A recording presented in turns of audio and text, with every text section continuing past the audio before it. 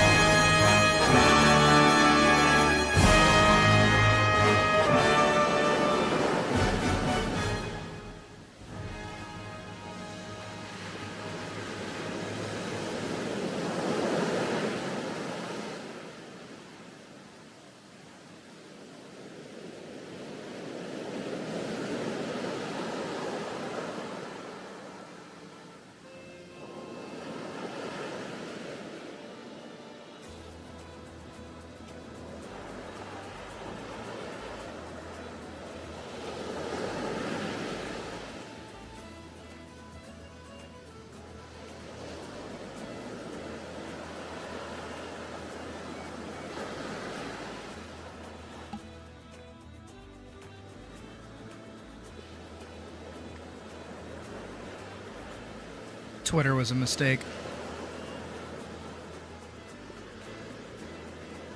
It is now off my phone, and I am better for it. I have been an angry cat all day.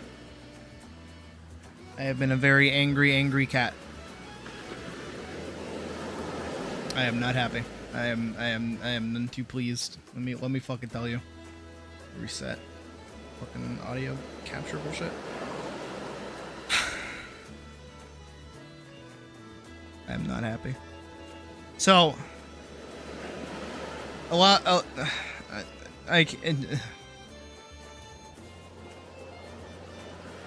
don't even know where to start.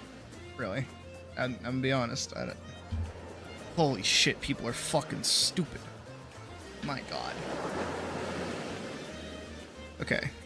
Start stream on a better note. Hi everyone. How you doing today? Well, you could blacklist apps and ads. Look, okay, I still gotta use it for promotion. I have to. I have to keep posting stuff out there. But I had it on my phone so that, you know, I could like fucking just make posts and like talk about stuff. I think it's gonna stay only on my PC, and I'm never gonna touch it. I need to not touch it. I need to not think about it. Because, of course, you know, today I'm scrolling Twitter like I do Blue Sky, and instead of getting assailed by fetish art, instead I got assailed by, oh, a Monster Hunter post. Okay, I like this game. Let me like it. Let me make the grand mistake of going into the fucking replies and seeing a bunch of people saying the game's too easy and that the new content that they added is over already and that they're bored of it and that the game's too easy and there's no end game and it's unoptimized and all that other shit that we've been fucking talking about it. So of course, as many of you know, I am a slave to my own fucking brain, and my response to idiocy is not to insult, it is not to ignore, it is instead to ask, why are you the way that you are, and are you that dumb that you can't, like, say it out loud and almost understand? And that's what happened today. If you didn't read the Discord in the video game section, you probably don't know, but at the same time, oh boy. Basically, somebody said, game too easy. I asked, how? The answer will shock you, and it will shock you because I, in fact, did not get a fucking answer. The most that I got was somebody saying, well, the wound system makes the game too easy. And I'm like, how? And then they couldn't answer me and just talked around it forever saying, if they added Master Rank, it would make the game harder. And I went, how? And they're like, because Master Rank should remove the wound system. I'm like, I don't understand why that's a thing. Who are you? Where are these players that are like top tier, beat everything, finish the game in 2 seconds, think that the game's fucking easy as balls, when meanwhile, most of the time, my hunts end up fucking failing because people keep dying to an easy fucking monster. I've seen people faint to a fucking Chadacabra. How do you do that? Game too fucking easy? What do you mean too fucking easy? I bet you haven't even fought Legiacris on its hardest difficulty, or Mizitsune on its hardest difficulty, or any of the new monsters on their hardest difficulty. I fucking doubt it. I hate people. I hate people. That's literally all I can think of. And you know what? I had the interaction that I had was so fucking bad, right? So bad. Nah. Final Fantasy 14 video pushed off to the motherfucking side, right? Out of here. Get the fuck out of here. What are we doing instead? We're doing a Monster Hunter video. Because you know what? It's topical. Ooh boy. Ooh boy. You know what else is worse? You know what else is worse? There's a video going around on the Twitter app, right? Of a Chinese speedrunner baiting Legiacris into doing the exact same attack 14 times in a row. And there's this fucking Sunbreak Glazer who like outwardly went, I don't have the game installed. I'm just not gonna touch it. And this is shit. This game is terrible. Why do people like this? I'm not reinstalling it. It's like, okay, cool. Go play fucking Sunbreak. I don't give a shit. Fuck you. Dude, like, go play your stupid fucking Monster May Cry bullshit. The game's doo-doo ass butts. And I can say that because I beat that fucking game. I hit max level in that fucking game. I did everything that I was supposed to do in that game. I have a kick-ass sword and shield build in that game. I've done every single hunt. I've done every single quest. I'm done with Monster Hunter Rise because it's a dumb, stupid, poopy game. And the reason I beat it was to prove that it was a dumb, stupid, poopy game. Fuck that game, dude. It's bad. It's not Monster Hunter. People that have never played Monster Hunter shouldn't have an opinion on Monster Hunter. Fucking hate people. This is Squeenix CEO saying they're aware of Final Fantasy XIV's current state feels topical. There's no way. There's no way that's a fucking thing. I did also just bitch to Puck earlier about 14's bullshit that's going on with them. Because I can't stand it, dude. I just... Ooh! Ooh, Sonic! Ooh, Sonic! Why is gaming so bad? Why is gaming so bad? It's not hard to make a good fucking game. There are people by themselves, no team, no help, no nothing, making god tier games for fun. Meanwhile... And what's worse too is that there are so many games out there that can like actually deserve people's hate, like act like they actually do fucked up things or have fucked up microtransactions. Looking at you, everything that is like around Hoyoverse. I know I played fucking Zenless Zone Zero on the channel before, but my god, I can't with games like that. I can't with gacha games. Why don't we talk about the gacha system? Why don't we talk about loot boxes? Why don't we talk about fucking Final Fantasy XIV's current in the shit moment where all of the content in the game is a giant step backwards and nobody seems to understand why, and the devs keep making weird fucking decisions that nobody fucking asked for. Nobody asked for this shit. Why'd you get rid of Gnashing Fang? I only now realize it was a bad choice. I am so regretful that I defended it back in the day. That was so fucking stupid. Holy shit. It's dumb. It's dumb. It's stupid. It's dumb. And Monster Hunter should not be catching the strays that it is. You know what you can get mad at Monster Hunter Wilds for? You know what's totally valid and fair and I think is perfectly fine to be upset over? Is the optimization on the PC. I understand. But at the same time, we went over this yesterday. I don't know how, but my PC is apparently outdated as of last year and is not worth it anymore.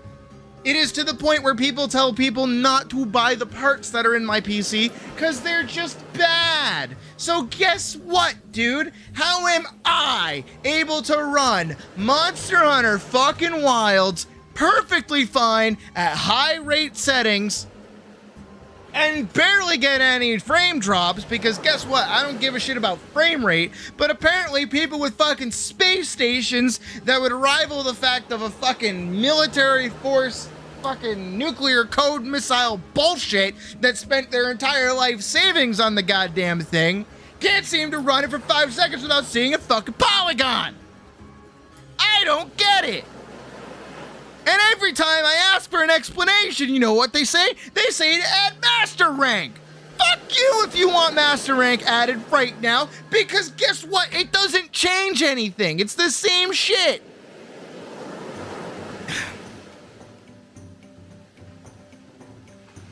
I feel like Shaq, not Shaq. Who was it?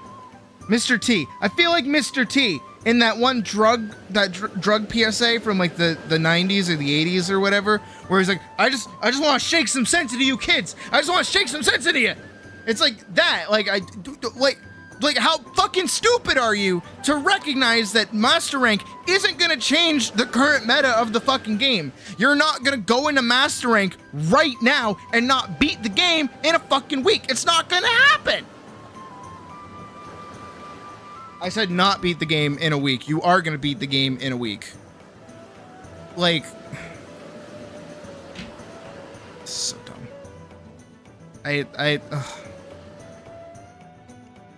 And you know what? I'm mad. I'm really mad that I never got a response from any of those people. Excuse me. Because you know what I would have done? You know what I would have 10,000% have done? I would have linked them the channel and said, okay, you say this game is easy. Come onto my channel, fight the hardest monster in the game by yourself, no palico. You can use the secret whenever you want. I dare you to fight it by yourself. We will watch you. I will stand in the sidelines and it's just you. Show me that this game is easy. Show me how easy this game is to beat. People should realize that adding title updates early are going to be sloppy rather than waiting like 3 months for a peak update. No, like it's not even the title updates that's a fucking problem. It's that people like I don't understand what people want from this game other than it to be done. As in it needs to have 5 years worth of content now. Because again, this is what happens with every Monster Hunter, and it's only now that it's attracted so many different people that, again, I said it before, I've said it again, I will say it one more fucking time, but I will say it over and over. The worst thing that happened to Monster Hunter is that it got popular. Genuinely, that is the worst thing that happened to it. Because guess what it did? It brought in the fucking normies that don't know shit about the fucking game and think, oh, okay, this well-respected tradition and understanding of how this game is created over time and eventually will adapt into something else after feedback is given and testing is done, because this is basically a prolonged beta test of lower ranks of monsters. Eventually this will, get a different rank and add an entire expansion of content to the video game? Wow.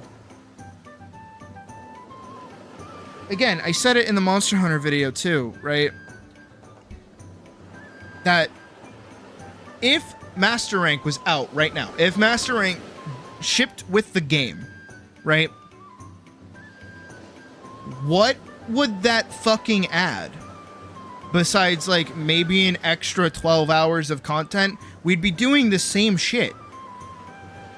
People would have beelined it straight to Master Rank. They would have immediately started farming the most meta weapon imaginable. They'd use the strongest set that they could. They wouldn't give a shit about any of the alternatives that you could be using. They would just be playing the same thing. It's 4 gore, like what, 1 arc-tempered Raidal piece now? That's like the meta at the moment.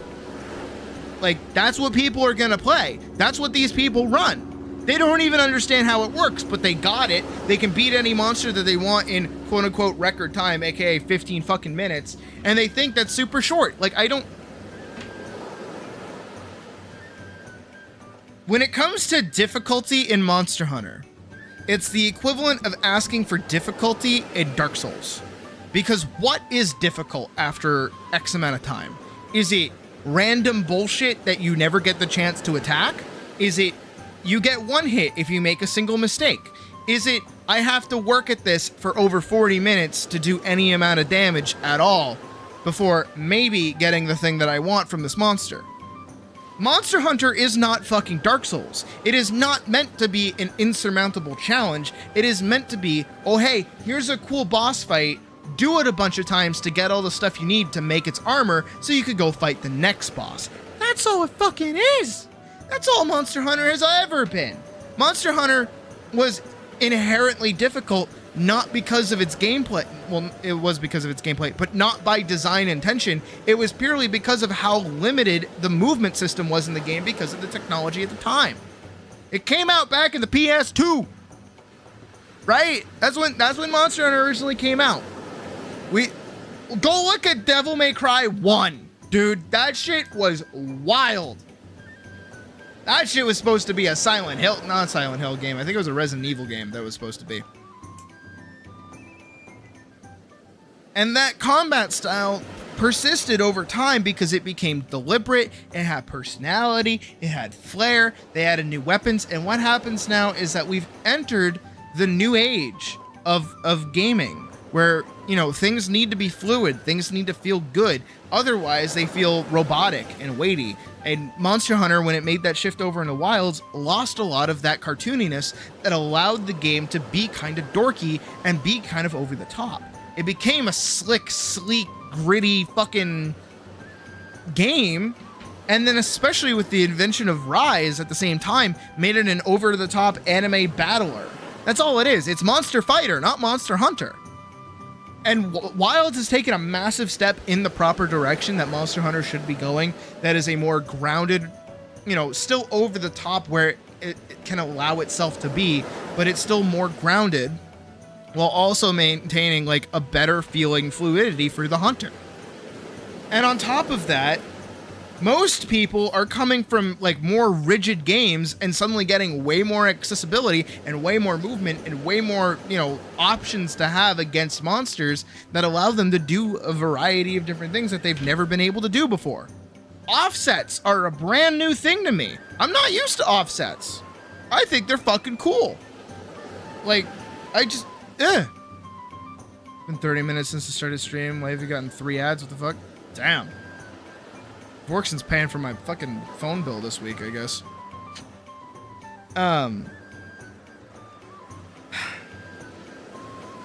Because okay. Barring optimization out of the conversation for a minute, right?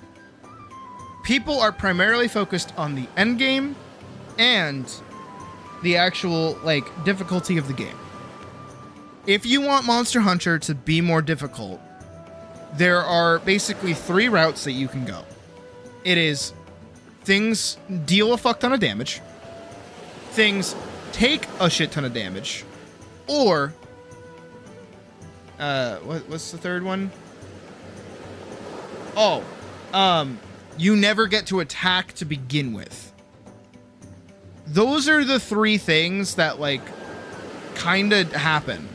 That's really it. But the thing is that, like, those aren't inherently fun. Hitting something for over 40 minutes is kind of fucking boring. And I think a lot of people outskew how, like, long boss fights actually are. I think a boss fight is usually around, like, 10 to 15 minutes on average, especially for Monster Hunter. Usually the same thing goes for, like, Elden Ring or, you know, Dark Souls, which are games that it's compared to, and I just compared it to a minute ago. But it's like, lag is your turn makes you want to return. No, you don't. No, you fucking don't. I'm telling you right now, no, you don't. You don't want underwater combat back. You fucking don't. You should listen to me. I played Monster Hunter 3 Ultimate. You want that shit as far away from you as possible. That shit is garbage, doo-doo ass butt. And it does not matter how good technology gets, it is gonna be fucking obnoxious. You need to understand, right? We have the grapple hook that lets us jump on the monster and stab it. Imagine being a sword and shield user, having to get that close to Laggy and then do a combo, when Laggy has entire freedom of movement to just beat the fuck out of you. Meanwhile, you're fighting with the game to go up or down and also around. That 360 movement don't work. It don't work for a game like this. You want that as far away as possible. You do not want that to come back. I'm telling you right now. I played 3 Ultimate. I did my fucking time. Shit's miserable. Really bad. And of course, the final boss had to be underwater too, even worse. But again, in regards to Monster Hunter's difficulty, I don't know what people want, and it seems like nobody knows what they want either. What they seem to want is perceived difficulty. That seems to be the primary thing that people want. Because that's what people cry for when they ask for more difficult content, is master rank.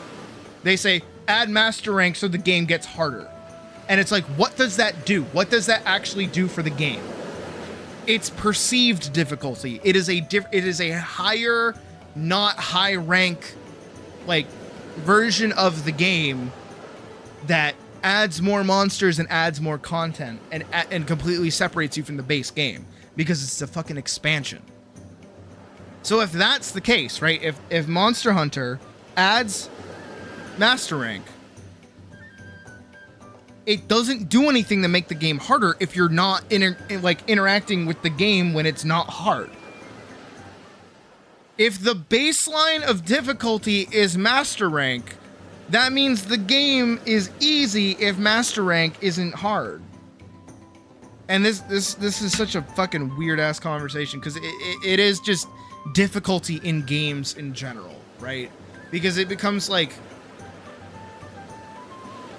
nobody wants to make combat more engaging or more, add different abilities. Because when you ask, okay, what abilities do you want to see from the monster? What do you think would be balanced and fair that would give you a challenge? And nobody can answer. They just want higher stats.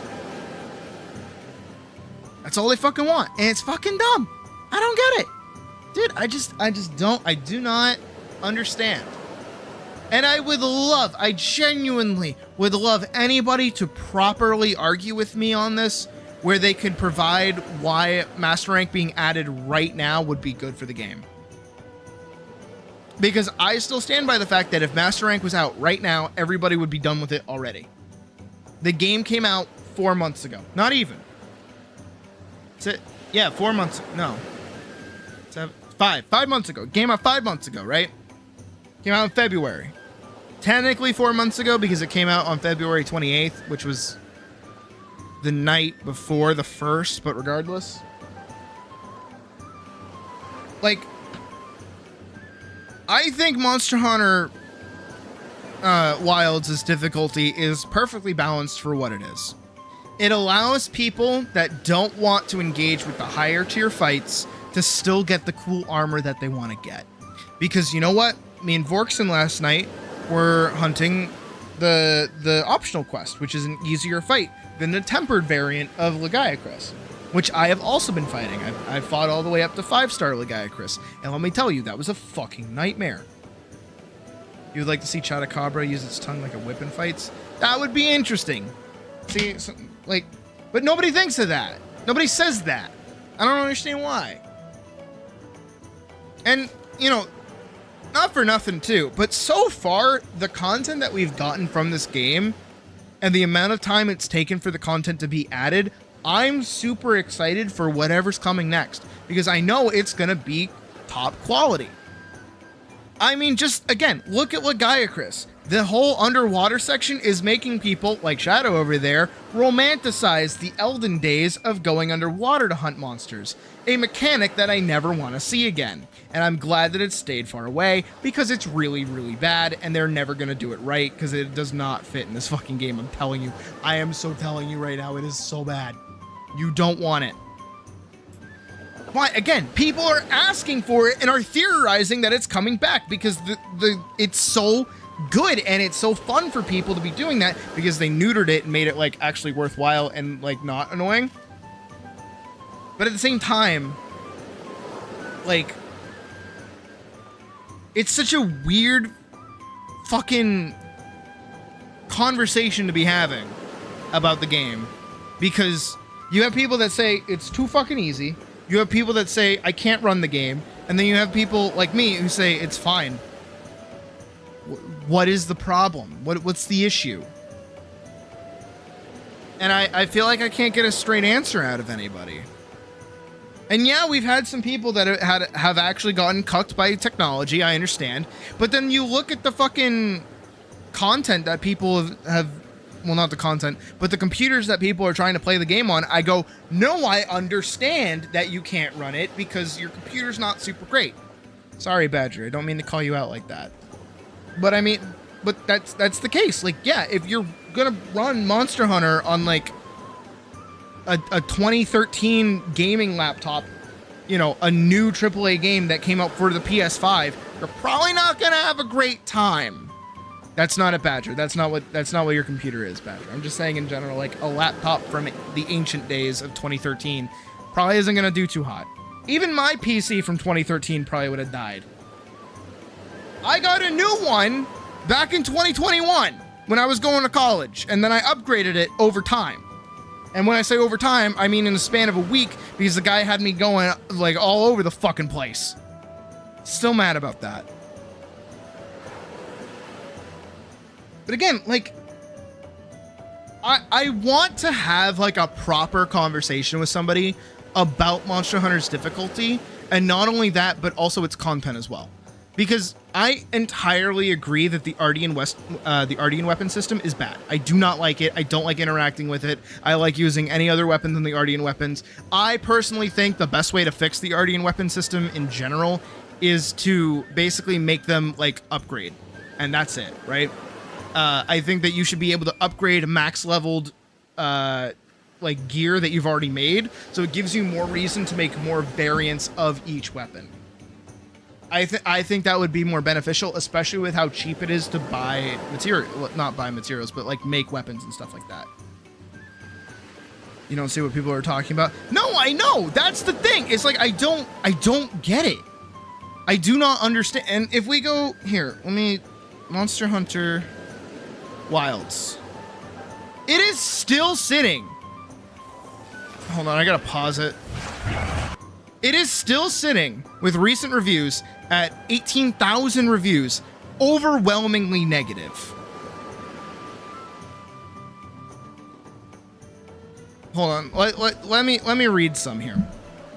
As a veteran Monster Hunter player, Wild sincerely worries me. The reason I fell in love with Monster Hunter in the first place was the deep sense of immersion and progression present in older games. There used to exist the perfect amount of friction, so to speak. Quests needed to be done to be properly prepared for. Monsters needed to be learned. Each map needed to be explored and studied. Gear needed to be earned by grinding hunts. Old Monster Hunter gameplay was well polished and addictive, and an addictive feedback loop. Wilds is an autopilot version of Monster Hunter I used to love. Optimizing gear no longer matters. The monsters die no matter what.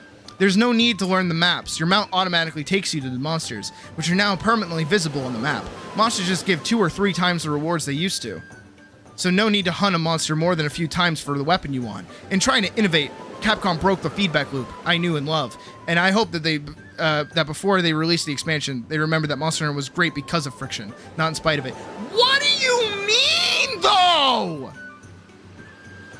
Did you guys not see me spend like almost 4 hours yesterday farming Legiacris so I could get the fucking shock spike off its back so I could finish the armor set? Not only that, I haven't even looked at the weapons yet because I just don't like how they look, but still.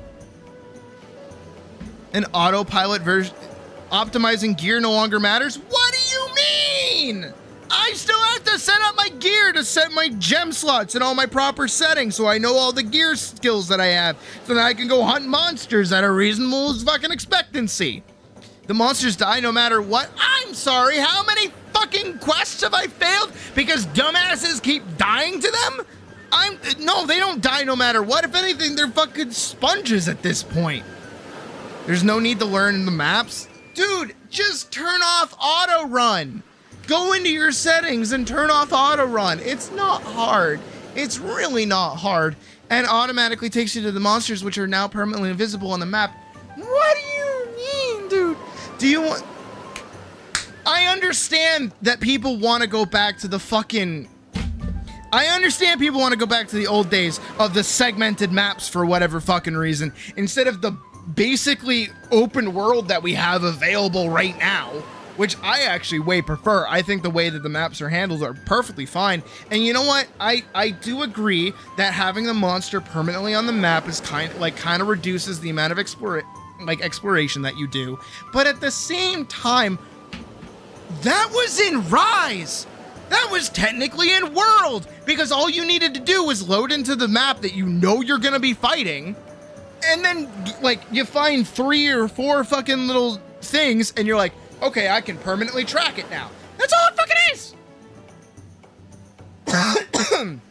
Your sister has the minimap disabled and is learning the maps themselves.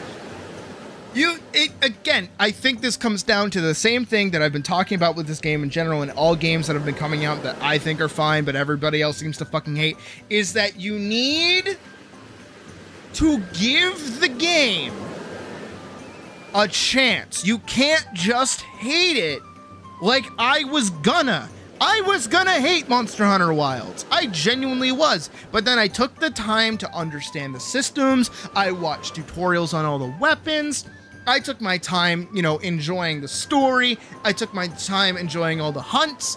I enjoy Monster Hunter Wilds because I gave it the fucking time. And not only that, but this fucking guy Not recommended, by the way, right? Not recommended. 299.2 hours at the time of review, and has since spent, now has 312 hours on record. Guy is still playing the fucking game, but hates it. What do you mean? Oh, here's a long one. A lot of people have voiced a lot more thought out negative reviews that go in depth with the game's objective flaws, such as the incredible poor performance, one thing, frictionless gameplay, what are you talking about, and rather frustrating experience when it comes to simply joining a friend on a hunt. It's not that hard. I want to talk about things on a more subjective and personal level. I am very disappointed in Monster Hunter Wilds. I'm not going to act like some veteran hunter coming from the old gen games to shake a greatsword at how much the focus system trivializes the game. No, I came from Rise. It was my first Monster Hunter, and we already see the problem. I'm sorry, I hate Rise players. I don't need to read anything else. I already know that that's a problem. It's my first Monster Hunter game, which I absolutely ate up for 300 plus hours of time. How long have you played this game? Okay, admittedly, they only have 41.2 hours on record.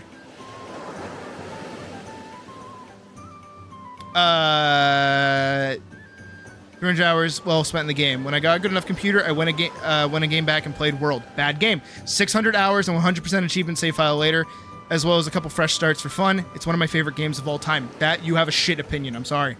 So when Wilds was announced, I was a little more excited. So excited, in fact, that I went out of my way to build myself an even better computer just to make sure I had specs to truly let the game shine. I proudly bought myself a brand new RX 7900 XT. Is that better or worse than what I have? That's a big fucking thing. Okay, that's way better than what I have. Right on. Pop off. After all, the folks are saying it's a sequel to World. Why wouldn't I do everything I could to give myself the best possible experience as the next step in my favorite game series? The release date was announced, and I eagerly pre-installed the game over the many nights it took my poor 5 megabyte per second internet. What are you talking about? You went out and bought like an almost $1,000 like graphics card that's probably outdated by now because of the fucking pricing on it right now? This is from 3 months ago. In God of War also. What is the equivalent? So it's anywhere from $600 to $1,000. Has the most appropriate rival to the 5070 Ti. Isn't that what I have? Isn't that what I have? Didn't I talk about that the other day? Whatever. Back to the review. Poor 5 megabytes of internet to download. I think we already see the fucking issue. I asked the game's release day off work in advance to make sure nothing would interrupt my experience. Before I knew it, February 28th was here. I got out of bed, crammed cereal in my mouth like a kid on Christmas morning. Nobody gives a shit. This is the fucking, like, long-ass paragraph shit on, like, a recipe that you found on the internet to like, make mashed potatoes. And they're talking about how much their dad loves that shit. Like, nobody cares. I made sure to crank the graphical settings to their maximum. Ray tracing, you already know we can handle that. Texture quality, is there any option but the best? DLSS? There's no way I need that. Big mistake, as anyone who had my hubris has so quickly found out after leaving the character creator. Immediately when the game opened up, I was given control. Something was terribly wrong. I wasn't getting the 164 FPS that World so generously... World came out in 2017, dude! Well, 2018 technically, but still. That game is old as balls! And is segmented. It's not open world. It's a different fucking engine. I wasn't cranking 60. Okay, we can crank things down. Just got to go through this introductory sequence first. No matter how you shake it, you cannot achieve a balance of good-looking and good-performing graphics. I have! I literally have, and I have a worse build than you. What are you doing wrong? Something doesn't look right, even in still images. Light acts weird. You probably set your fucking graphical settings wrong, dude. I don't think you know what you're talking about.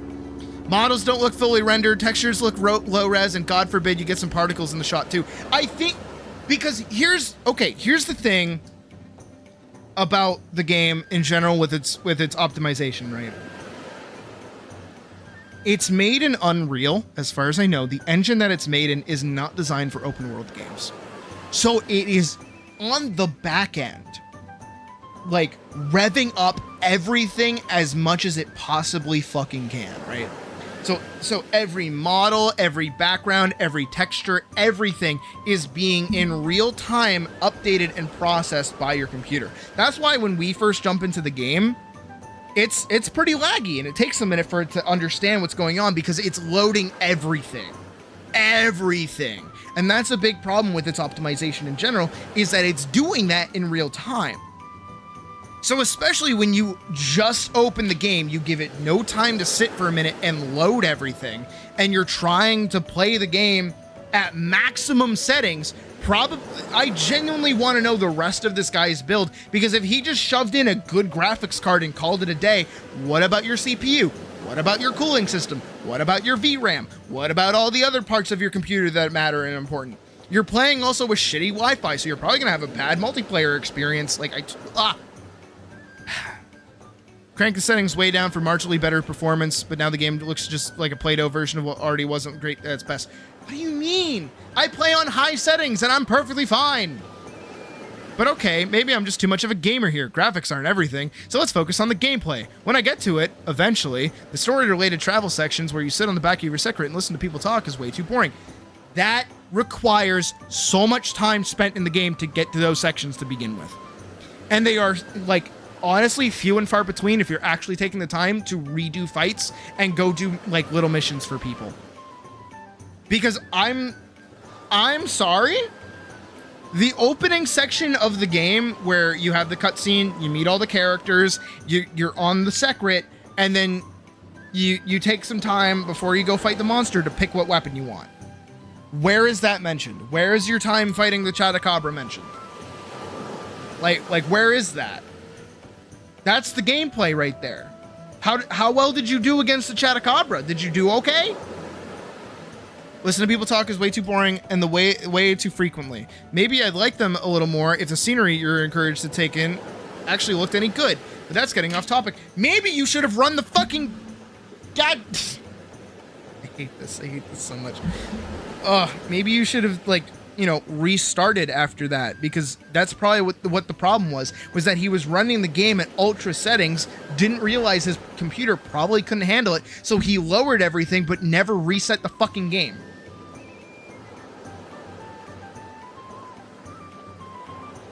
I've been watching too many Hey Man shorts from Meta PC.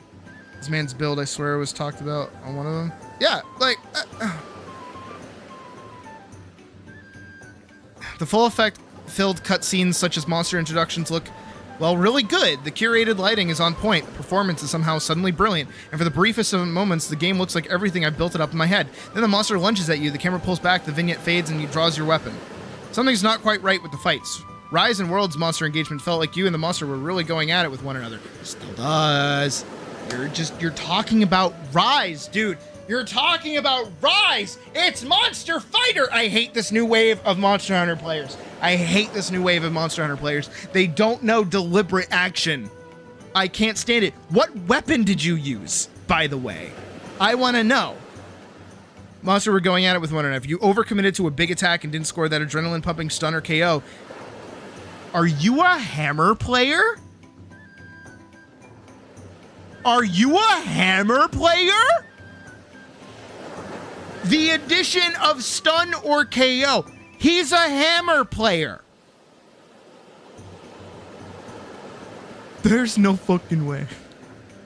There's no fucking way. He's a hammer player, dude.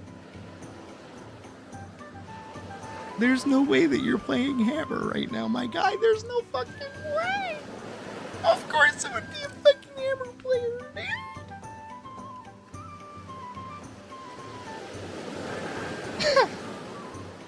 He wants overcommittance on hammer. Sure.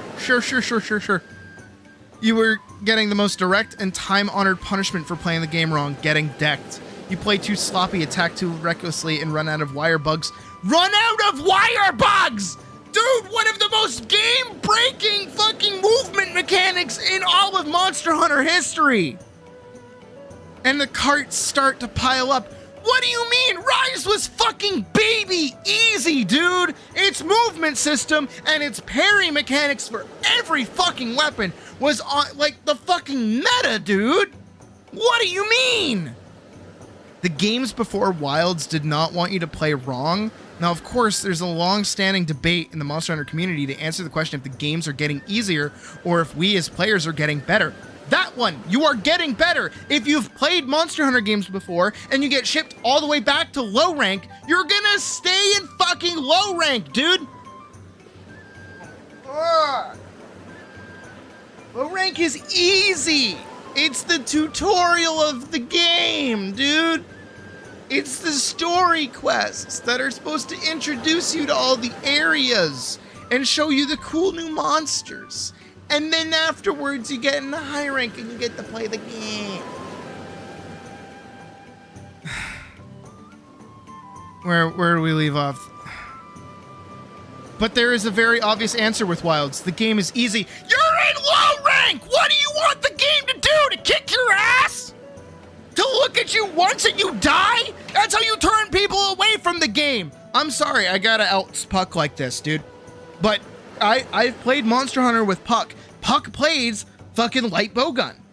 And she hates Monster Hunter, not because it's bad, but because it's hard and she doesn't enjoy it. She thinks the game is difficult because the monsters give her a hard fucking time because she's not used to playing a game like that. And she never made it out of low rank. She made it all the way up to fighting Arkveld. And she was like, no, I don't want to play it anymore. I'm not enjoying it. And I went, okay, I understand. So if somebody who has experience with fucking Rise and World hops over to the new game, is playing in fucking low rank with a hammer, of course it's gonna be fucking easy. Focus mode completely prevents you from whiffing your attacks when the monster moves. Yeah, kinda. Don't use it. Calling your secret after getting knocked back instantly removes you from any presence of threat as you heal up and sharpen your weapons. Don't call the secret! And the Palico, good God, that little gremlin will do anything in his power to prevent the game from giving you any trouble. Because he's your little buddy that you can turn off! I don't understand players like this. When they are given the ability to challenge themselves and to try the game good, they will do everything in their power to act like the fucking crutch that they are utilizing to make up for their shitty gameplay that they are abusing is the reason. Oh my God. Holy shit. My fucking Christ. Oh my God.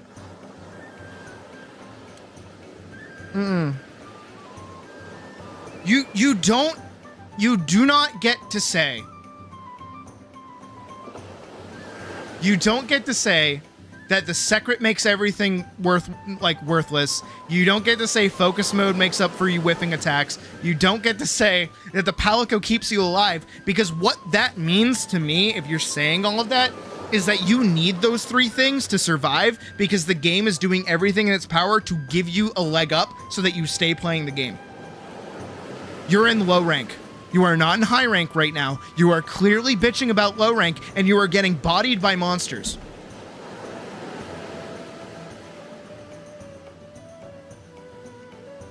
You can't disable the secret, yes, but you can just not press the up button when you get knocked down. I never use the secret to get up, ever. I will sit on the ground and wait for whatever attack is coming at me and just wait for it to be over, then I'll get up and I'll go about my day. The only time I'll hop on the secret is to sharpen if I need to move or reposition. That's it. And you know what? Hey, buddy, guess fucking what? You had the Palamute in fucking Rise, where you could do the same shit. You could heal, you could sharpen, it could sprint, you could drift. It does everything the secret does, except the secret can glide and let you swap weapons. That's the only fucking difference. That's legit the only fucking difference. So why is the secret any fucking different? Also, in like Rise and World and every other Monster Hunter imaginable, you can set your Palico to be a healer Palico, where they'll do everything in their power to heal you. You can do that. People would set up crazy fucking healing Palicos to basically keep themselves alive through an entire hunt so that they could solo it. That was a speedrunning strat back in the day. Oh my god.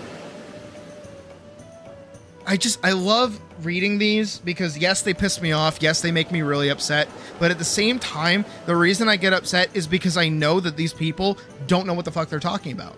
They genuinely don't.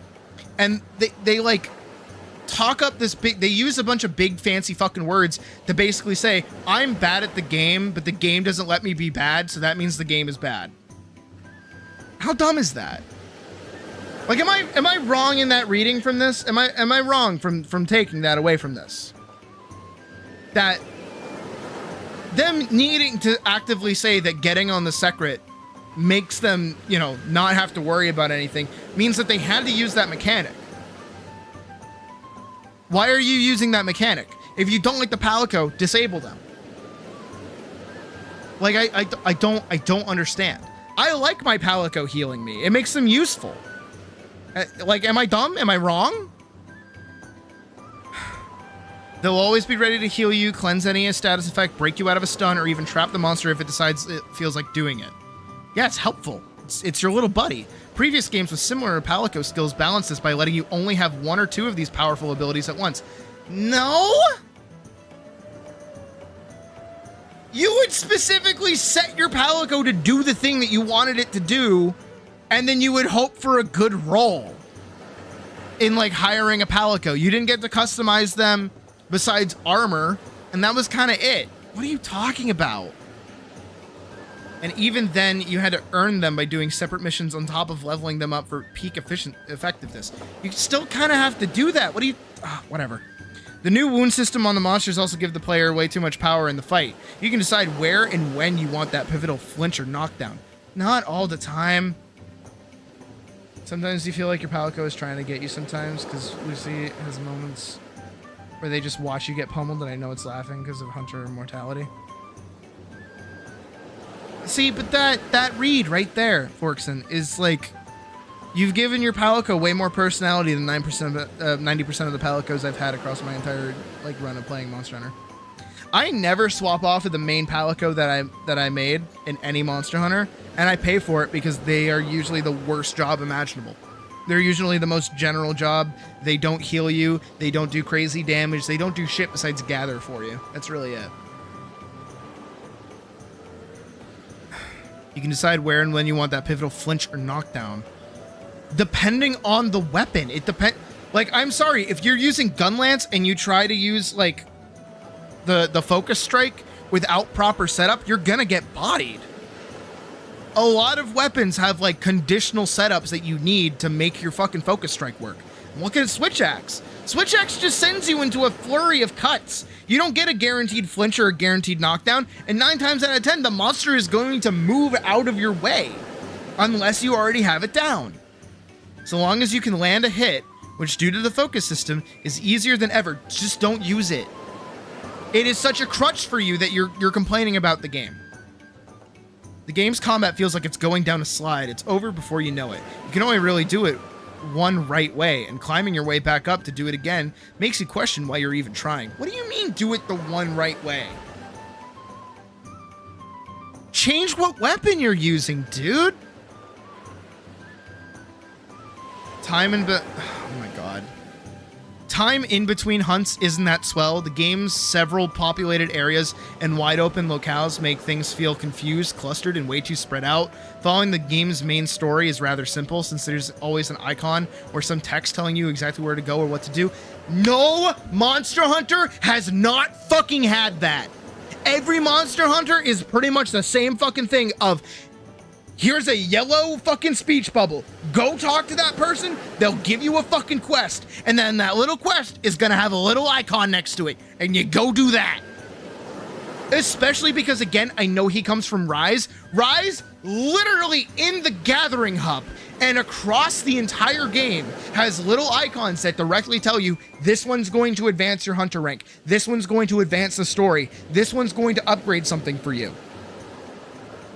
Oh my god. And what to do. But if you feel like doing anything else, you have to work for it. Go out of your way to find this one NPC, listen to them talk about needing the materials from 3 specific creatures, then simply keep that in mind as you trudge your way out where those guys are on the map. What? Not every request is as simple as being given an optional request to complete and cashing out on the rewards after the monster is slain and the timer ticks over to 0. You find that NPC next time they're available to talk to, of course. Talk with them and get your meal ingredients. Well, that hardly felt worth the effort. Might as well just have stuck to whatever Nada and Alma wanted me for. What are you actually talking about? You're having a hard time finding an NPC, dude? Why aren't you using the mission system to track the fucking quest? Didn't you just ask for the game to, like, not tell you where to go? Didn't you just complain that the game, like, holds your hand to tell you where to go, and now that the game's not telling you exactly where to go or who to talk to, you're having a hard time? Like, what the fuck? Dude, none of this was adding up. This didn't feel like the next step in my favorite game series. It's not your favorite game series, dude. You never even played the game series. You played 2 of the games that were the furthest divide from the game series, and then they came back together into the actual game series, and everyone seems to fucking hate it. But, well, at this game's above average price, it's the average price now. It sucks, but $70 is the average price for video games now. It fucking sucks. I hate it. I think it's stupid, but it's true. It's not above average. It's normal now. I might as well try to play it to credits, so I did. Never thought I would have said it, but I forced myself to continue playing Monster Hunter Wilds to completion. Once the credits roll, and I was back to the main menu, I closed the game and haven't wanted to play it again since. I felt so disappointed, so my review is negative, but I feel strongly enough about my opinions about this game to consider actually writing a Steam review, and a long one at that. Some people are hopeful that this game can be turned around with the inevitable expansion or future title updates, but I don't see that happening. All I can do now is wait for the next game, or maybe go see what all those old coots are praising about Gen's Ultimate. So much for... Oh my god. You did not just fucking say that. You did not just call old coots in terms for Generation Ultimate, because Generation's Ultimate came out in the middle of fucking World being around.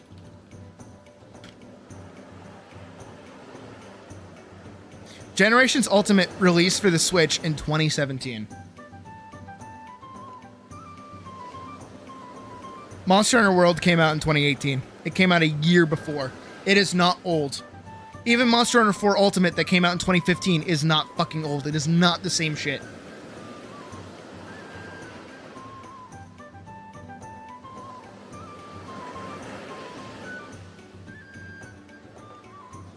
No.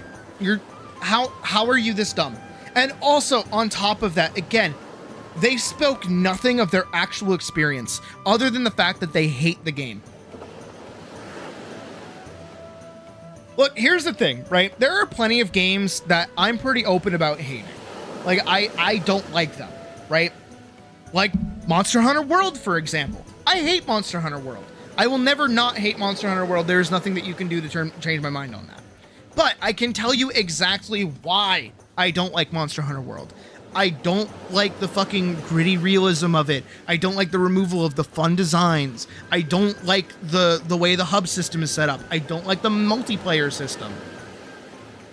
I don't like the handler. I don't like the palico. I don't like any of the systems in the game. I don't like the reduced designs of all of the monsters in the game either. Personally, for me, World is a pretty bad Monster Hunter game because it's made with Westerners in mind. It is made for the PS4 Andes that they're selling this game to. That's why it originally came out only on the PS4. It was meant for the average Westerner to get into so that it could expand the fucking series. And that's why also, if you look at it, Monster Hunter Rise that came out on the Switch, why is it coming out on a Japanese-only platform? Especially a Japanese-only platform that primarily was geared towards weeaboos. People that liked anime, that kind of stuff. It's the most anime over-the-top game imaginable. It captured a different audience. But then if you look again at Monster Hunter Generations Ultimate was the next step for Generations that had come out on the 3DS, which had captured the actual old heads that were playing 4 Ultimate and before that. But again, I can say all that, and I can still go, hey, if you like World, power to you. I don't give a shit. I fucking hate it. I think it's cool that they got a Witcher 3 collab. I would love to have that in Monster Hunter Wilds. That'd be awesome. But again, I'm gonna change the music too. This is driving me insane. We'll do Poke Village.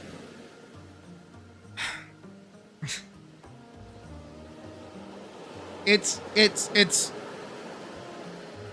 oddly telling, again, that the new wave of Monster Hunter fans hate this game.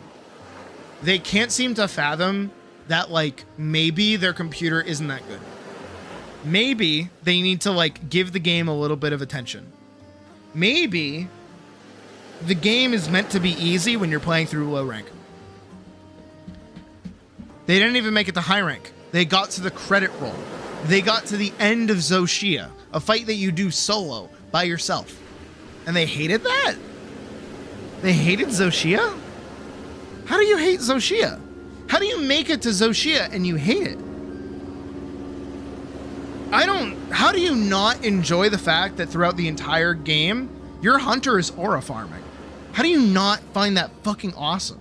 That's my question. Regardless of all the other characters that are going on in the cutscenes, how do you not just like your hunter stepping up to the fucking plate being like, fuck you, I'm taking this thing out? How is it? Again, it's so fucking poetic that the Monster Hunter that I make, like, how long was it? How long is my fucking video? How long was it? Where was it? There it is. I make an hour and 10-minute long video talking about how much I don't hate Monster Hunter Wilds, and I am so happy that it exists, and I am happy that it is a game I get to play. How is it that that's the game everybody decides is bad, and that everybody goes back to Worlds? I don't get it. I do not understand. And you know what's wild too? You know what's really crazy? Is that we'll hop on Monster Hunter Wilds in just a moment, right? And when we do, we're going to see people playing the game.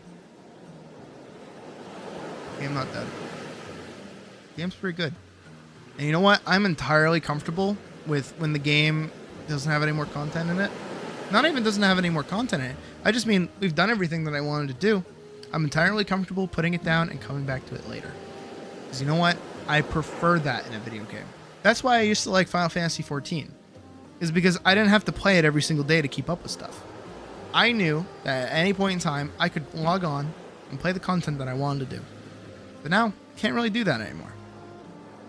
Maybe it's because I'm behind, or maybe it's because all the systems suck. I don't know. But for the first time in a long time, I know I'm swapping topics here, but I've actually fully canceled my Final Fantasy XIV subscription. It renewed last month because Type was actually kind enough to foot the bill for me for a month, and then I repaid it again. But no, I'm not playing it anymore, and I genuinely have fallen out of love with it. There's no more love for Final Fantasy XIV at the moment, and that really hurts me to say, because again, that game was like a big part of me for the past 10 years, right? I might not have started playing it back during those 10 years, but I've definitely been on and off with it. And it's so rough. It's so hurtful for me to outwardly acknowledge that a game that I love is like, I'm not crying or anything. I'm struggling to speak and breathe. I love Final Fantasy XIV to the point that I wanted a tattoo of the job icons, right? I bought the fucking Paladin jacket that you guys have seen me in. You know, I've bought merchandise from them. I've been part of every collab that they've done in real time. I've driven over an hour to a fucking Gongcha so I could try to get the goddamn keychain. Remember that shit? I bought $10 worth of Reese's peanut butter cups for a fucking mount that I don't even use. Because I love Final Fantasy XIV. And, game bad. And it's wild that Final Fantasy XIV can get away with so much shit. So much shit right now. But Monster Hunter is the one getting all the shit right now. Why? Genuinely, why? Why do people think like this? Why do people act like that? You know? I don't understand it. And you know what? I genuinely extend it to anyone. If any of you guys hear anybody saying any of this stuff, genuinely, get me in contact with them so I can hear their fucking opinion. I want to know what they have to say in like a place where they can't just like not respond to me. You know what I mean? Because it's so easy on Twitter to just be like, I hate thing is bad, and then leave and never reiterate. But in an actual conversation, it's a bit harder than that. And I don't want to argue for argument's sake. I don't just want to be like aggressive and like assert that the game is good and I think the game is great and that everyone should be playing it. I don't want to do that. What I want to do is just like understand what these people want, because I don't think they know what they want. Most of the time when I have conversations with them, they just kind of say the same parroted phrase over and over again of give us master rank, make shit harder, game too easy, and then they just don't like elaborate beyond that. And it's like annoying that that's what happens. Imagine if like, you know, I'm playing Expedition 33, right? And I just go game too hard. Game too hard. What do you mean I have to use the parry mechanic to get through bosses? That's dumb. I don't want to do that. I don't want to parry at all. That's stupid. That's a stupid gameplay mechanic. Turn-based combat, that's bad. I hate turn-based combat. But I'm going to play this turn-based game, but I wish it wasn't turn-based. How fucking stupid would that be? How much would you want to smack me over that? If I was being like genuinely for real with that, right? If I'm genuinely saying that Expedition 33 is a bad game because it's got turn-based combat and I have to use the parry mechanic, and I think the story is bad because it doesn't make any sense because I'm not paying attention. I'm on my phone during cutscenes. That's modern gamers right now, dude. They don't give a shit. They don't care. They're not even playing the fucking game. But they seem to think that their opinion matters as much as the people that are actually enjoying the game. And I've noticed that a lot very recently, is that for things that like people actually enjoy, whether it be shows or movies or otherwise, right?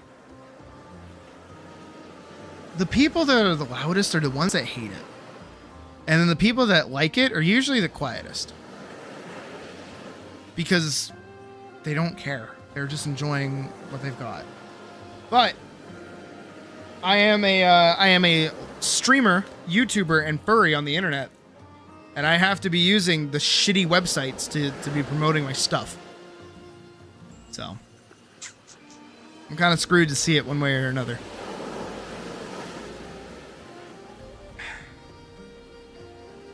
I knew. I'm so glad I get vindicated twice.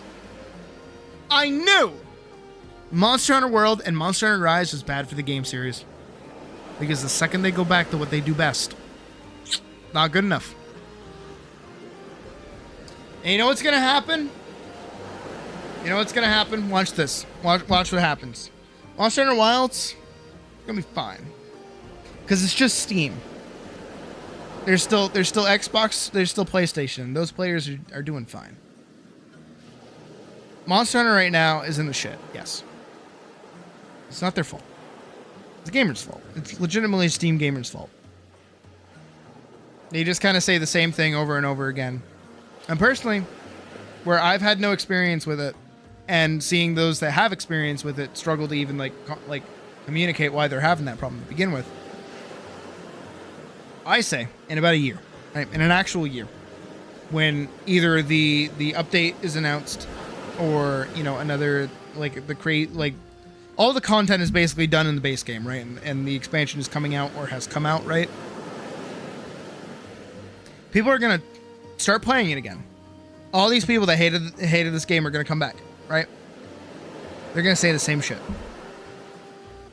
They're gonna say it runs poorly.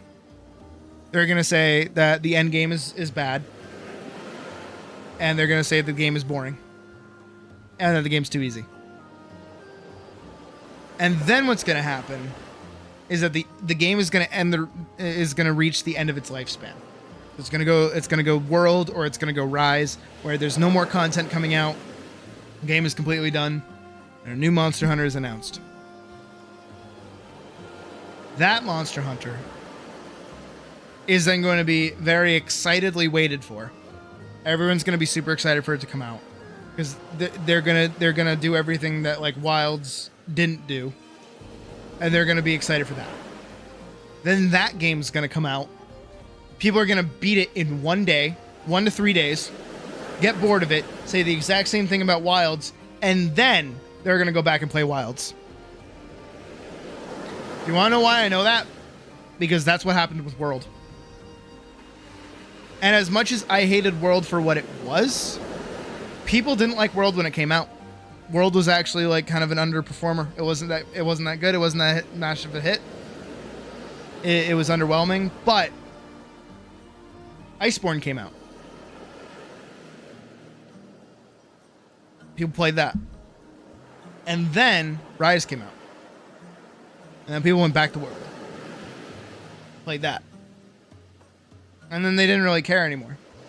You know, same diff. Then Wilds got announced. And then people started being like, oh, what's this Monster Hunter thing? Then they played World. And then they're like, oh my god, this game's awesome. Even though it wasn't. Or they started with Rise, one of the two, whichever one they could get their hands on first. Rise or World. That got them interested in the game, and that's what they want the game to stay. That's why I hate Rise players, is because they just want Monster Fighter, they don't want Monster Hunter. And that's also why I don't like World players, is because they never got actual Monster Hunter. They got the Western version of Monster Hunter. They got the movie version of Monster Hunter. And now they're getting Monster Hunter, and they don't like it. But all of us old heads are going, now, Chris, love him. Seregios, love him. Tama Mitsune, great to see him back. Oh, God, I love fighting Zoshia. Zoshia's so fucking cool. Arkfeld's pretty sick too, man. Game's pretty good. And for everyone that hates it, there's the rest of us that are normal that are loving it. And again, it's wild to see that one person that put that negative review that has an additional 10 hours in the game. So that had to have been like the other day. It was actually insane.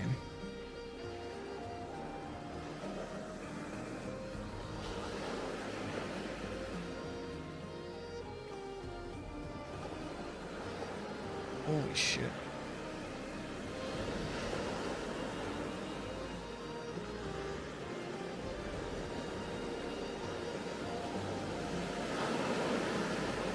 I'm just reading a few more. We're gonna swap over to playing Monster Hunter in a second.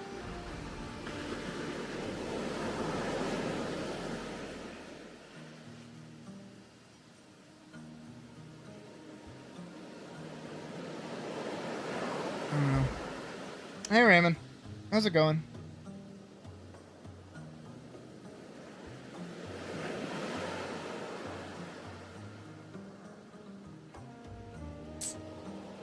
I don't know.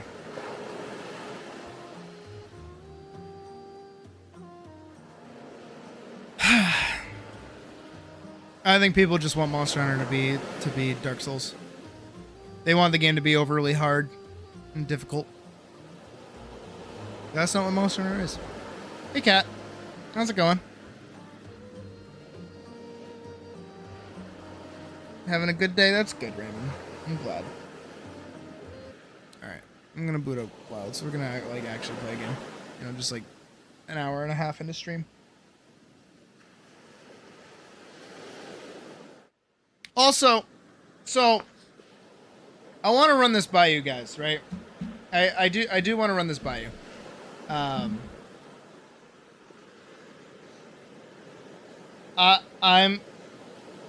being for real. So, I don't want to start a new project. Let's start with that, right? I don't want to start a new project. Don't want to do that. But everyone's like, fucking, god damn it, Sid, what the fuck now? So y'all remember when I had that brief stint of trying to make a game, right? Y'all remember that? Y'all remember how bad that went?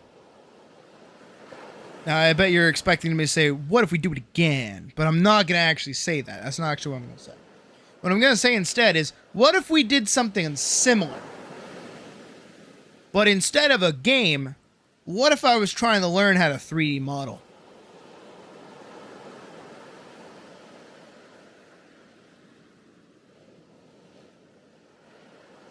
What about that? Would we be interested in your favorite little kitty cat streamer trying to figure out how 3D models work? I've tried to do it in the past. And here's the reason for it, right? Is that I love low poly looking stuff. I love it. So I don't want to do like cracked out crazy fucking, you know, like super detailed, finely done renders. No. I want to do basic bitch 3D like low poly shit. Right? Like old Final Fantasy low poly shit, right?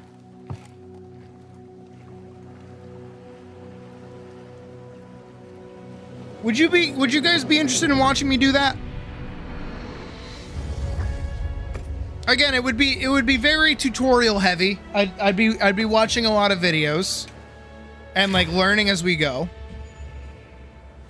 It would not be, you know, coding or, you know, anything like that.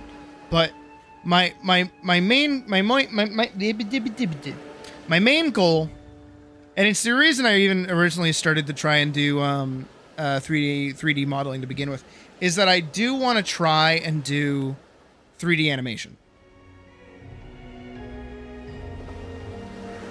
The YouTuber that has a Gumroad lesson on how to make low poly models, if you want to be sure. Actually do that. Yeah, send that to me.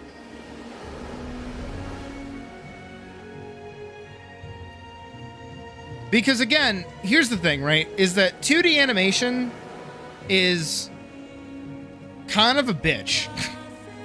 If you can imagine.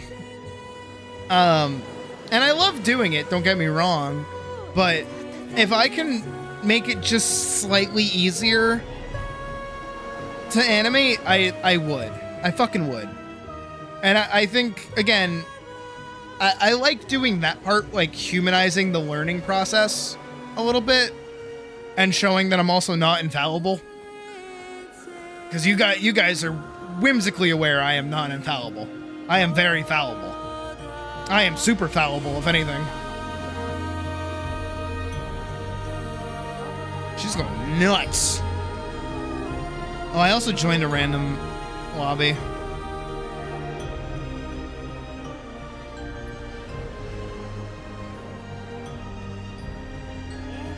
My man knows his fucking priorities. He's got the sickest stool blades in the game. Lobby search, squad lobby.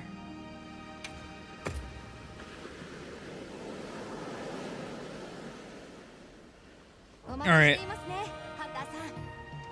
But yeah, if you guys dig that, I'll see about a time to try that.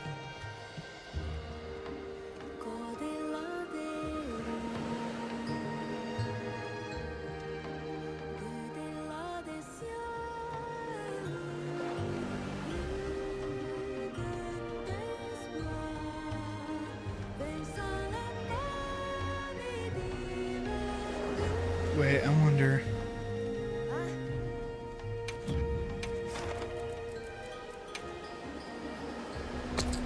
Alright, I'll wait. I'm just gonna stand and watch.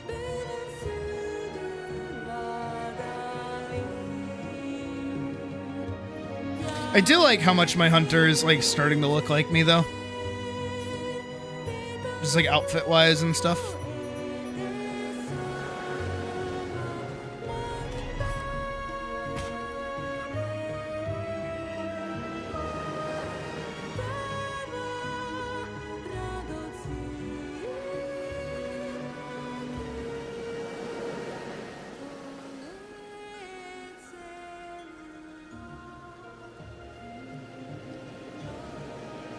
Plus, I feel like I could do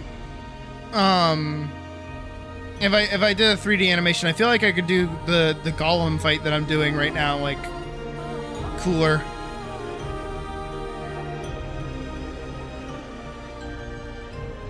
Maybe.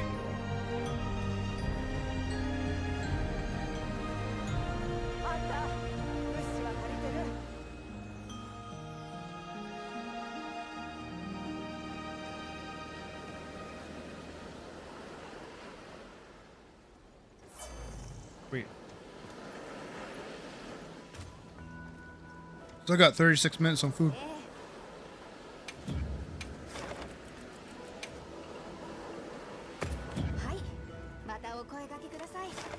How are you?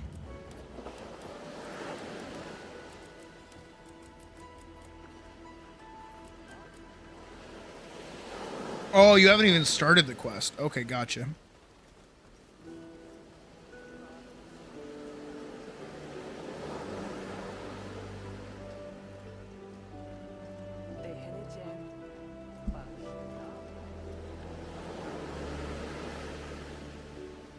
Talking about organs?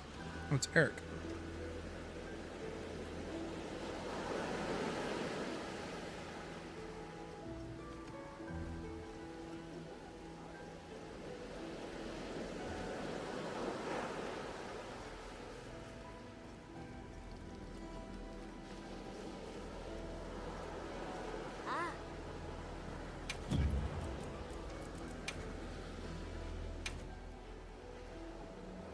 Got it.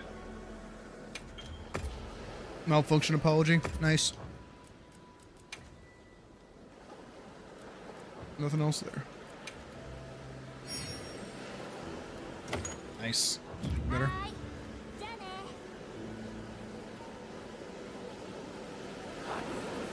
Am I wearing the, Looks like I am. I am.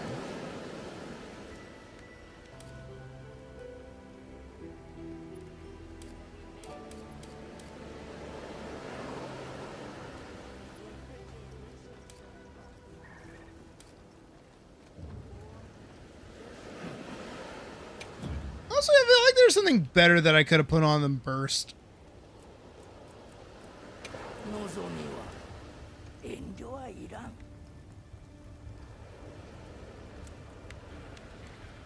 Yeah, I still need to get this though. With Duna Water Gem and a Rathalos Ruby.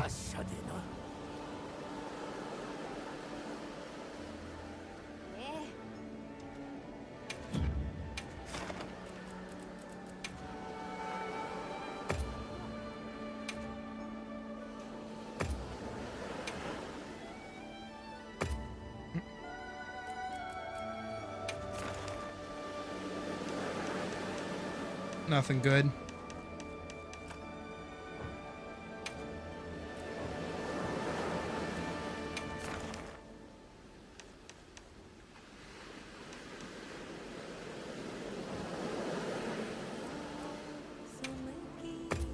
Still no free challenge quests.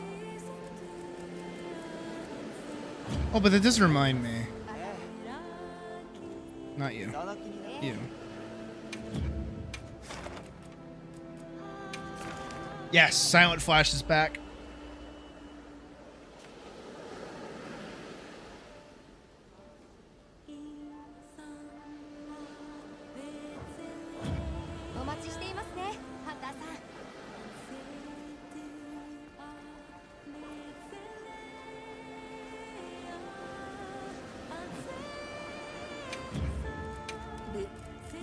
Let me find my, what is it? The Numinous set, I'm pretty sure. Nalabrina. Oh, you're fighting with Nalabrina. Welcome back, Shadow. Alright, so now the quest should be there.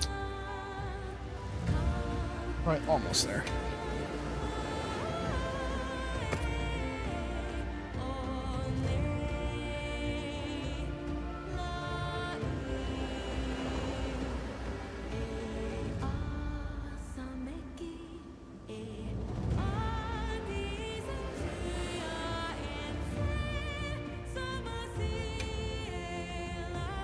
Bruh.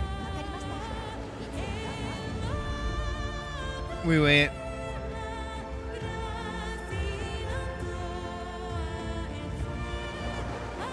I just want a pub stomp, that's all.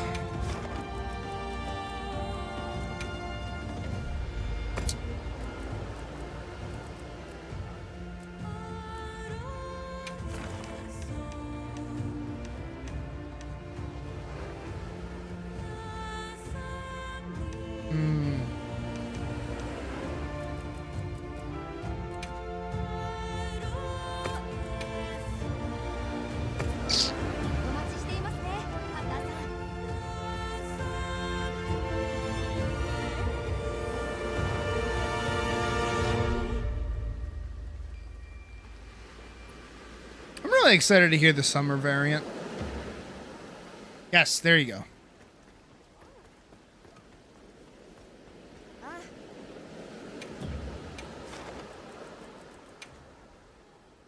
There you are.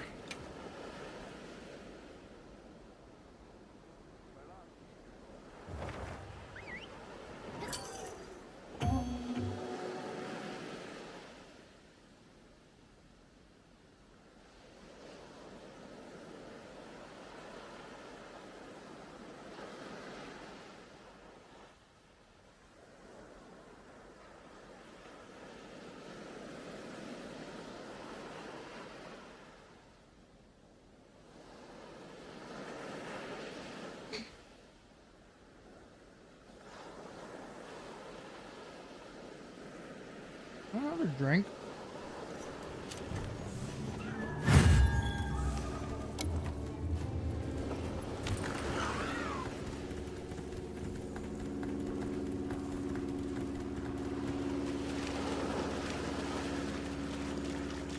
I swear I had a drink. I did not, in fact, drink my drink.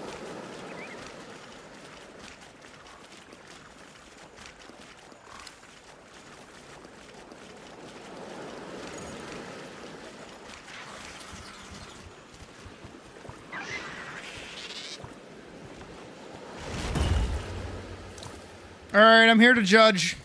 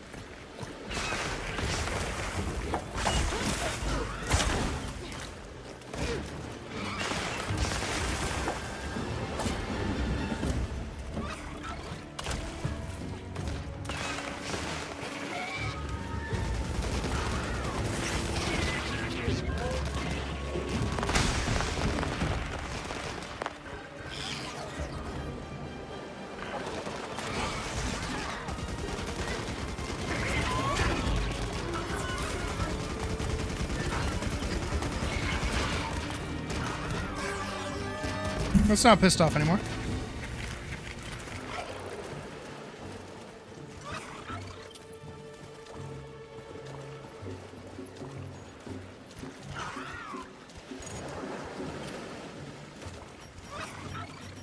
Here, let me put on my ghillie suit.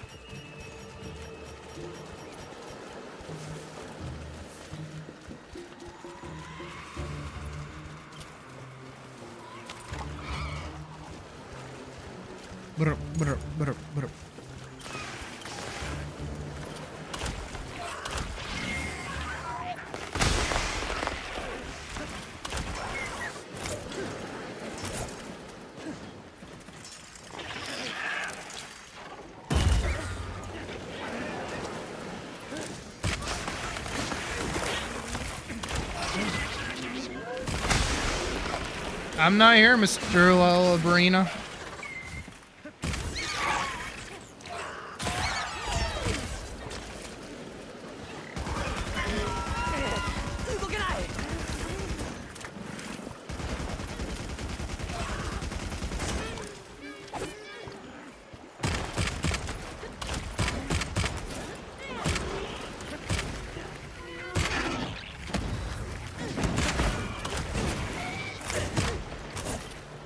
This is probably the monster that they were like, oh, it's too easy.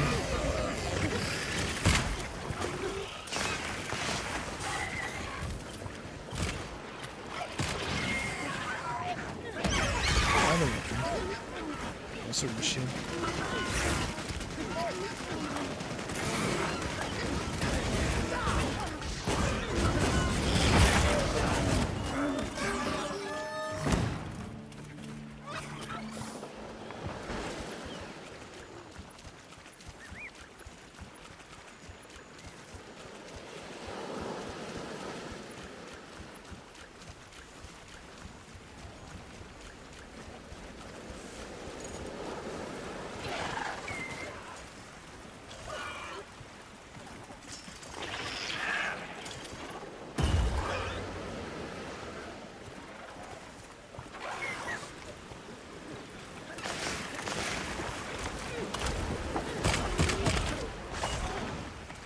So, do you know that you can, like, dodge through stuff?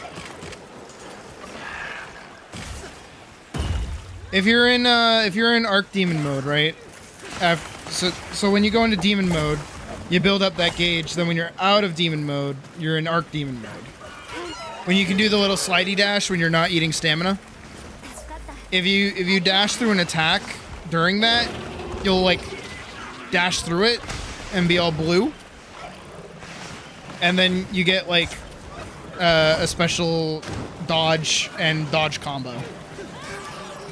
I don't know if you need that. You can try it if you want. I feel like La Barina's pretty easy to hit with that.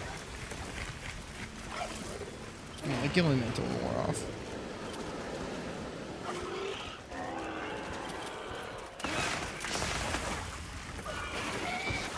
And as long as your gauge is filled, you can use it.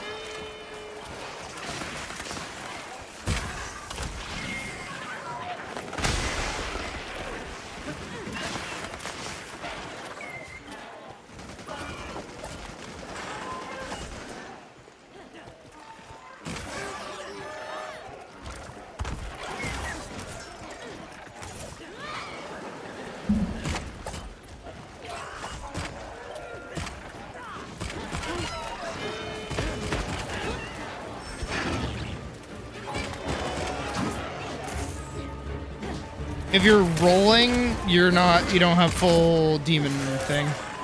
Just letting you know. You need the little slide dash. Yeah, that.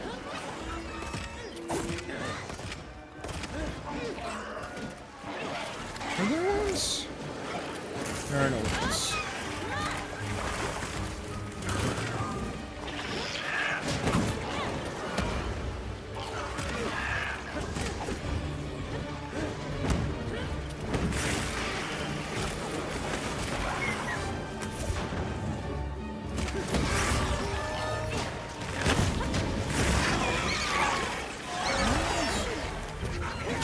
Managed. I didn't see any wounds on there to begin with, but I'm not attacking it, so I wouldn't know. Oh, you got two. Nice.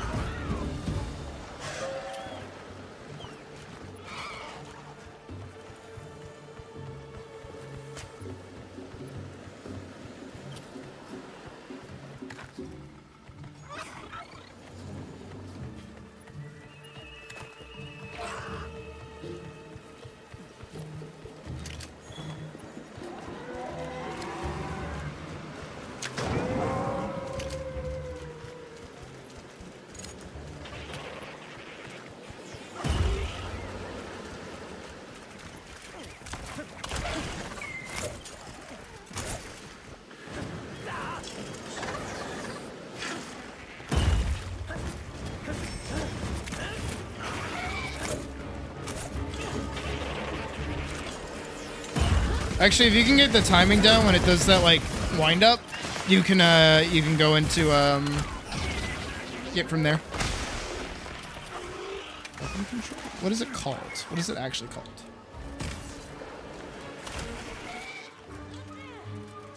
Demon boost. Okay. An empowered state entered after a successful perfect evade. Okay. Demon boost. Ah!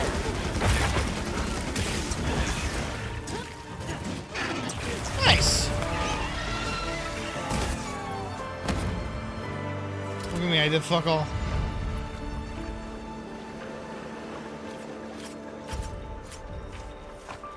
Yeah, I won't carve.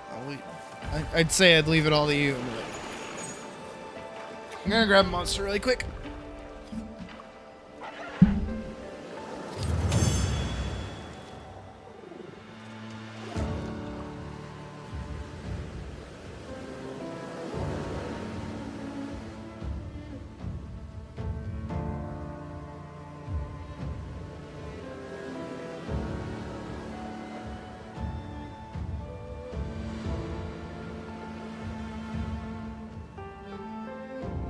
I got a monster. City proudly proclaimed.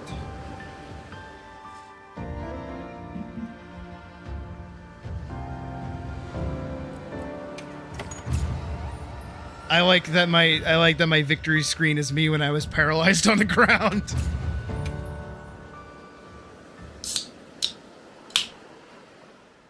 Here, I'll actually, whatever your next hunt is, I'll tag in with, and I'll actually equip a weak weapon.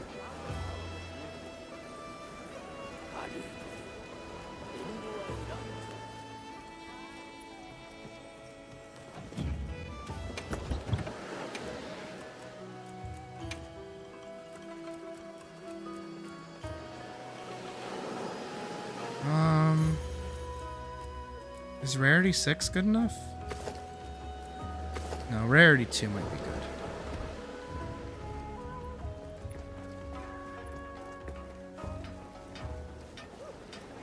I'll still have good armor on, but these weapons are pitifully pathetic. So I'll be doing lip service of helping.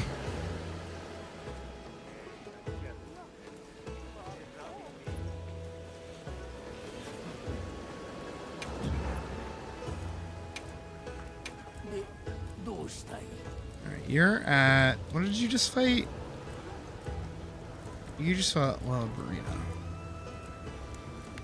I did see that you hit HR 200. Very proud of you. Good job. I mean, to be fair, I don't even think I'm HR 200 yet. What am I? Yeah, I'm 3 HR off. So when you say finally, I mean, that's just putting me in the grave. Okay, so those are those. Is the same? I like this one. Oh, are you gonna hunt Labrina over and over again? Okay. I like Labrina. Very fun fight. Here, let me bring. Well, those have blue sharpness. That's cheating. That has white sharpness. Maybe these. Yeah, maybe these. Well, these. That's a rarity 3. These might be better. All right.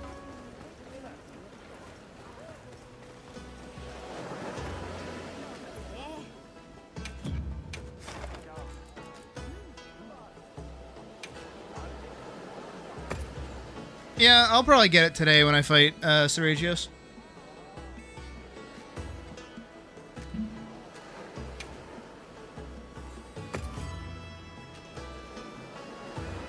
You may switch your heavy bow gun. It was fine, but you prefer melee. Same.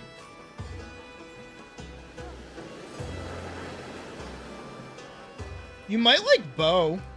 It's a nice mix between the two. Where you are closer than bow gun. And you have more dodge options.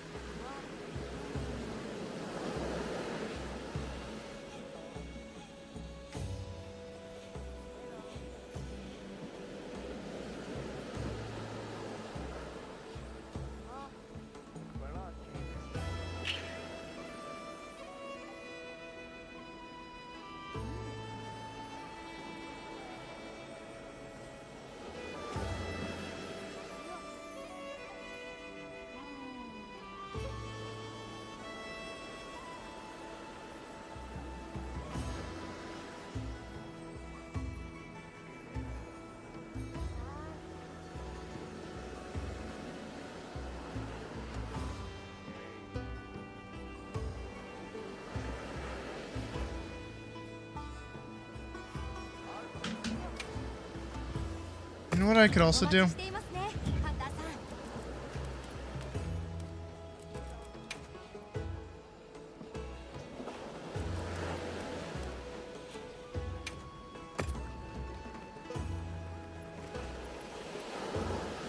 Do that, and then also do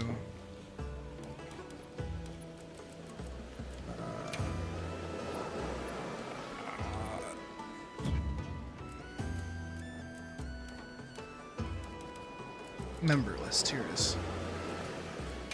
This, that. I also want to look at my this.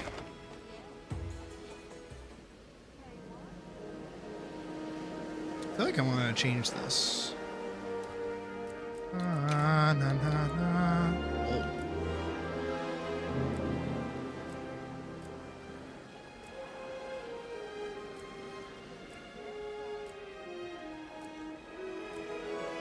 Hey, they fixed the artifacting, actually, I'm noticing. The weird, like, lighting bullshit that would happen in here. It's not here anymore.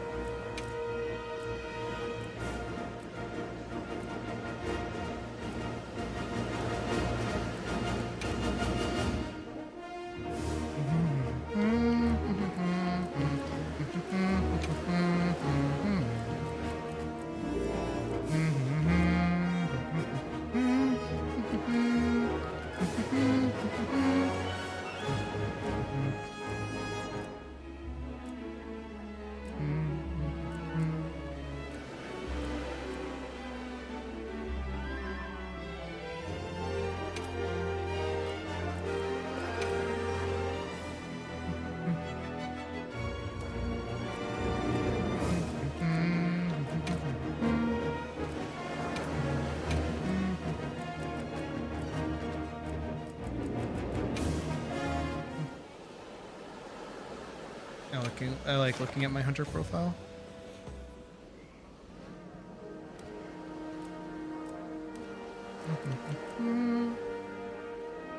All non-arena quests. I've hunted a good amount. Oh, you can definitely tell Sword and Shield is like my favorite.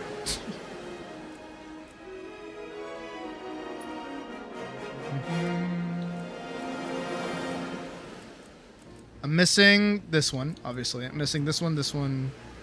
Need to get that one. Need to get that one.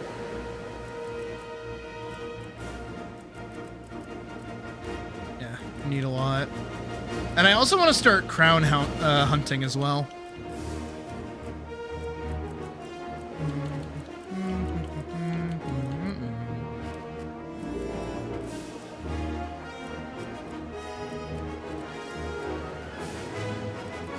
Hey, look at Shadow.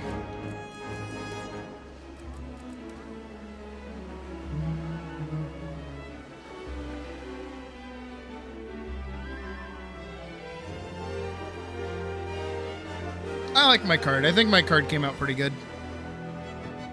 If only there was like an easier way to view them. Okay, good. You joined the link party. And now when you go on a quest, I should be able to see when you do it, when you activate it. Because I should just get like an instant invitation to it.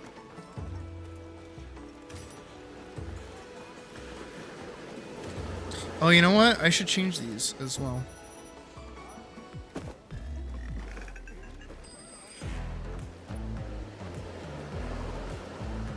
So, I wanted to share it earlier, but I couldn't because it's a Twitter link and it's my own fucking rules. Somebody did this dance as Akuma. With the full Akuma skin on. It was fucking top tier. Again, Noki getting down with it.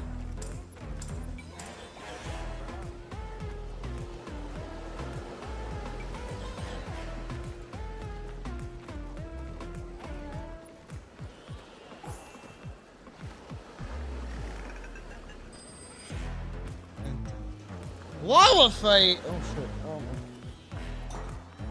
my. This just fucked up my hair there.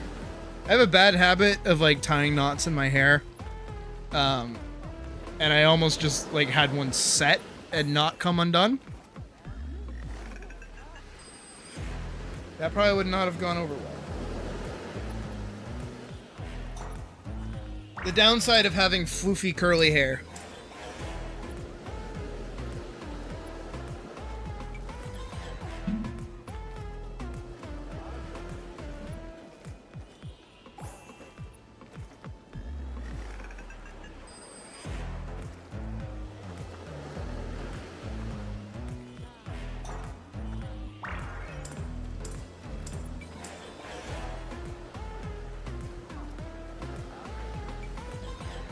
It's especially bad in the back. But that just happens naturally. That's just because I sleep weird.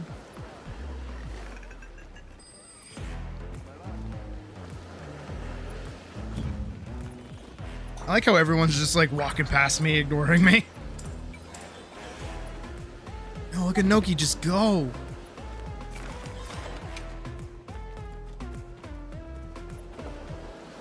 Actually, I gotta take the time to go through, Oh, you said to prepare. Okay, gotcha.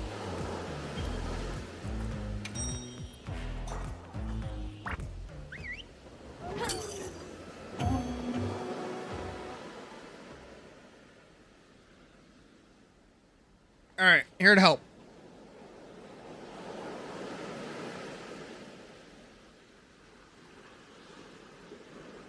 Like, actually, this time, instead of just watching.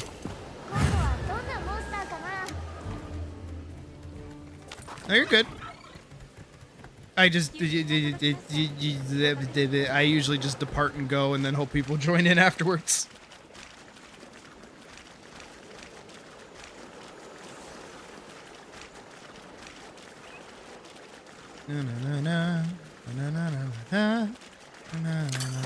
Toadstool, and now I wait. Did we wait?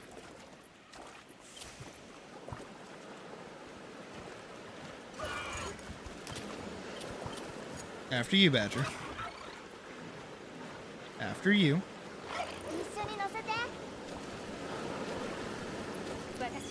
Did you look up what your weapon does before you start playing it? I will give you the time to do that. You might. Oh, and wait. Oh. Oh. He's just going for it.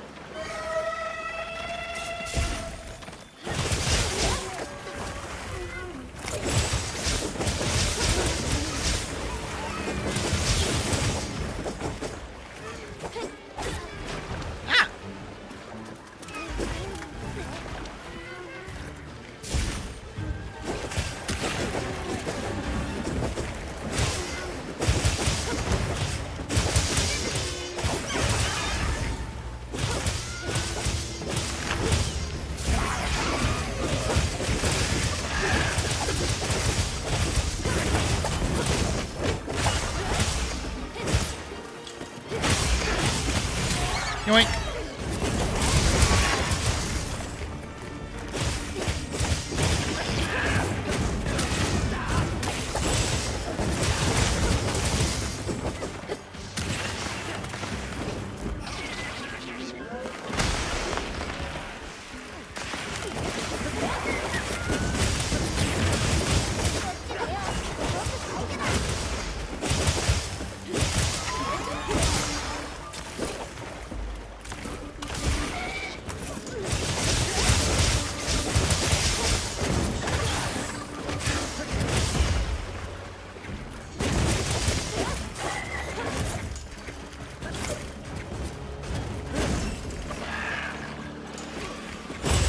Here we go.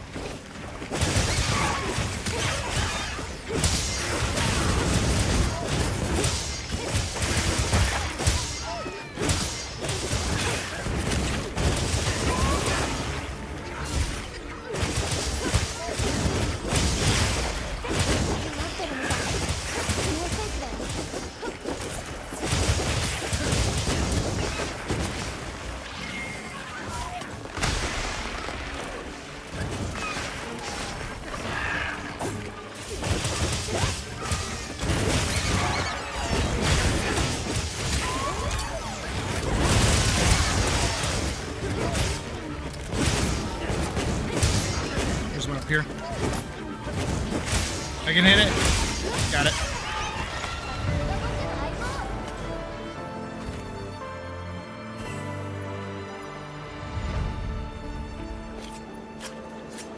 Now I will carve because I did fight with you.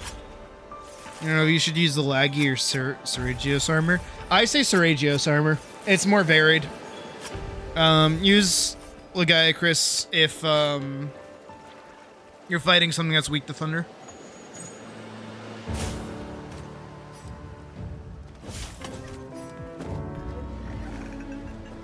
Victory.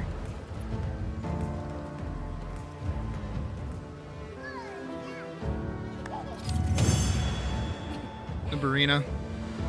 La Labrina.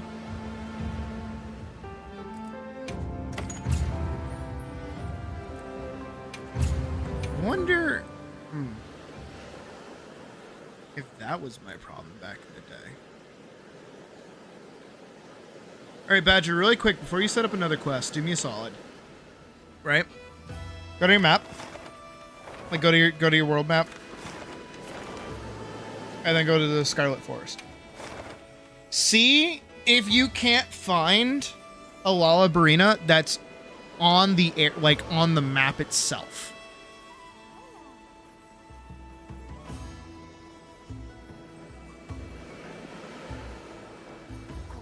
Like if I go to base camp here, if you can find a Lalabarina that's here on the map, go start beating the shit out of that.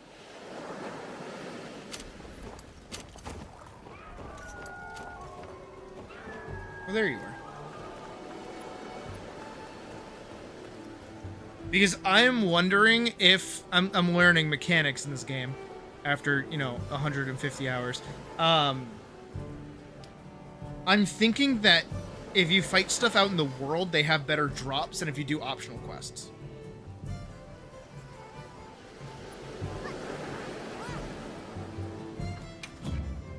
Don't care about ration.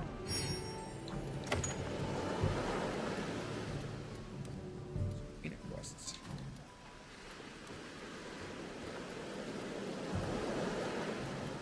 I didn't know there was fishing dailies. I didn't know there was endemic life dailies.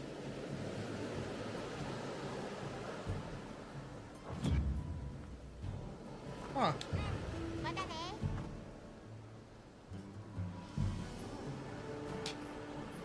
I'm curious what the male Labrina set looks like. Oh, Rilla Rick. Female bone. Beatrice, Alloy, Pelgrill, Doshikuma, Balahara. Oh, I got a lot. Oh, it's very Expedition 33. Very verso. Area, endemic, and fishing dailies are new as of title update 2. Good to know! Look at me not knowing shit. But that's good. That gives me more reason to go do that content. And it gives Wyvern coins too, which are even better. Which are good, good reward to give for that kind of stuff.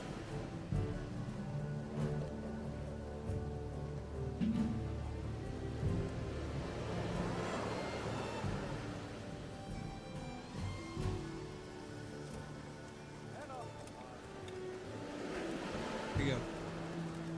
There he is. Oh, he was putting on the armor.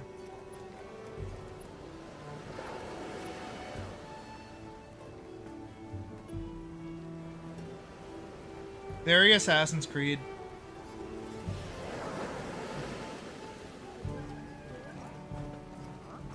You like catching the bugs? I should start catching bugs. Dude, there's so many like little updates that they did in TU2 that I didn't even realize. Also, I gotta save this as a loadout. Because I love this set so much. Let's do something new.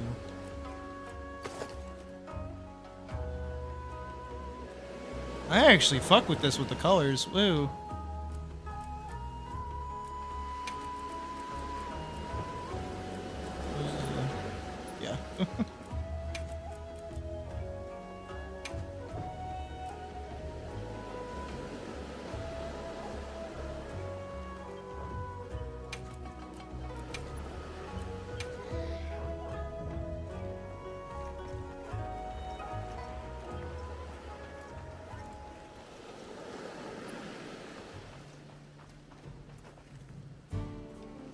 That's a prism drone. It's so rare. Okay. I assume I'll have to get it after the Embered Rough Lizard. Rough Lizard. Rough Lizard? What the fuck is that? So I think I'm actually going to use, instead of the claws, I think I'm going to use these. Because I'm pretty sure these go...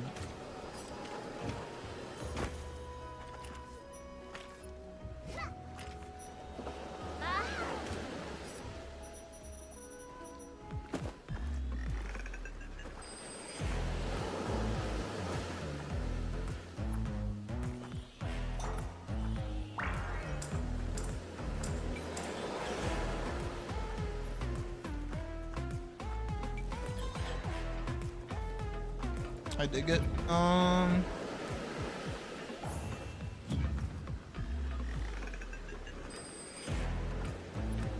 Here it is.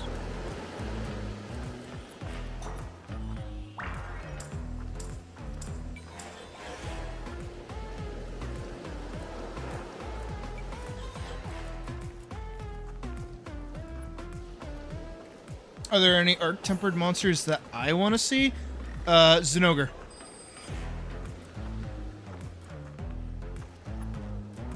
I don't care how long it takes for him to get in the game, I want Zinogre.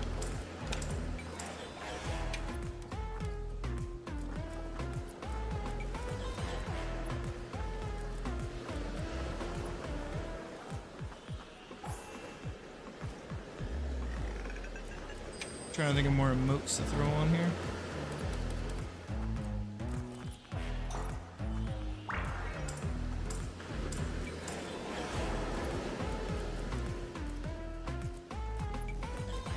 I think I want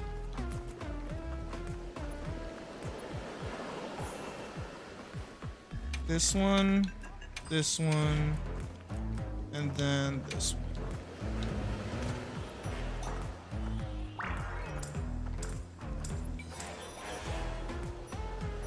Those are both on the secret. Hit Prance. Oh, Gogmazios in this game would be fucking top tier. I want Narcoccus, the cuttlefish, the skeletal cuttlefish monster. I'd love to see him again. I'm pretty sure he was only in Generations, but even Valstrax made it over to Rise. I'd love to see Narcoccus again. And then also, what is it?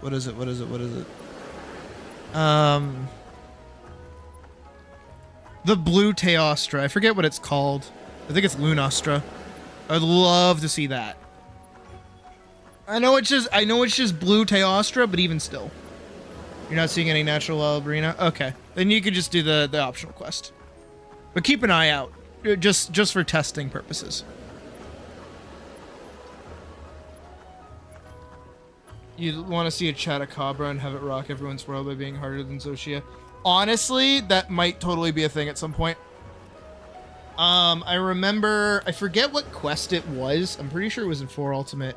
There was a quest where they made like a Tigrex super small. They just like lowered the size of it to like a tiny, like the size of like a small dinosaur. And by small dinosaur, I mean like the little ones that you see out in the world. It was tiny, fucking small, but it would one-tap you. And that's the whole bit, is that it was fast, it was small, but it could one-tap you if you got too close. So it was like a game of keep away. It was a special event quest though. So they might do something similar. Again, which is how cool the fucking hell yeah. The like Akuma collaboration was. I'm excited for more. I think Monster Hunter so far has done like a great job with their collabs. I want a Mega Man collab like now. They usually do one. I want the Devil May Cry collab. They also usually do one of those. You know, they do a bunch of like Capcom-oriented collabs, regardless of whether or not a game has come out or not.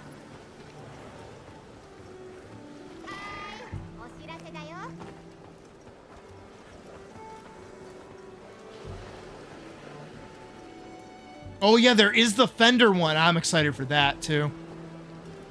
Also, Badger, you know you could have just like gotten the quest from Alma while you were out in the field, right? Oh.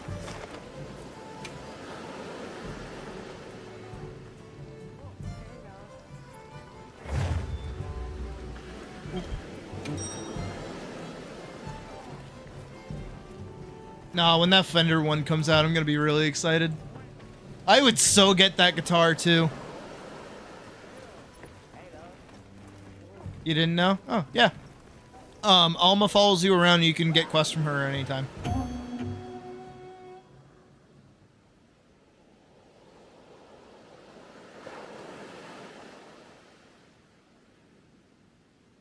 It'll happen too if you're out on like in the field and you find a monster. If you deal enough damage to it, she'll say like, "Okay, quest start." Or it's happened to me one time. I've never seen it happen again. But I don't often do like hunts out in the wild for free. Where there will be a monster that you can't hunt, and it will actively say you're not allowed to hunt this monster. You need to back off. I've had that happen once.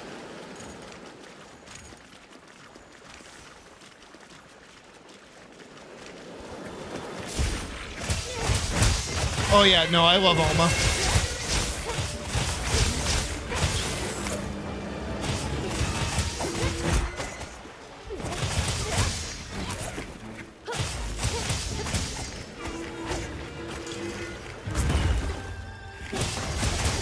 I was a little late with it.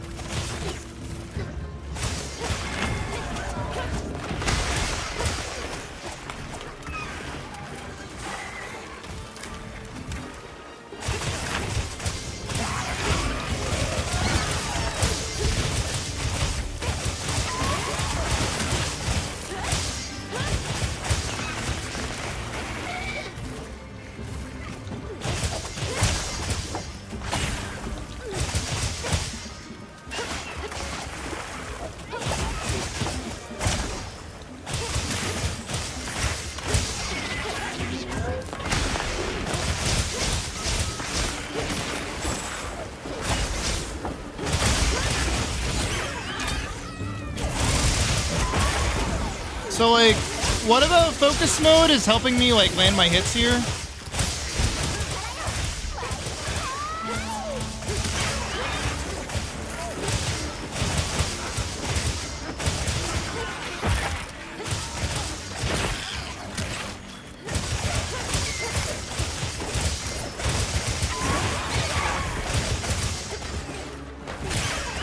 I'm confused. Is focus mode helping me right now?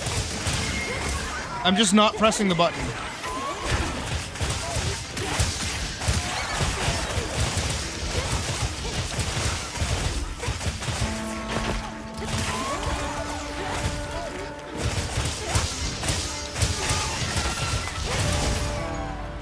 Wow, focus mode really carries me through this game.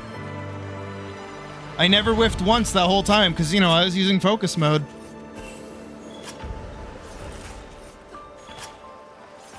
Sorry, can you tell I'm a little salty?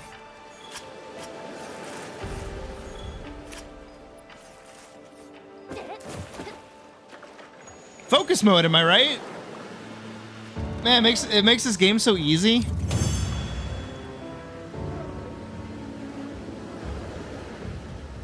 You know, focus mode. The bow is so good. Ah, we got another one with the bow. Did you manage to do a perfect evade? That's like a dopamine drip, let me tell you.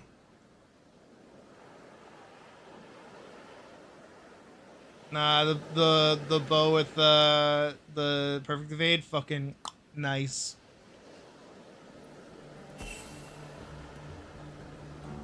I personally think bow is the best ranged weapon, just like gameplay style.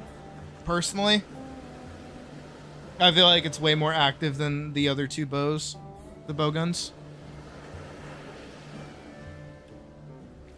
I don't play it very often, don't get me wrong. I played it a couple of times with Puck, but I do think it's one of the more fun ranged options. You know what I want to do?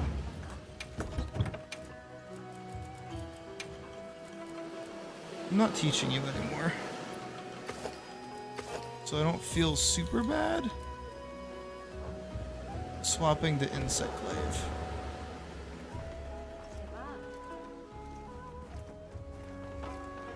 Actually, do I even have like a fully upgraded? I have one and it's that.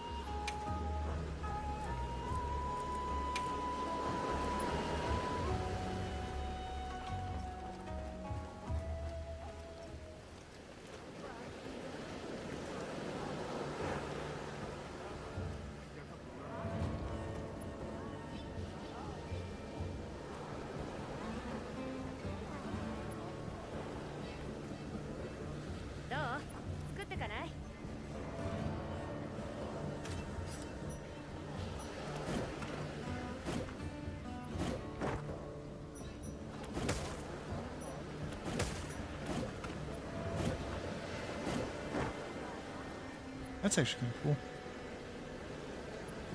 Is the Greaves and those want fluid? From Wild Arena? Or from something else?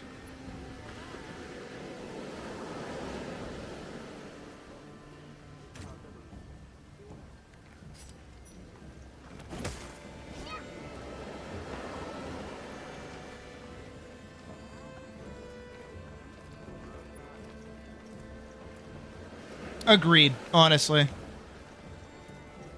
Because again, here's the thing, right? Is that earlier I did go through that like deep dive of like the previous it says Brina can drop it. All right, then let's run it back. I went through the deep dive of like what all of the previous, like what Rise had and what World had, because I didn't play World, we all know this, but I also didn't play Rise until Sunbreak was about to come out.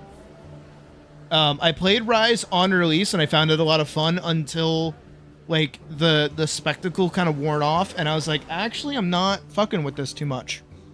But I looked into it and it seems like with the addition of the next expansion, they add more monsters on top of it. So, and it seems to like double what was in the game at the point that the expansion was coming out. So here's my crackpot theory, right? Of how this is going to work title update wise for Monster Hunter Wilds, right? Is the first title update was Zoshia, right? And Tamamitsune. Those two monsters got added. Now, with title update 2, we got Seregios and we got Lagiacrus, right? I think in the next title update, we're going to get another 2 monsters. And we're going to get roughly 10 new monsters over the course of the next couple of title updates. We're going to get 2 every time. Maybe 3, maybe more. I'm settling with 2. I'm settling with 2 right now. The Lagiacrus bow is a little annoying because it only has the close quarters coating. It's decoration for the poison coating, but you'd rather use it for something else. That's fair. Honestly, what you could also do if you for the Lagiacrus bow is just fully upgrade it and then use it as a style, because layered weapons are awesome. But I think we're gonna get 2 new monsters every expansion. Or every title update, right? I'm on standby. Let me in. Thank you.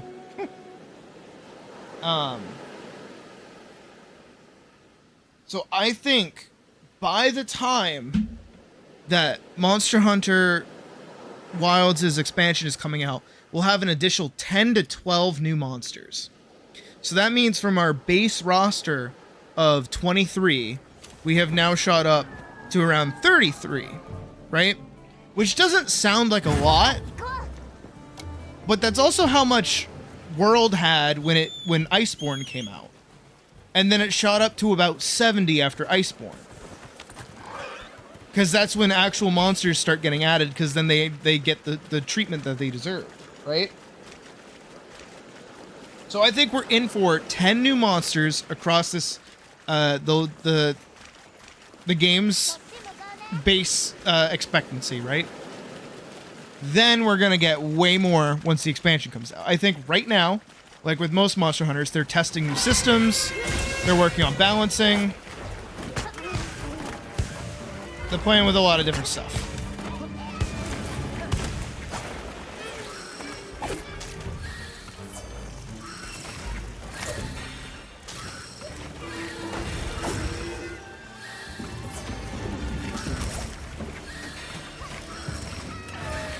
Got it.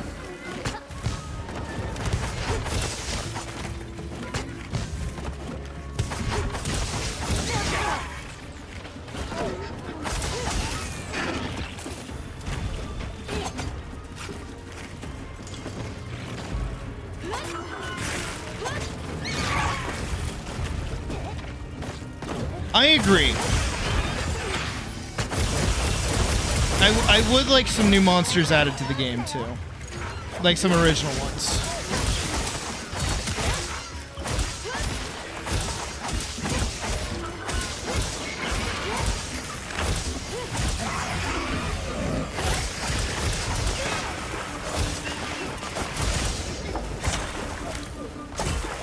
Ah! It's my offset. I have an offset.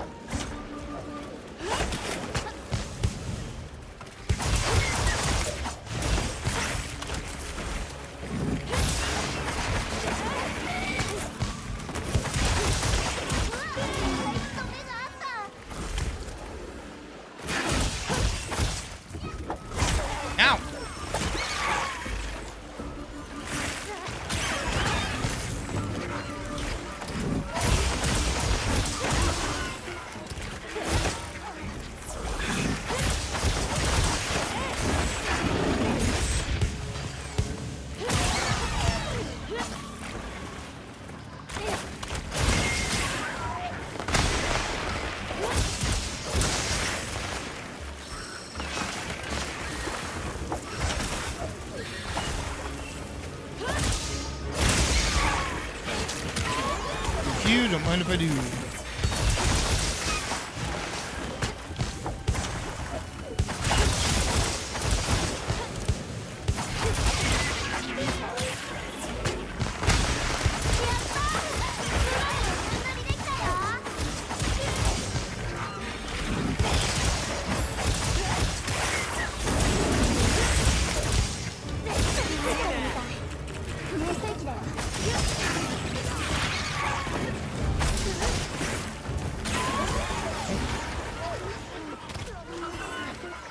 I don't know.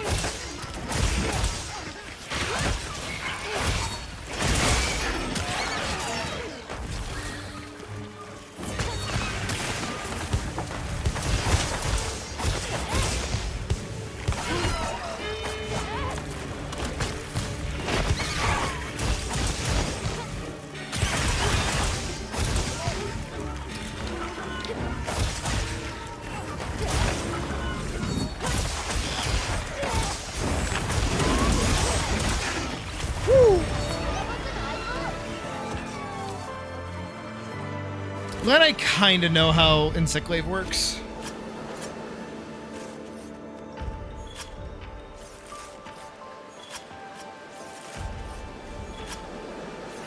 Flora, their Flore, and the Barina.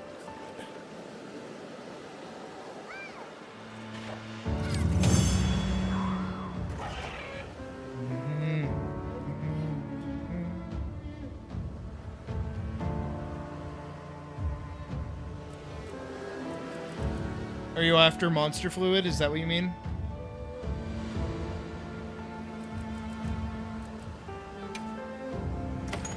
I got one. Your game crashed.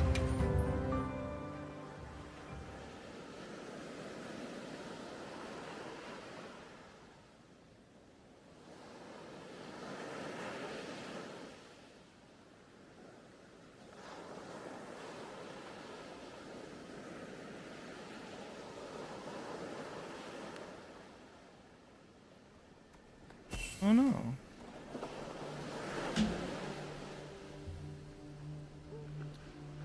Insect-glaive is a weapon you should try, but have no idea how it works. You jump in the air, you hit them with all of the thing. And then it die. Okay, no, unironically. So, Insect-glaive works with the extract system, which you can see under my health gauge and everything up at the top there. 1, 2, and 3. So what you do is you send your Kinsect out to get extracts. So there's red, white, and like brown/orange. When you have all 3, which you always want all 3. There's no reason to have any of the other amounts. You always get 3. I'm backing up so I can lower my armrest. Once you have those, you get an empowered moveset, and what you do then is that you basically jump in the air, do as many aerial combos as you can until you mount, or you're about to run out of your charge, so then you do a big heavy attack. And then that big, oh my god, that big heavy attack, that big charge heavy attack by holding B will then let you do the like spiral spin. That will give you a lot of damage. And then hopefully from that you get a wound or something, so then you can go pop it, and then you get all 3 extracts right back. And then that's Insect-glaive in a nutshell, really. It has like 2 offsets, and they're like in the middle of an attack. They're not the start of an attack, they're like in the middle of it. Which is really like extra weird. And then you also have like a charge attack that you can do in the air, but the timing on it is like extra weird. It's a lot of holding down buttons for charging, which is interesting. I don't feel like Insect-glaive has ever had that as a mechanic before.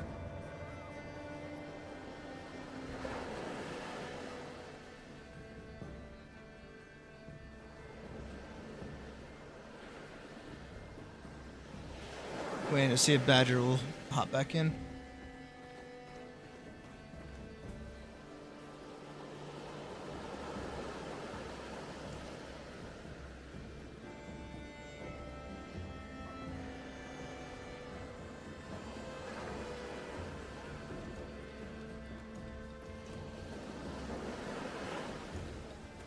I'll give you a bit. Alright, you got a bit.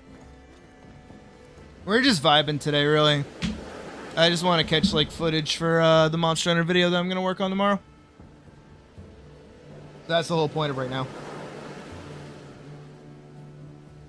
Even though I am not recording, and I probably should be.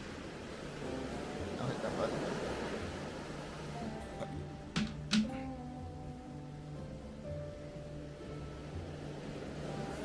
Do I know if Charged Blade has offsets? It does not. It has perfect guards, which make up for it, really. That. So, Charged Blade doesn't have an offset. I think it's only Greatsword, Switch Axe, Hammer, and Insect-glaive that have offsets, as far as I'm aware.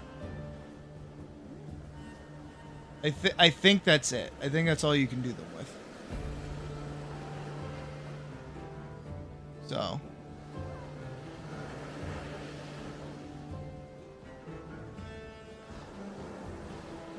And Switch Axe's offset is like hard to do. IMO. I don't know, all of the offsets except for Greatsword don't click with me.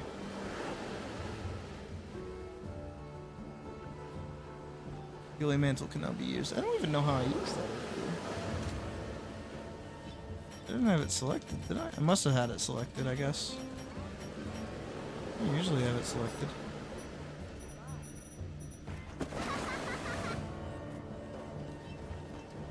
Where'd Noki go? The fuck? Alright. Let's play with outfits.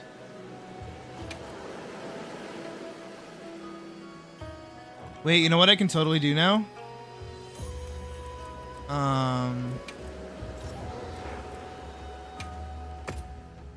That's the white one. There it is.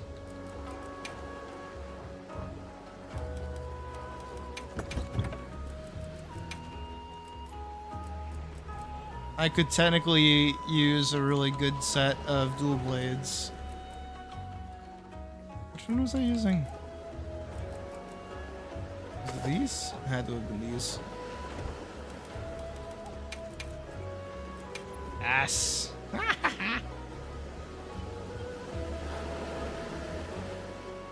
They did actually update the hammer offset to be a bit better now. What about chest piece? Is there a new chest piece that works better? What I'm trying to do here.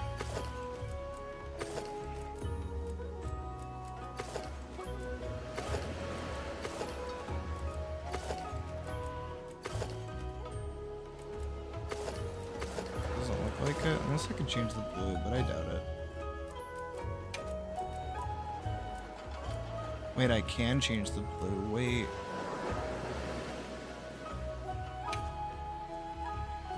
Wait a second, but that's sick. But that's sick.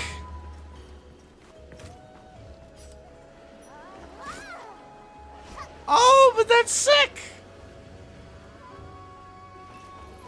Nah, but the other armor I think was better. Not that one.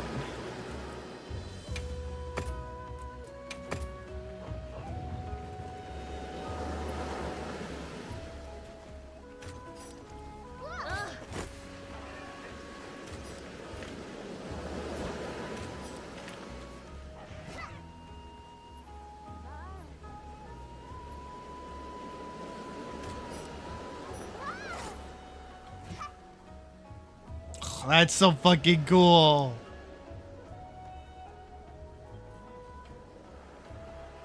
You have to admit that looks sick.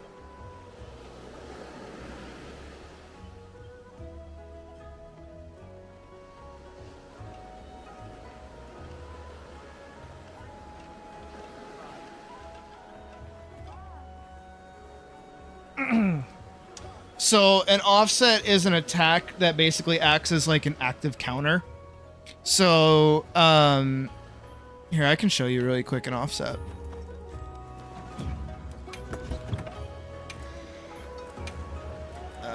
Greatsword has an easy one to show off.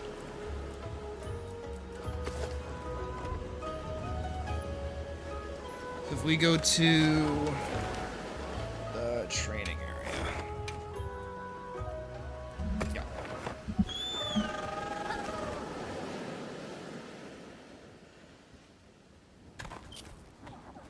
So this move here is technically an offset. So if I set up the thing to attack me, how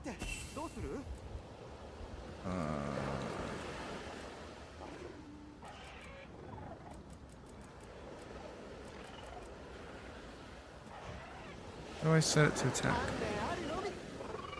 I don't actually know anything about this system.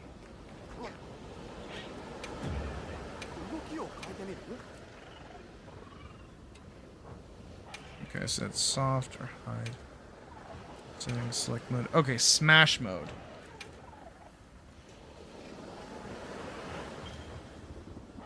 Play settings. There we go. Okay.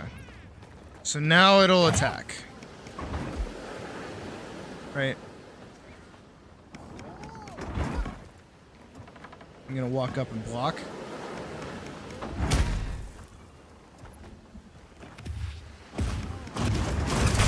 That.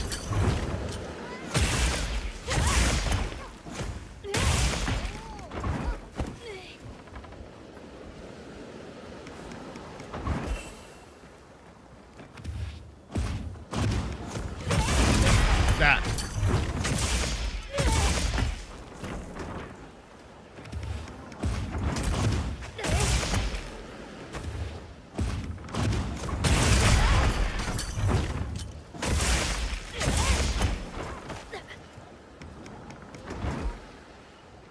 That's an offset.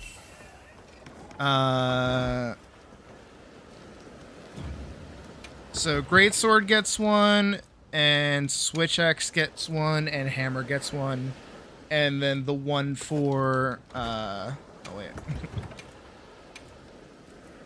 the one for insect glaive is weird. I don't know how to do it. Oh, I don't have it fully upgraded. So switch axes is pretty similar, but it doesn't have a charge, so the timing is different.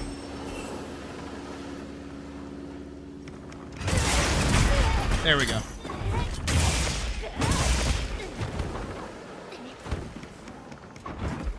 You gotta wait for it to, like, lift up.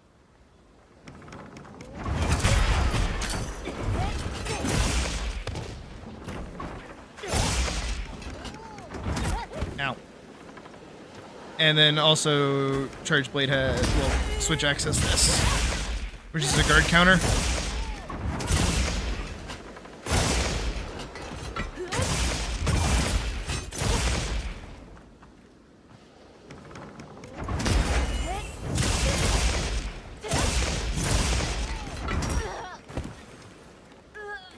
Oh, I got knocked out for that.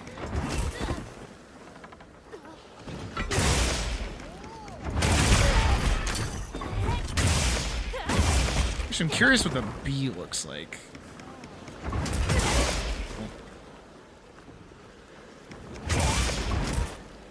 Again, the timing on these are kind of weird. I'm not very good at them.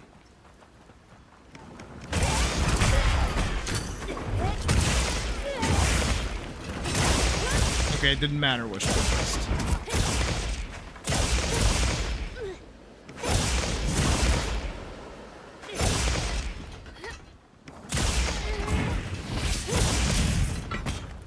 Yeah.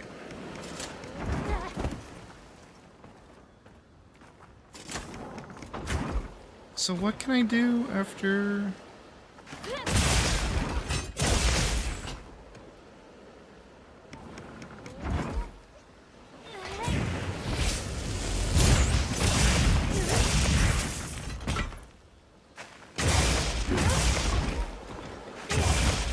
So is that the goal?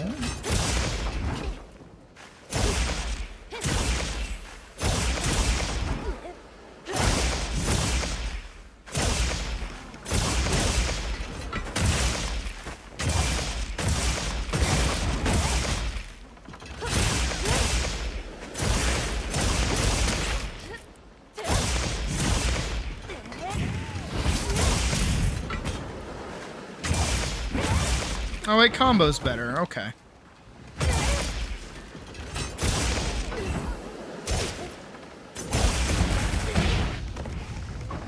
Quick 0-sum finishing discharge.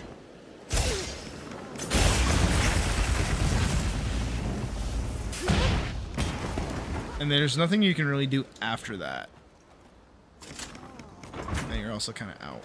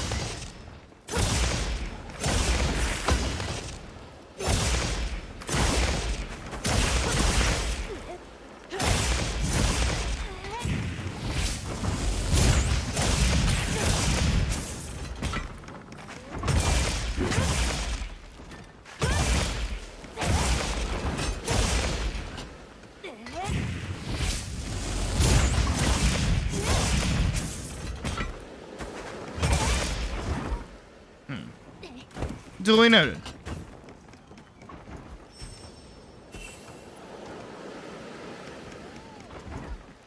Alright, I'm content. I'll put back on dual blades.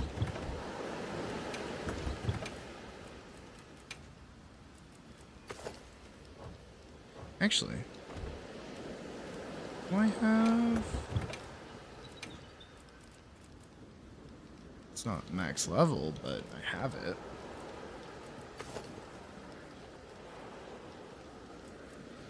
Ew, why do I want to... Why do I have that? Let's do... Which one's this one? Water. Formatress. It's rarity 7. I'll do rarity 4, sure. And then what I'll also do is change that to this. And then do the loadout of this.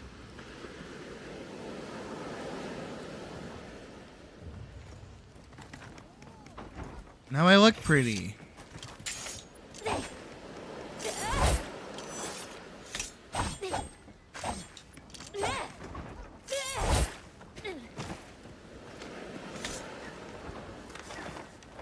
Alright, you should still be in the forest if I remember right.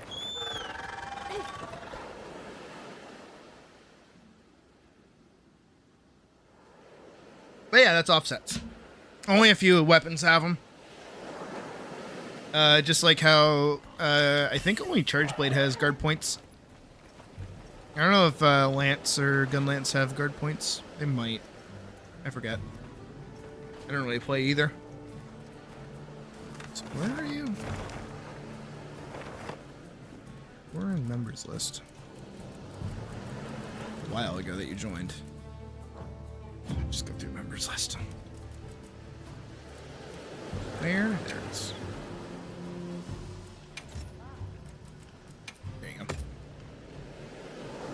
Did you end up getting the thing that you needed, or do we have to run it again?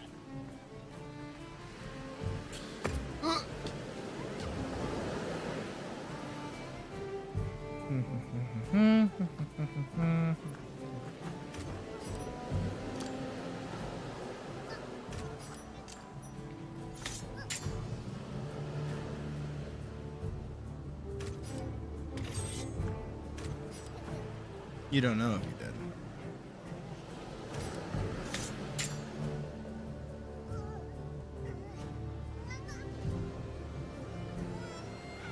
What is Noki doing over there?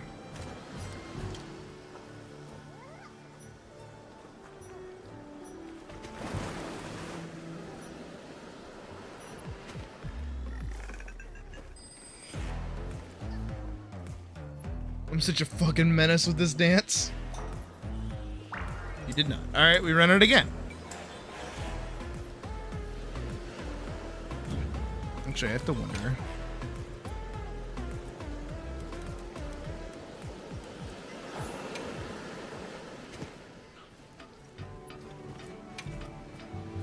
It's so weird that these dances don't have music, but the other one did.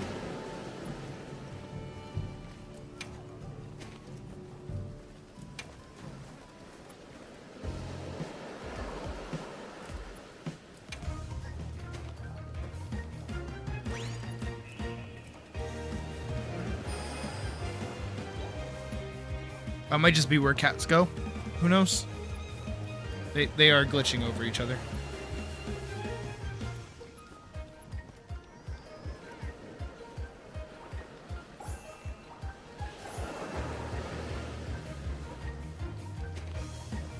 My magical girl moment.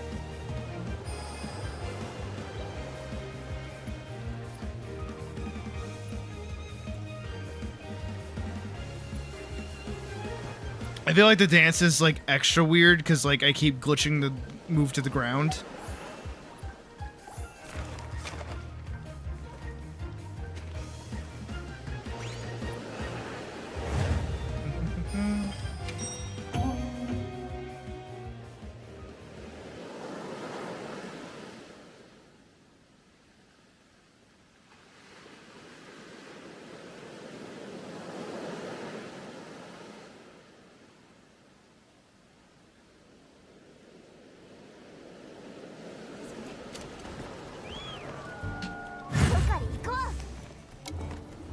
I shouldn't be using anything too strong. I don't know why you go that way.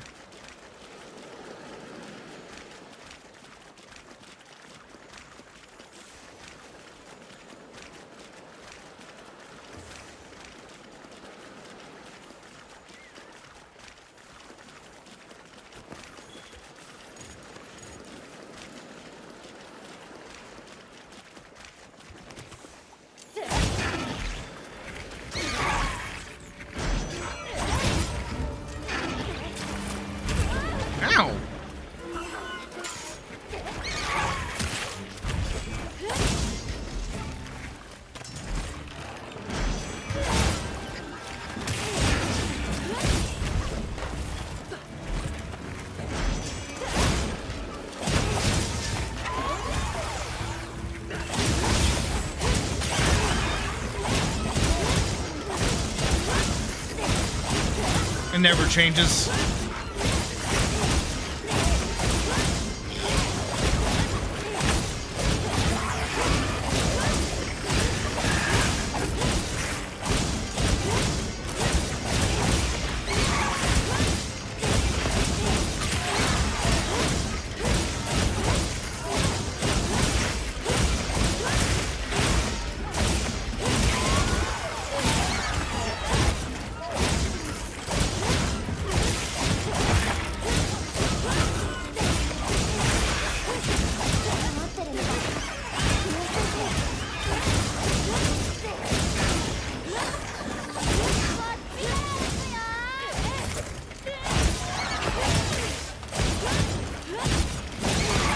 There you go.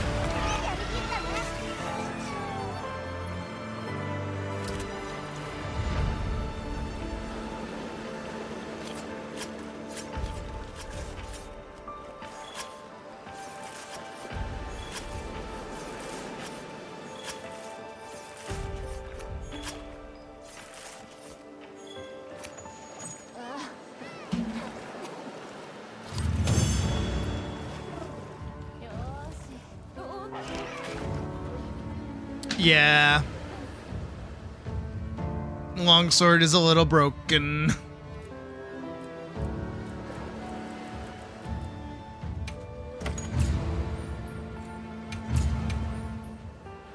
One and two and one and two and one and two and 1, 2, 3, 4, 1 and 2 and 1 and 2 and 1 and 2 and 1 and 2. I get in red, I stay in red.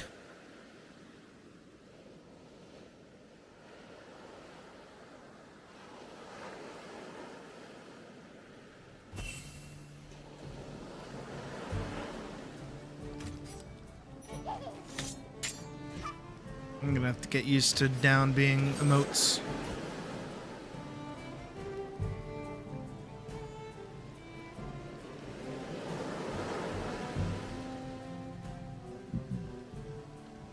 God, I love how Tama's weapon looks. It just looks so fucking cool.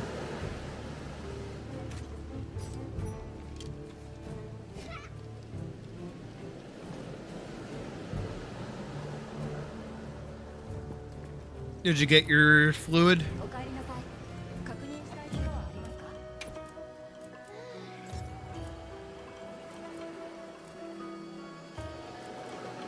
I'll take it as yes.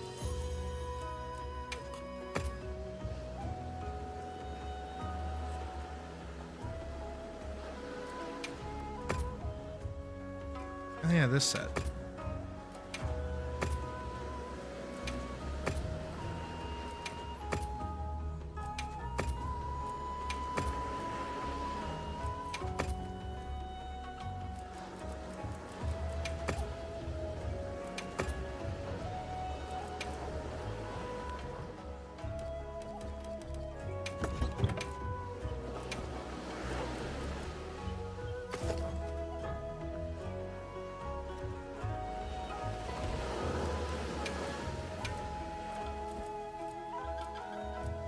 Why can't I do these?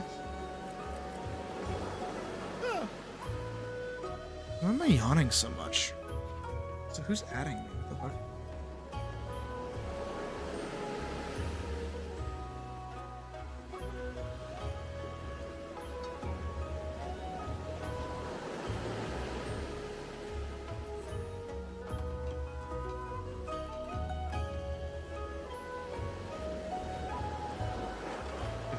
It does not. Is it Atlas? You saw the announcements. Ooh. Hold on. Update on Atlas coming the 7th.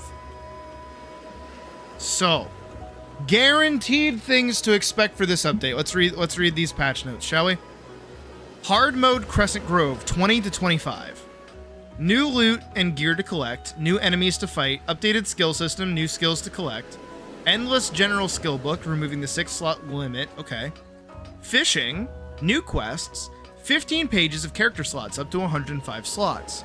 New realm system for multiplayer lobbies, PvE, PvP, social RP. More customization options for several races. Redone overworld for Outer Sanctum Zone. Filled skill books with all primary classes. Filled skill books for all primary classes. Bishop and Magus for Mystic subclasses will be available at level 28, however unfinished. Bishop will be the more complete subclass. Other subclasses will not be obtainable. A debug/placeholder NPC will provide tomes for those two subclasses. More optimized net play experience, less lag overall for hosting. That's good for us. Refactored chat box allowing you to make custom chat rooms. The unfinished portions are gamepad integration, gamepad integration, many core gameplay enhancements / refactorings. Badge merchants for dungeons are added, allowing you to purchase some items dropped from the dungeon bosses if RNG is against you. The level cap is set to 40, and quadruple dot more ? There's weird small things at camp. Oh, the Woodwoods. Yeah. So that's what we've got looking forward to this Monday, which we will be streaming when it goes live. I'm still being added. Who's adding me right now? Fuck. Hold on.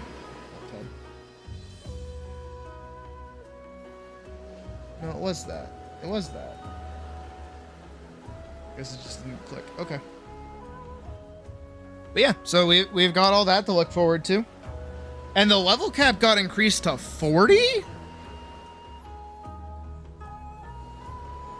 That's wild. And it's also weird that the it's hard mode Crescent Grove. So 20 to 25. Where we're already 25. And we have to go up an extra 20 levels? The fuck? There has to be more to it than that.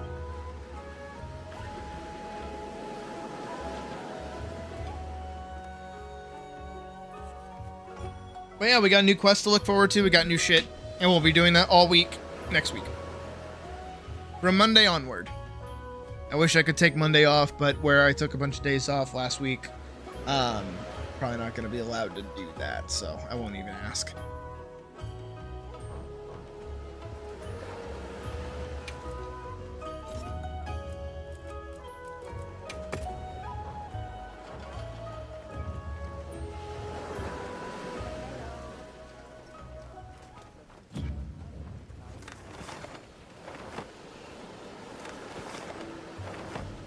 Well, Badger got their pants.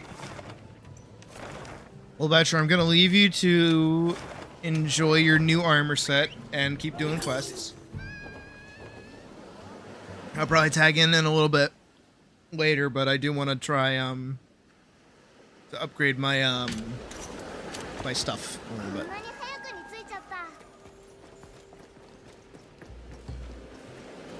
So step 1 is getting an Uthduno water gem. And then step 2 is getting a Guardian Rathalos ruby.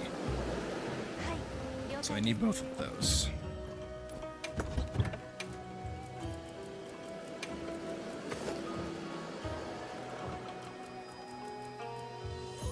Because I need to upgrade the Challenger charm. And truth be told, this chain, I'm going to get rid of it. I feel like there's absolutely something I could put in that's like a bit different. Honestly, it might just be Tenderizer.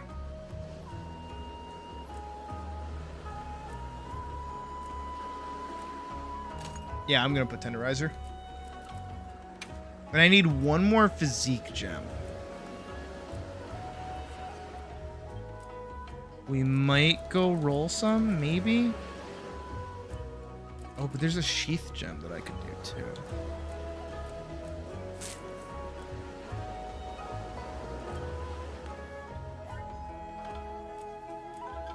You know what? But also, I've been hunting a lot of monsters, and I just like haven't been doing the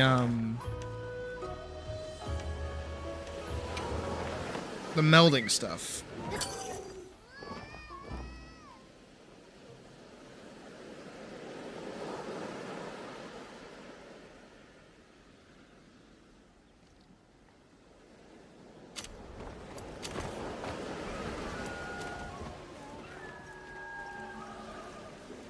I haven't been interacting with this system at all. Varian melding, meld relics, decorations. Can I just do? Do you think it'll give me physique?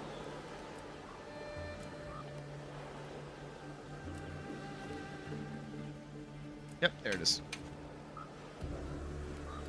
Okay, I just need one.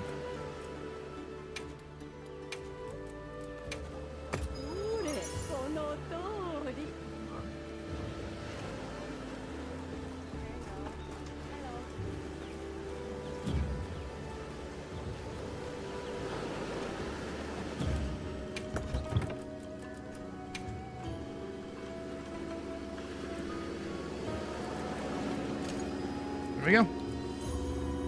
So that's full weakness exploit, 3 critical boost, 3 power prolonger, handicraft level 1, weakness exploit, white flame torrent, agitator. We just need the next level of the talisman and we're good. Counterstrike, maximum mites, damage surge, latent power, coalescence. Okay. And we're not using lightning element, but our lightning, because we're using the full Agius set almost. Figure out where to find my equipment info. There it is. Oh, that is, I went one above. I have 28 thunder resistance, so that gets turned into weapon damage because of Lagia's thing. Is your bolt that?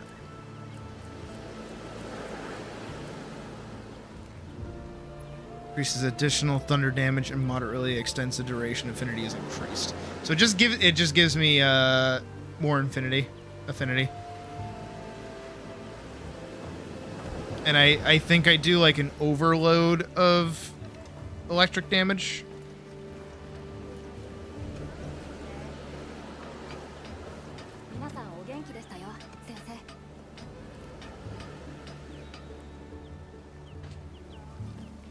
I believe Badger is dealing with the Kongalawa. Have fun, buddy. Have fun. Alright, so let's try to find a quest that gives me exactly what I want. And step 1 would be Guardian Wrath.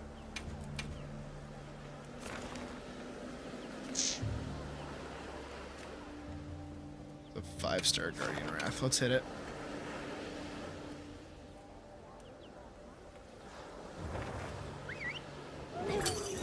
I got 12 minutes on food. I think that's enough time.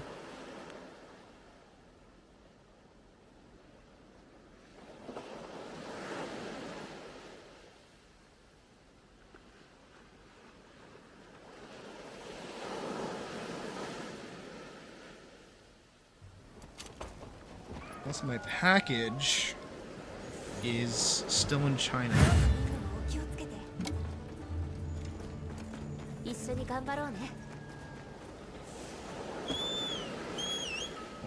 What?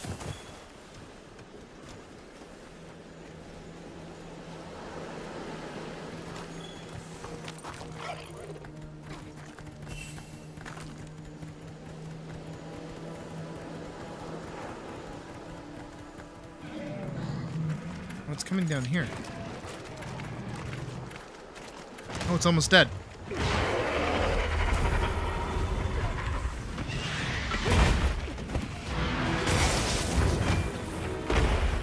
You're gonna go trap it.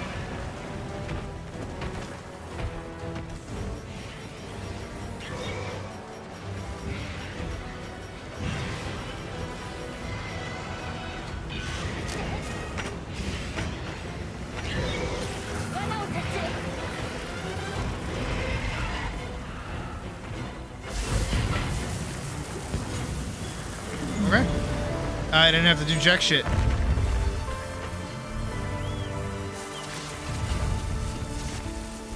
I was here to do shit, but I didn't have to do anything.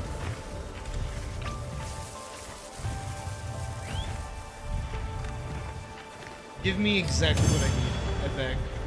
Give me exactly what I need, I beg.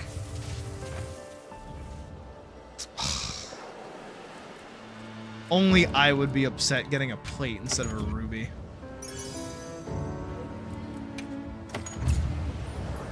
Actually, I forget which is which. Oh, and we got a crown, too. Okay. Killing 2 birds with 1 stone, and that 1 stone was not thrown by me. Got it.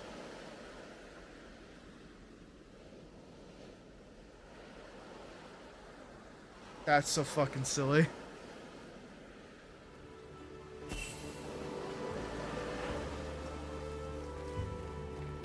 Alright, let's try that again. I don't think I need to hunt a tempered one, though.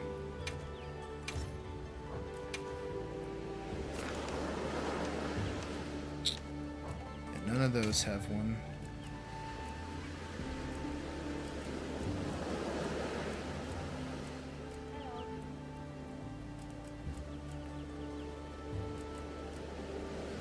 There it is. Jesus. Can't get a Rathalos Ruby from this. Let's do it.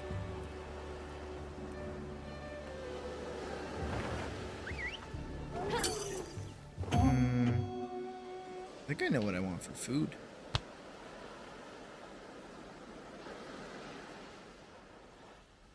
Like me food, not in-game food.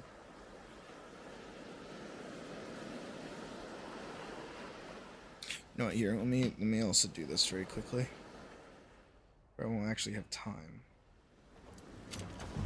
Yeah, I won't have time. That's okay though. Got 11 minutes on food.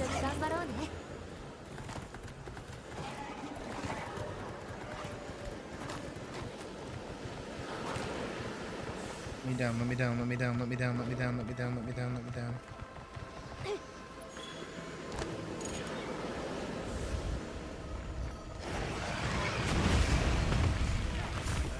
Da-da-da-da.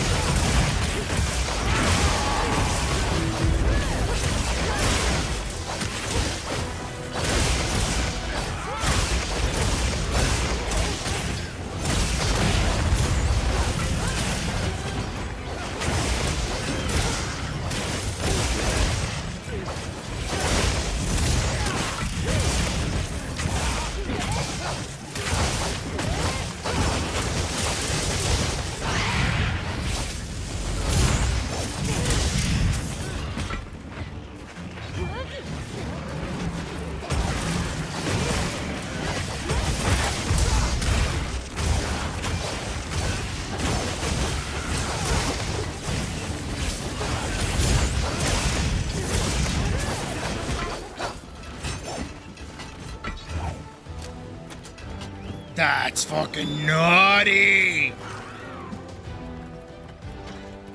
I mean, good on them for keeping it down, but still. I felt like I did damage. And I think I understand. I think I understand.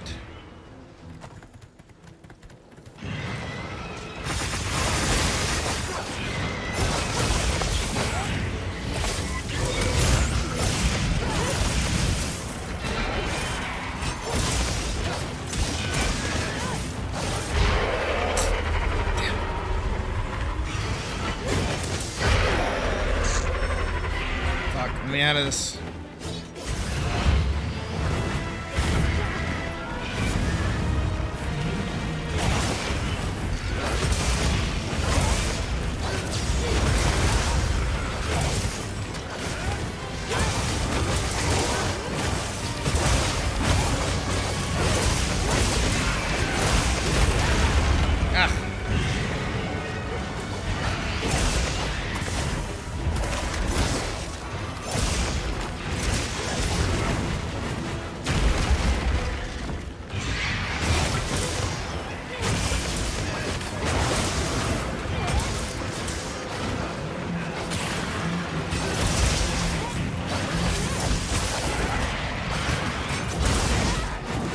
I was down for a second.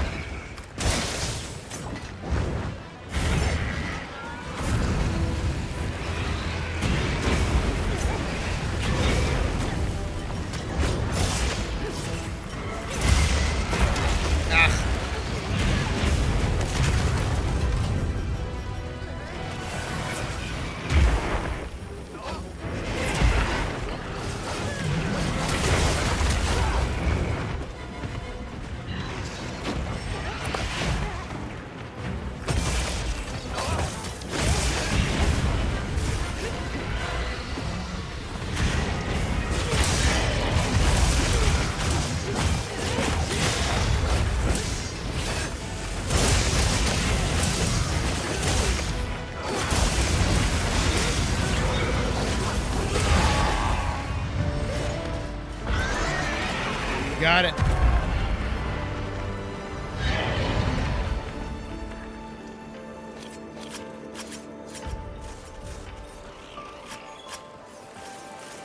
Got those carapace. Ruby, ruby, ruby! Yeah! We got the ruby! Let's go! And I get the carver meal, even better. Nice! We got the ruby second try. Technically first try, because I don't count the first one.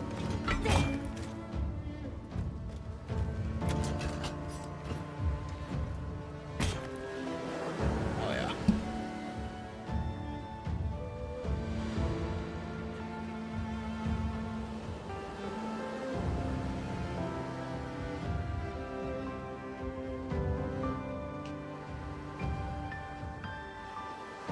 Makes me happy. All right, now it's on to Uth Duna. We need a water gem.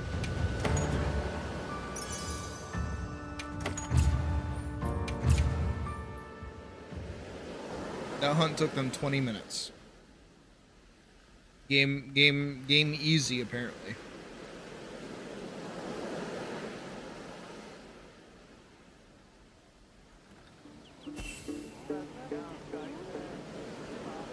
The game is apparently very easy.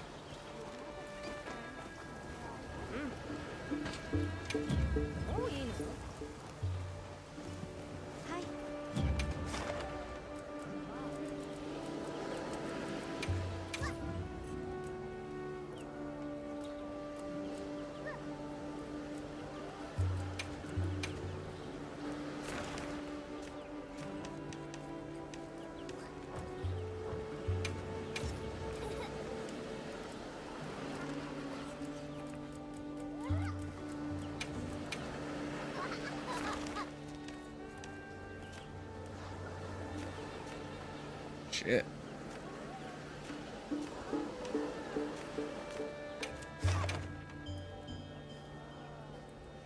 Tuna time. Hopefully I can get it. Okay, good. I have 6 minutes left on food too.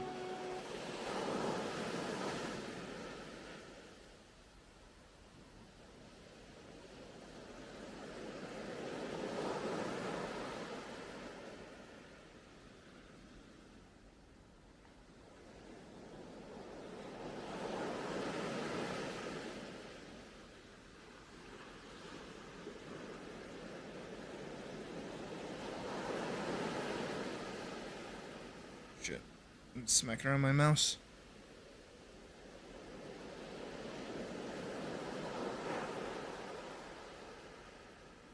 I should still have Blender installed on my PC.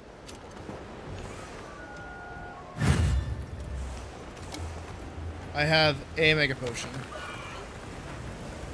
This is gonna be fun.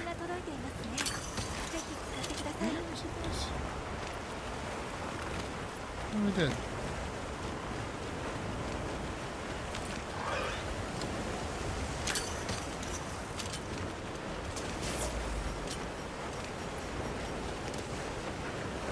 Get.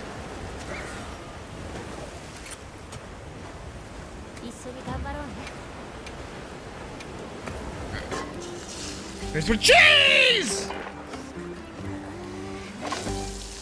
Every time.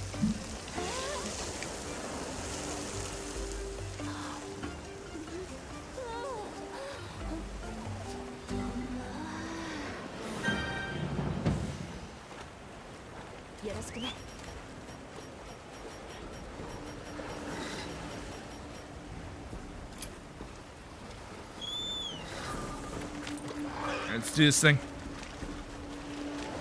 Oh my god, it's all bows. Technically, there's a bow gun, but it's still bow. I'm gonna be the only melee character.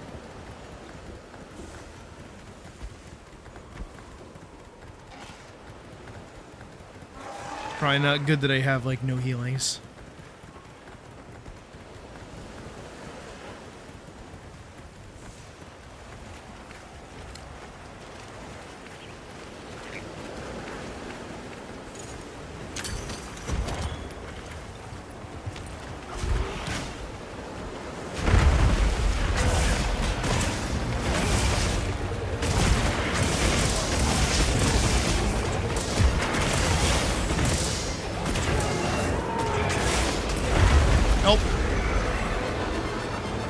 That would have been cool as an offset.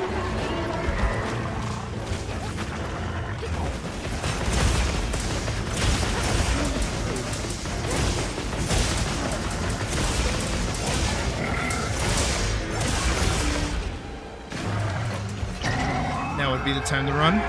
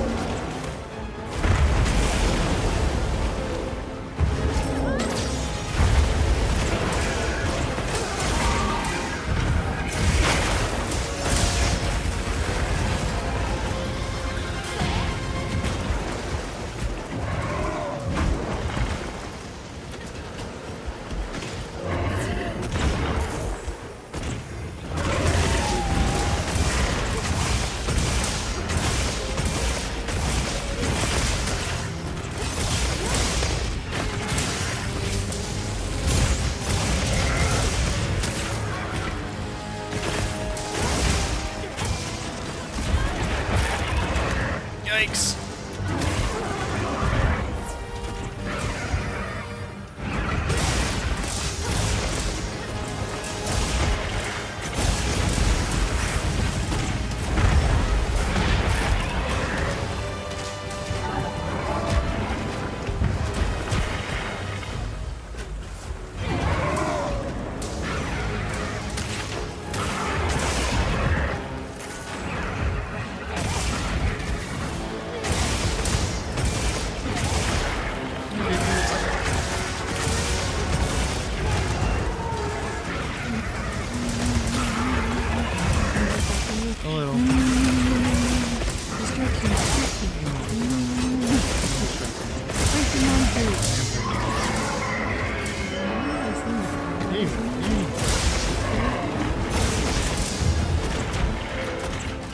You've pretty much gone through the whole roster at this point.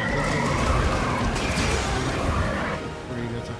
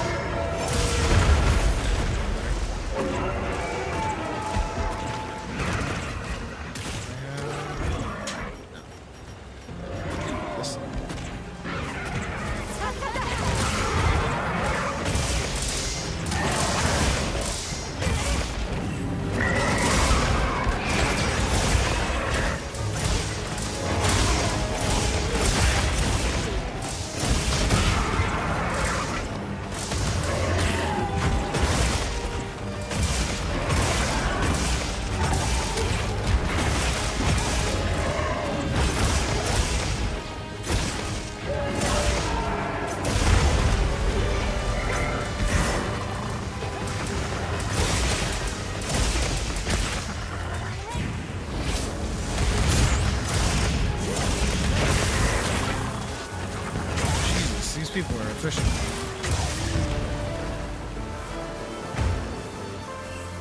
My God.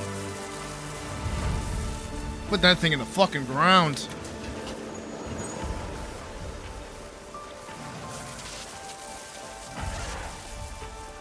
My question is, how long did that take them? 7 minutes. Sheesh. That was efficient, my God.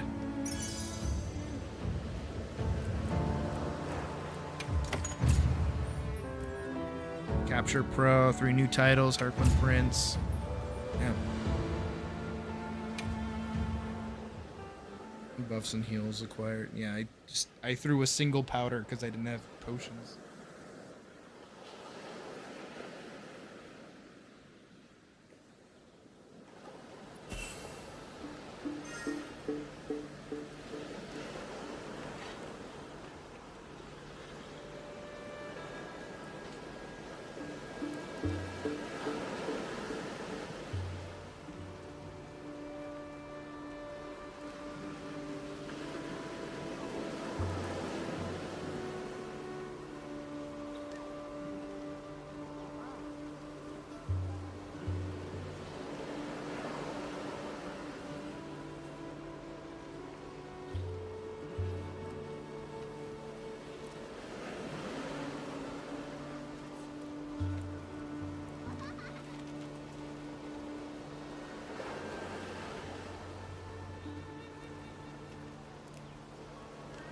Okay.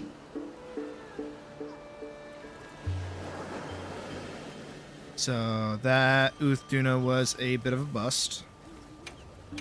But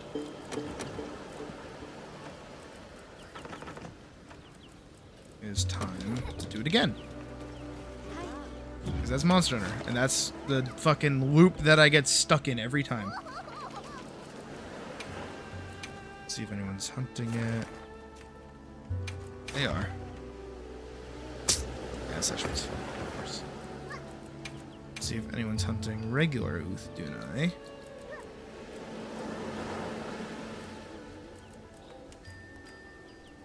Just fucking where?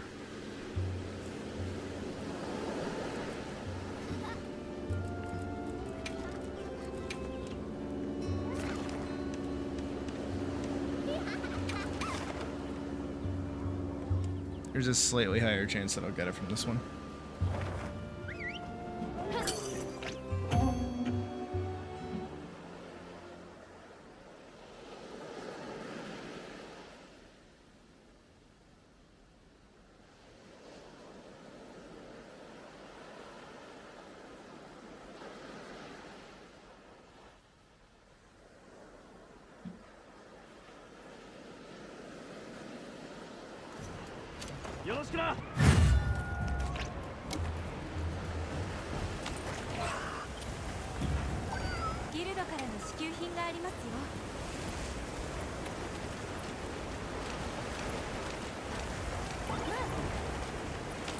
I need you to find it.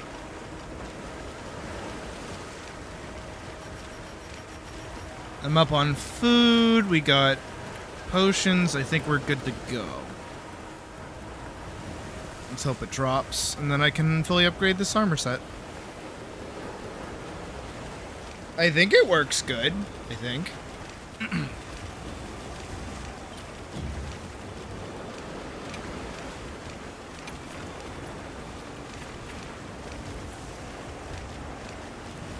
Okay, yeah, it's weak to thunder, and I have bonus thunder attack.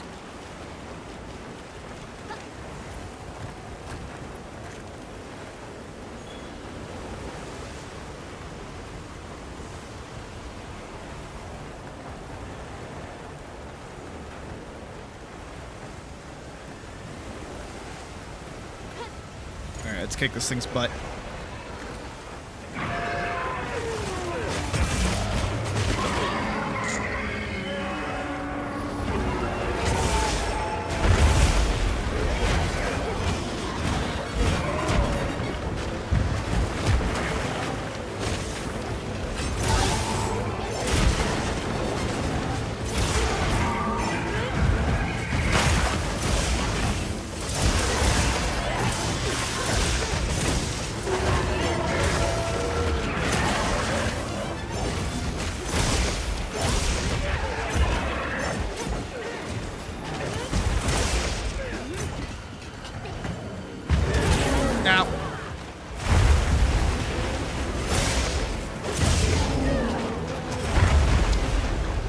Sometimes I feel like the counter just like doesn't happen.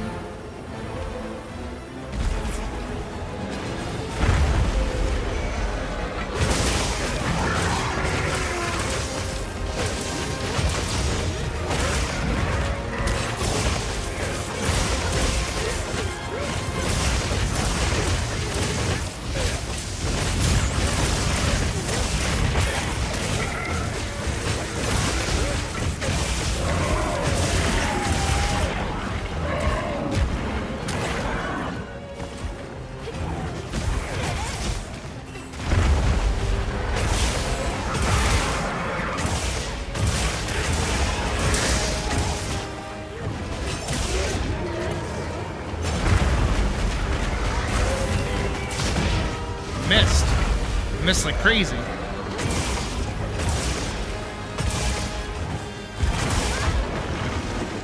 It didn't miss. Yeah, the finer details of Switch X are kind of lost on me a little bit.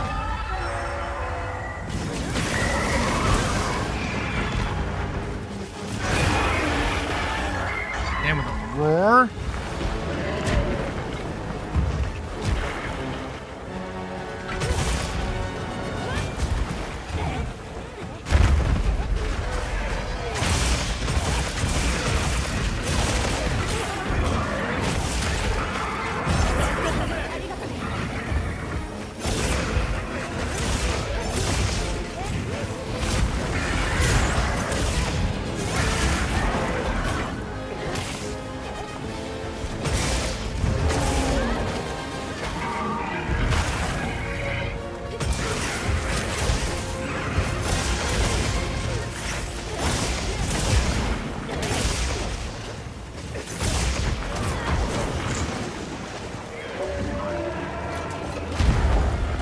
because I don't know the monster? It might just be because I don't fight this monster very often.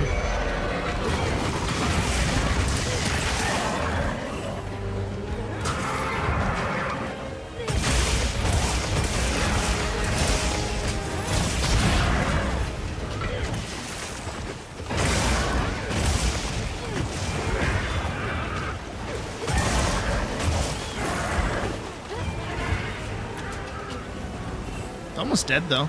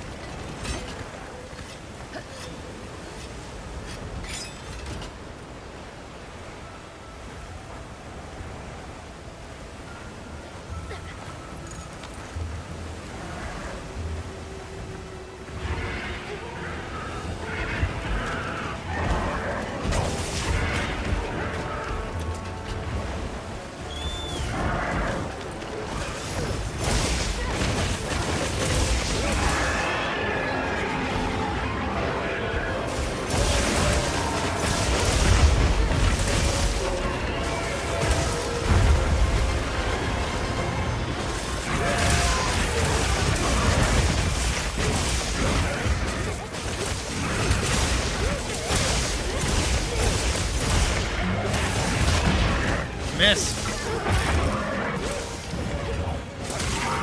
And it's dead. Nice.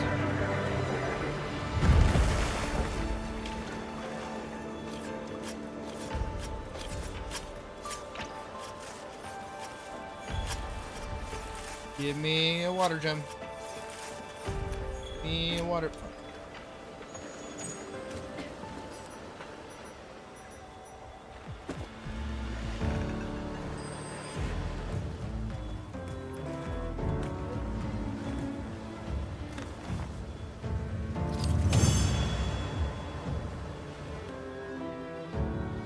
Give me not a plate. I don't want a plate. I want a water gem. I want Spider-Man.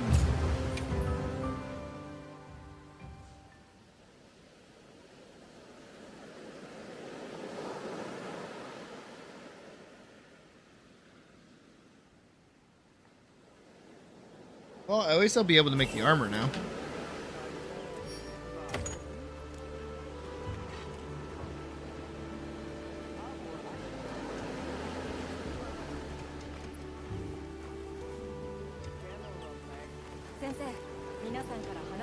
So, hold on.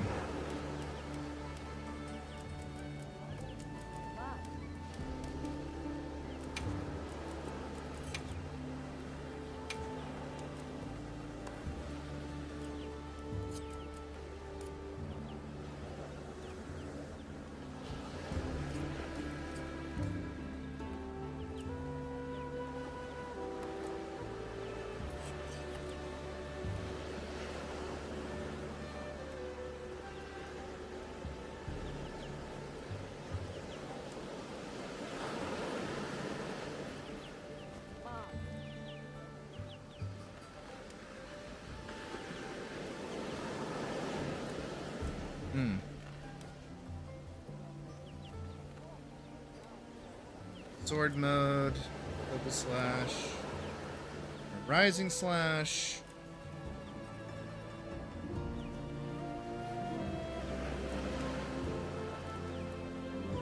And unleashes zero sum discharge by performing an element discharge. Represent monster use wide.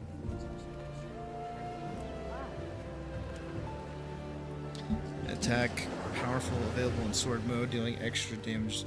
An extra damage dealing explosion will occur using the up state. Over to axe mode after the attack.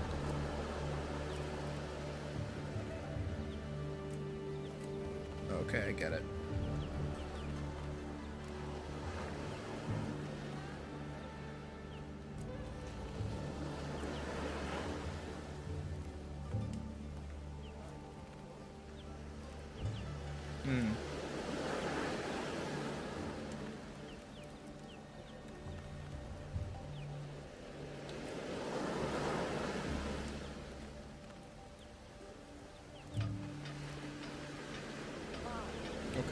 I get it.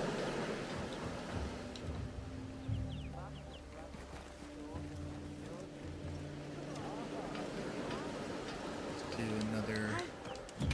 Do not.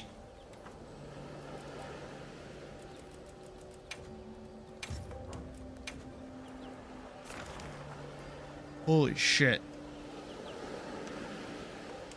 That one, that one, that one, that one, that one, that one, that one, that one, that one, that one. Let me in. Let me in!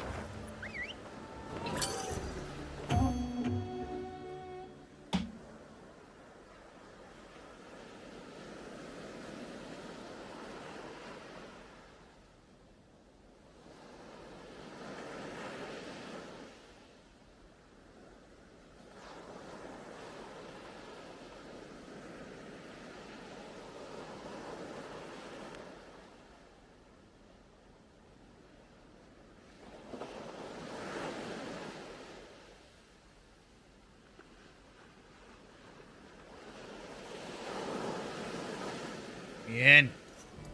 共に頑張ろう。クエストを開始します。準備はよろしいですか？ I'm gonna kill it. が届きました。ご確認ください。 I know exactly where it is. Based off of its distance, I knew exactly where it was.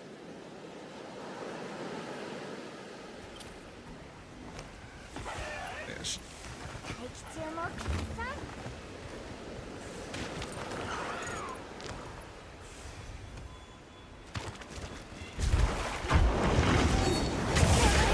You're mine, bitch!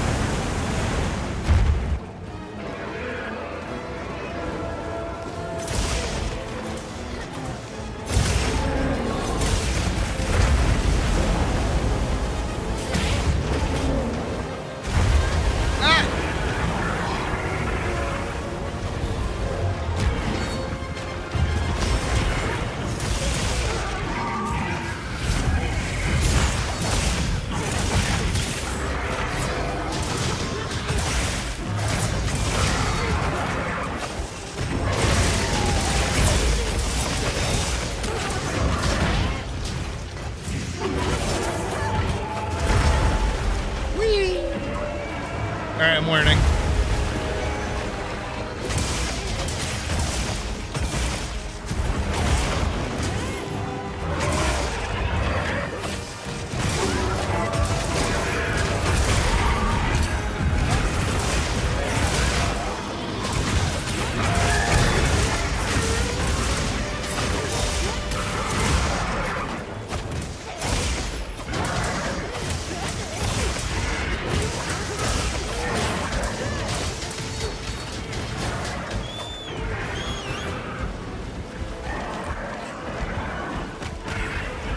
I am in fact learning, which makes me happy.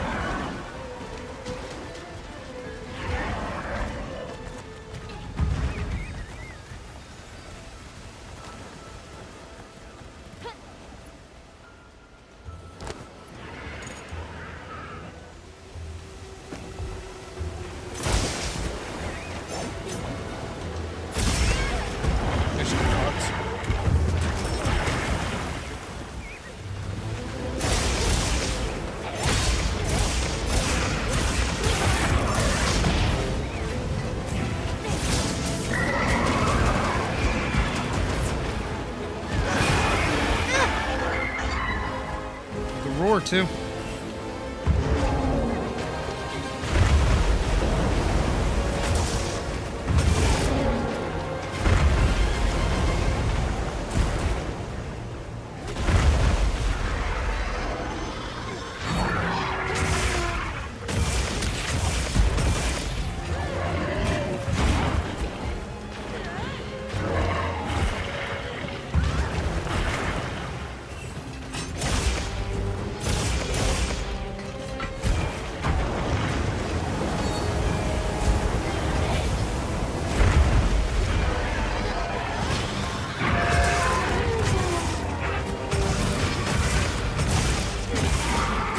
Hey, we got it.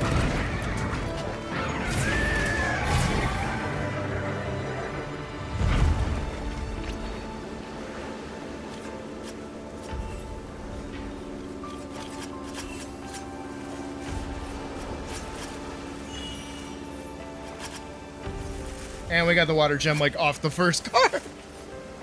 I didn't even realize.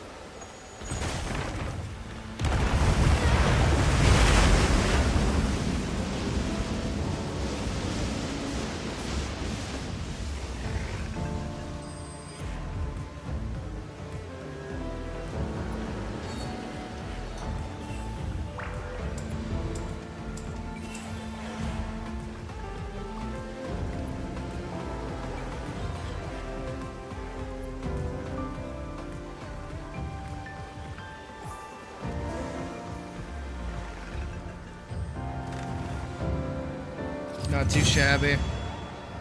That's perfect. Now technically our build is complete. And we got another water gem because it was guaranteed. Even better.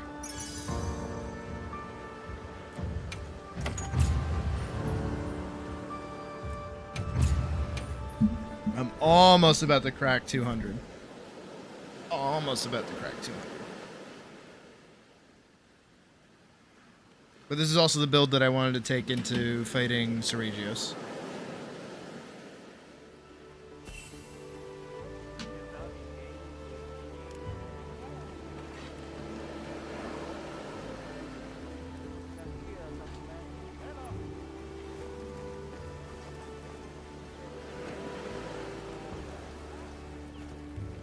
Alright, let's upgrade that talisman. For that max level agitator. The whole reason we did that. Why can't I don't have enough hunter symbols. God damn it. Well, the hard part's over at least. Now I just need hunter symbols. Actually, before I go, I would like to upgrade my gear if at all possible.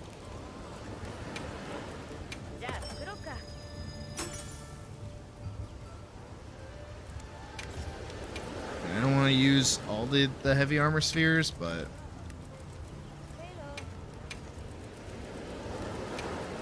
a few of these probably goes a long way. And then my Numinos chest, I would like to fully upgrade. Maybe. I'm gonna sit on those cores for a while, considering that they are free.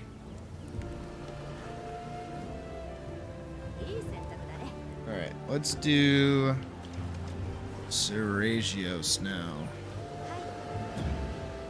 You know, the thing that I set out to hunt originally. I'll settle for a 4. I think I'll settle for a 4-star Seregios. I see where to go.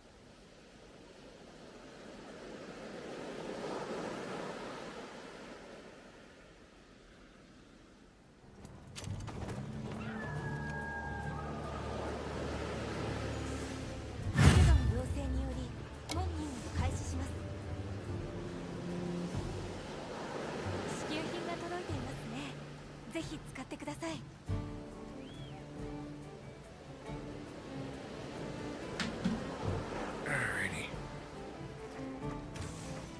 Got time on food. I got items.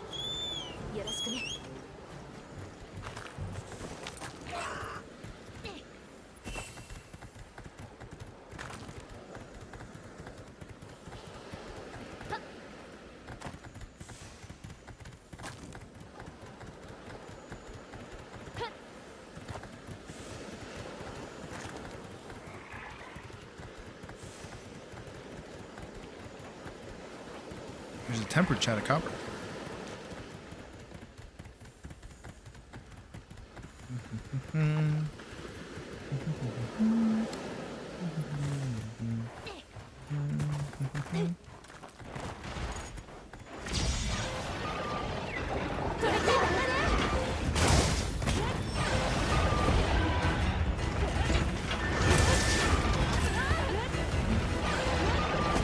He hurt. Oh, he hurts. And he's not even trying to hit me. That's the worst part.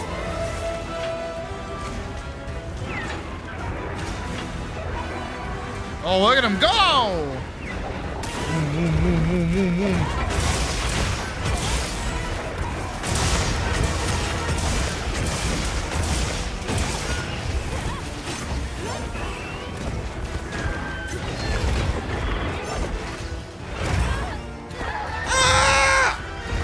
I'm gonna stay down for a second.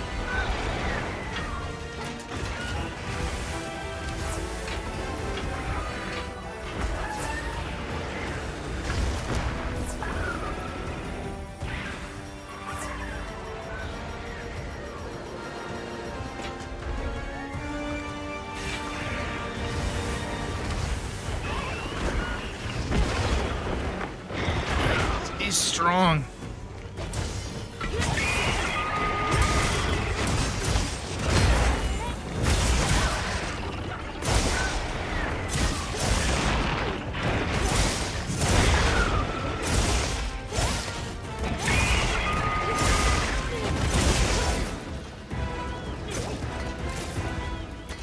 I got hit again?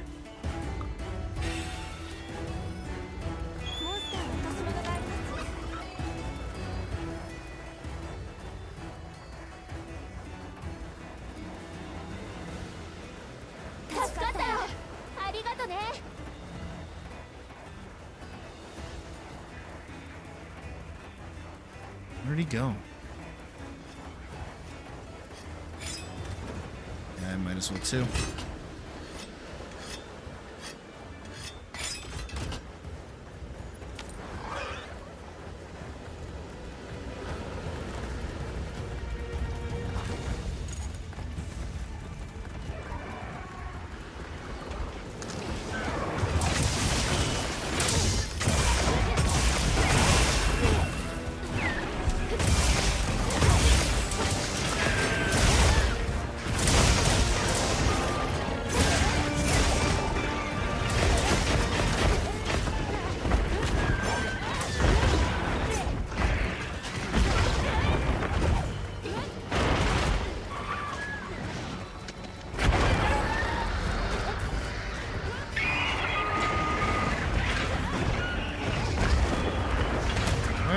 pods.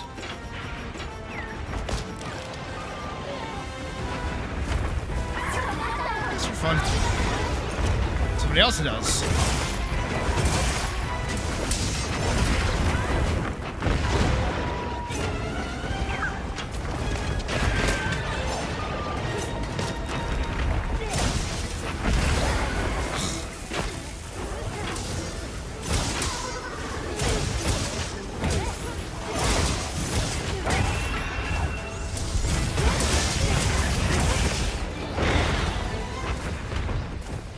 Not taking that risk.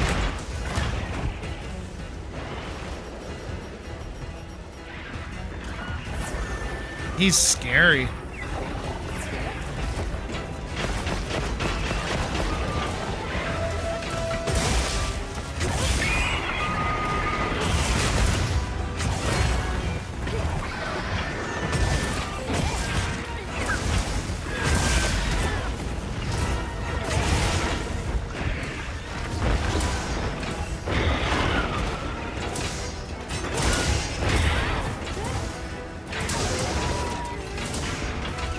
Second.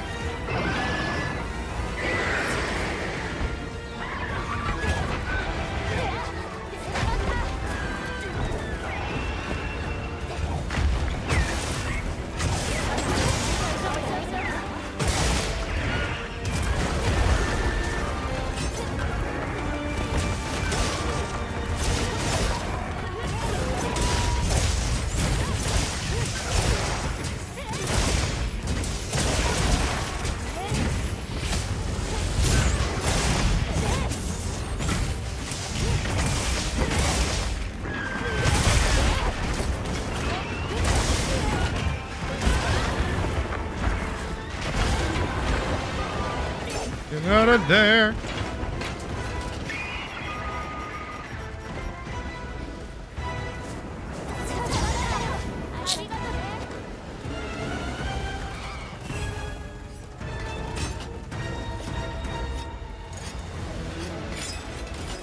He's fucking scary.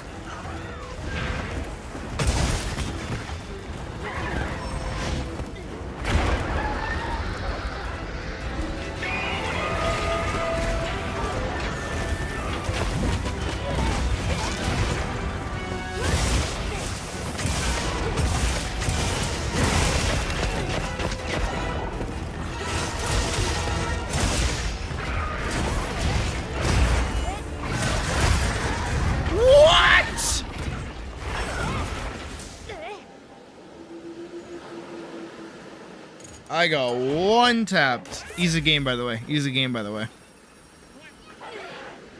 ご無事で何よりです。それにご安心ください。まだ機会はありますから。 Game is easy, by the way. Game not hard at all. What do you mean? Game presents no challenge. Monsters die because you look at them funny.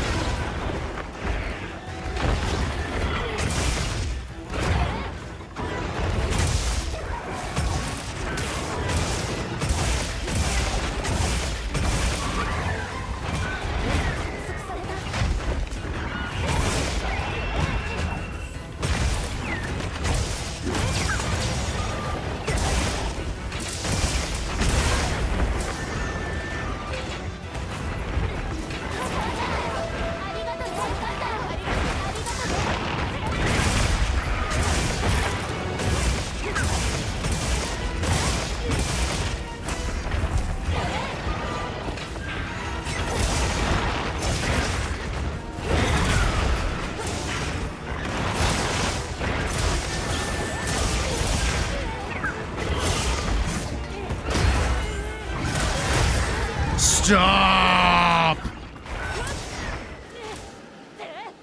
Why does they get to one-shot me when I'm in the middle of the combo?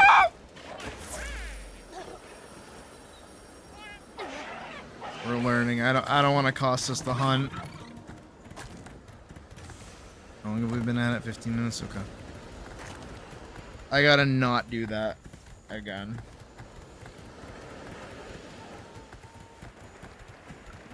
What's my alternate weapon? Sword and shield? Okay. I can do sword and shield.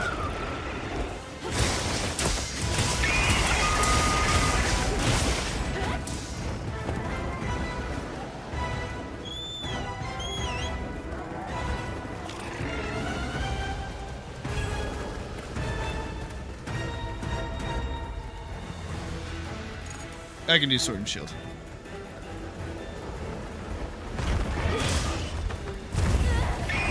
Ow!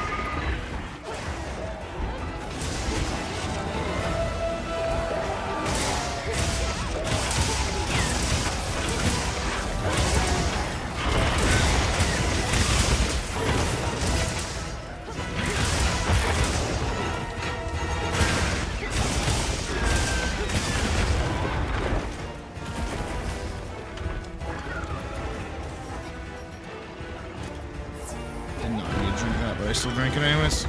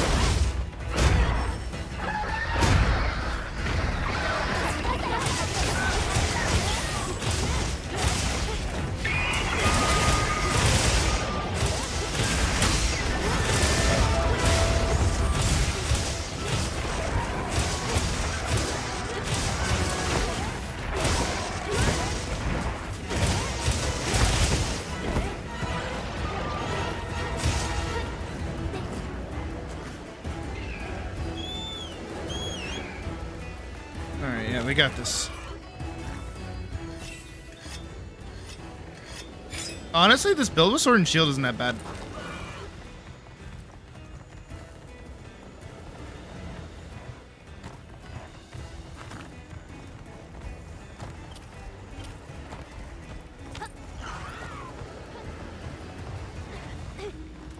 I wonder if I could get this to work with the Rathalos set too. I have to wonder.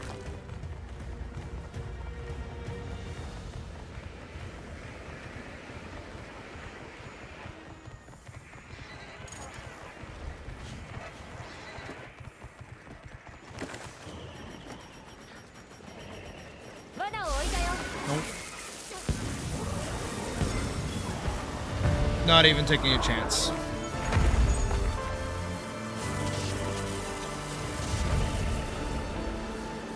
Do not blame.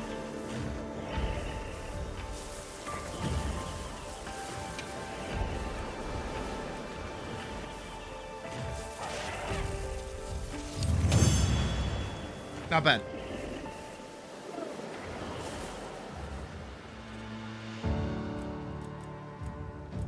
And we got a hunter symbol. Holy shit. A lot of goodies. A level 3 razor sharp. Perfect. And we hit HR 200. There we go. There it is. Not too shabby.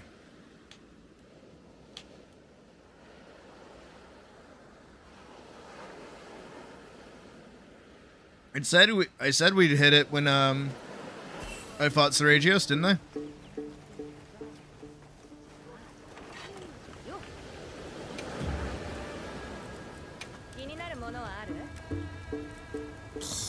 Two more. Two more for Hunter Symbol 3.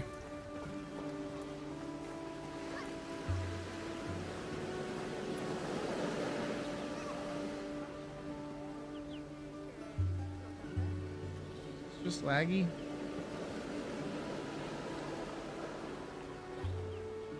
Weird.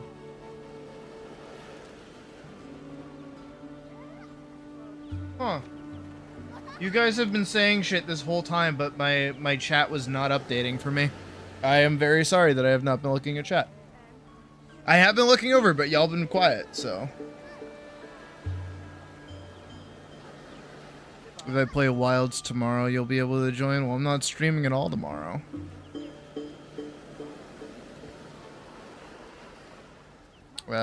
Temp Seregios is just hard. I'm not bad. No, I know I'm not bad. I'm just saying I got... He got me with the sauce. And then the second I swapped to Sword and Shield, it got a lot better. I do prefer... I do just prefer Sword and Shield. I do. Okay, hold on. Let's do a little bit of theory crafting very quickly. So how many pieces do I need for Leviathan's Fury? I only need 2. 4 in total for 2. Which does what? Further increases additional thunder damage and moderately extends the duration. Okay. So it increases affinity and can deal extra thunder damage upon buildup. Okay, got it. So there's that, and then there's also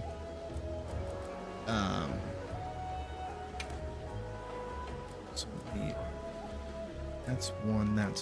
What's on here for Guardian for G Rathlos? Just fucking where?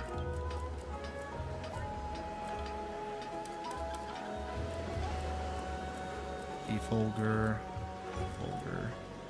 Ebony, Rathlos.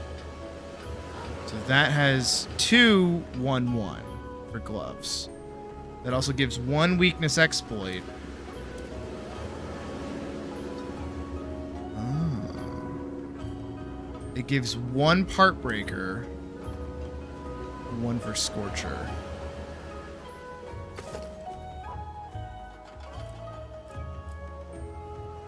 What does Zoshia give? Agitator and Coalescence. Okay. What about these? What about Rathlos? Gives 2. Okay. Weakness exploit and windproof. And then that gives me Scorcher.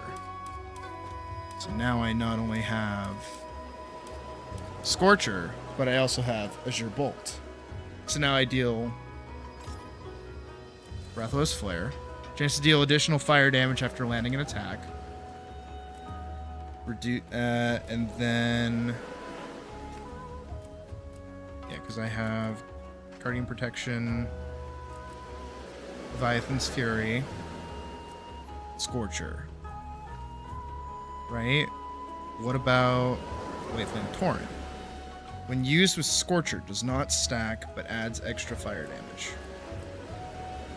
So that's still gonna go through. So that, and that both go through. What are my skills looking like? Okay, so I'm missing 1 agitator. Still. I'm missing 1 weakness exploit.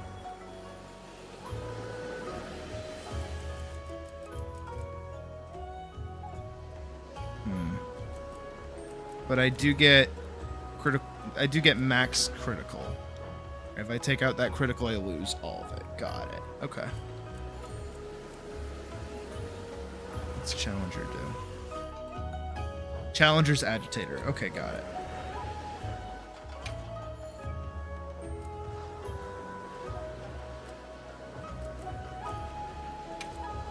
What is Mighty? Mighty is maximum might, which I already have maxed out. Which will stay maxed out. Okay. Heartbreaker.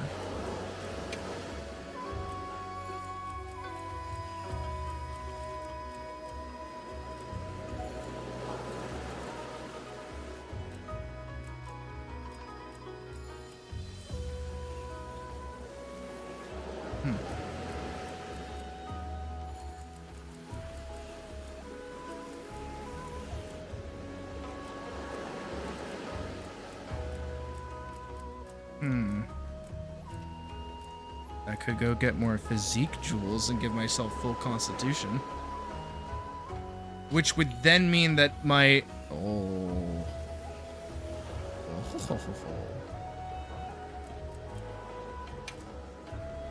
Okay.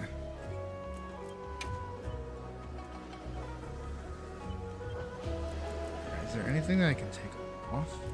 I have 3 counter jewels. Which is specifically... Wait, that's not guard. Though. Is it? That one's, Counter-Strike.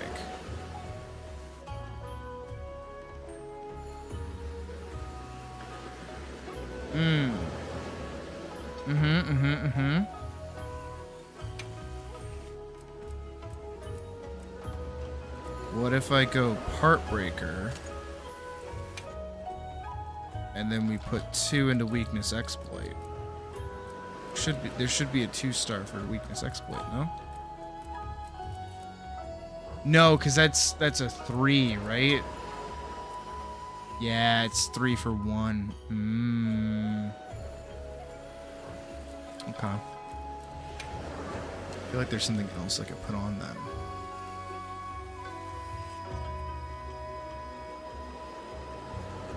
Okay, that just gives me Coalescence. Gives me another point in Destroyer. That gives me another point in Stamina Surge, though.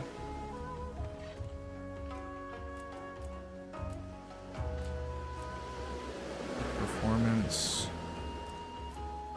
Maintenance. Heroics. No. Destroyer. No. Colossus. No. Evasion. No. Maybe.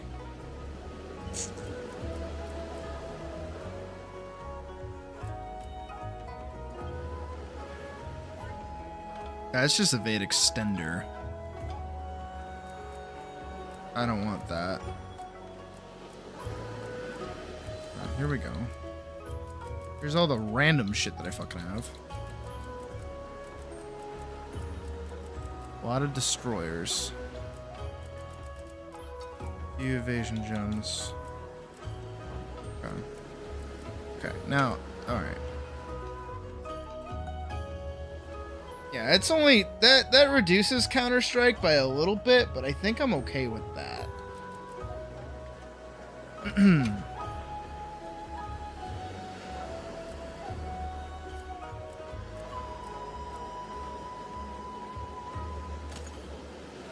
Idea. Light bulb. Light bulb.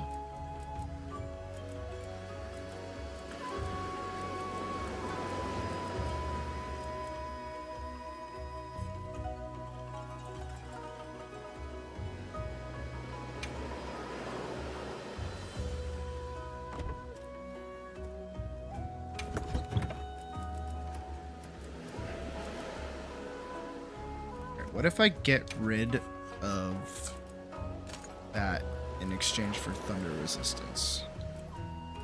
And then here, because that's just stamina drain. What if I'm not using blue blades?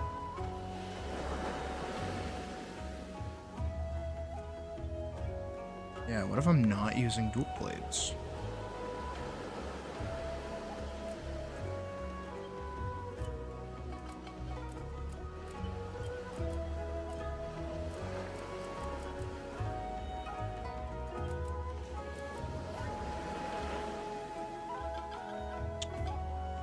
Wait, so what does physique do?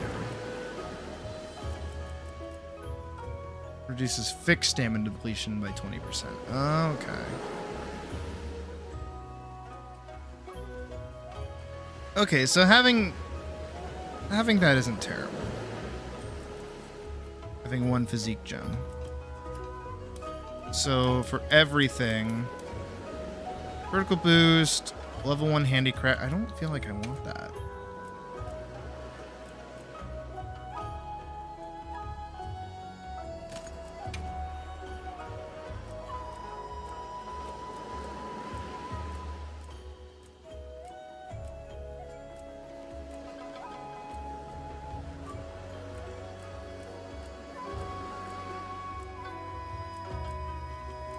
Polish, mind's eye, blunt, precise, opening bit. Your shot, poison coat.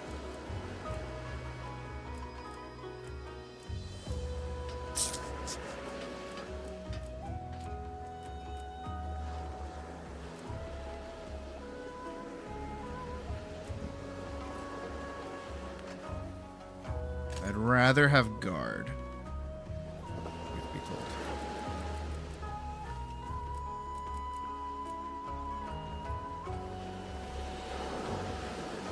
And maybe instead of agitator. Wait, if I'm gonna do that.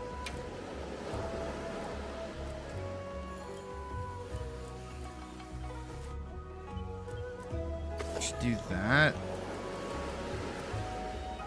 And then instead of that, because it's only the 1 point, right? What if I did chain, so then I have burst?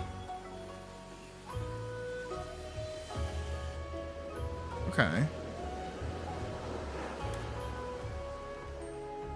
Coalescence, windproof.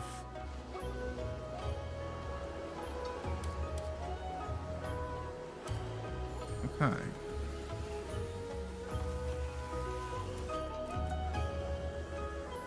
And on top of having white flame torrent,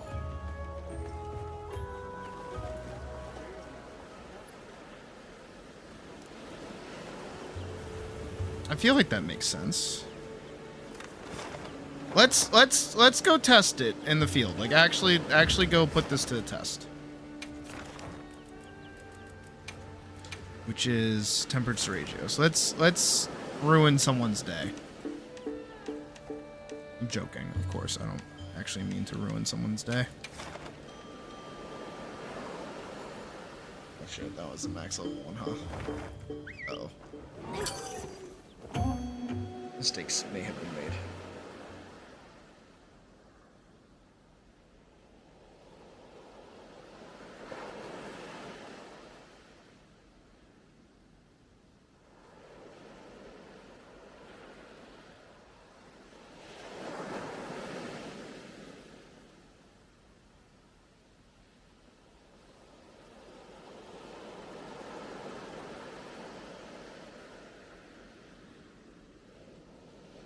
You actually get in.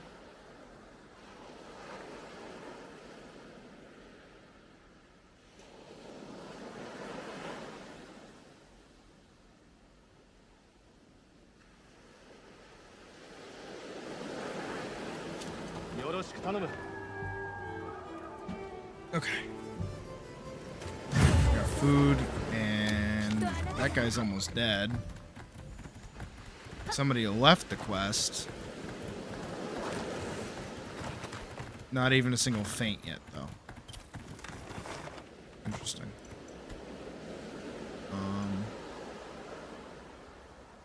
Okay. I think it's based on other people if they've gotten it. At least we're closer. All right. And Japanese name.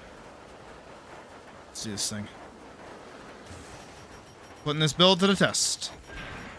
See if it actually works.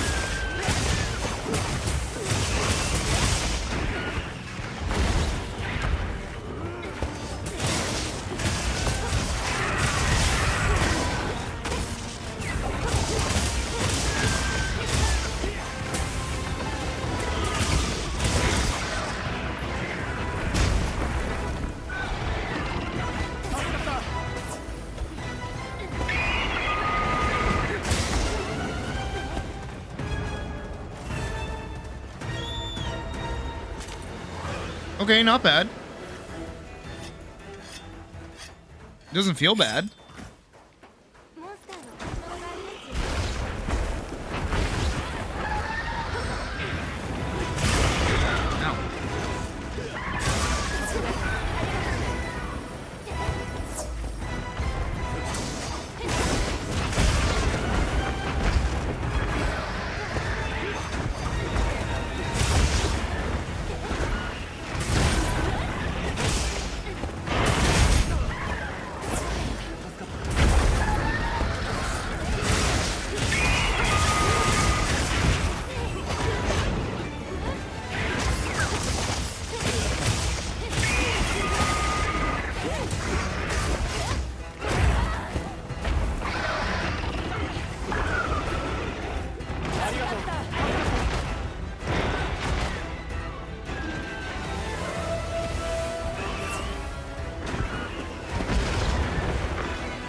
It's even better that I have coalescence on, honestly.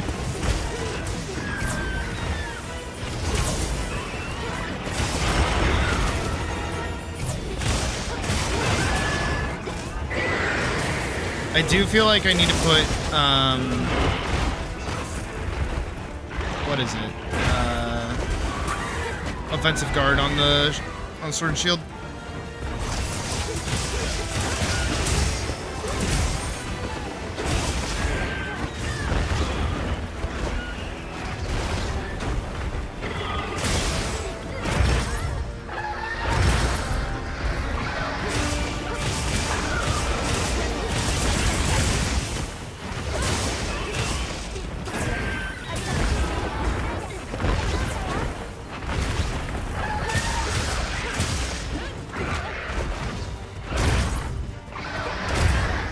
I didn't block it.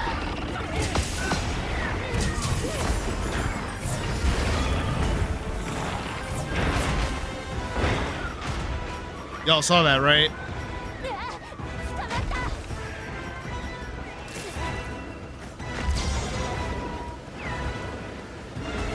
I'm just that good at video games, I guess. All right.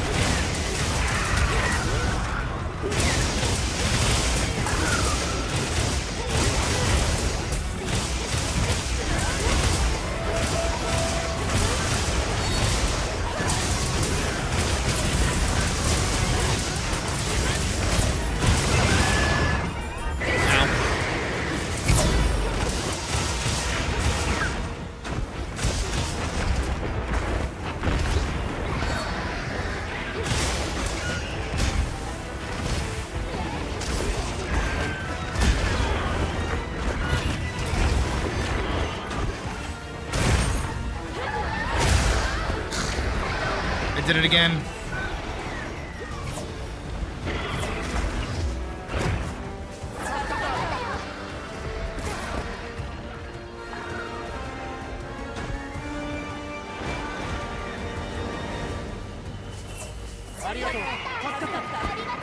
Got it.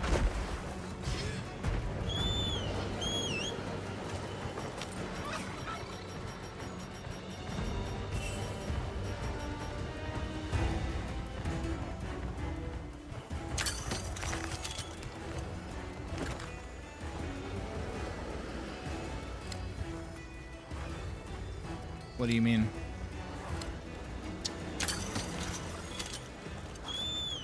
Ugh.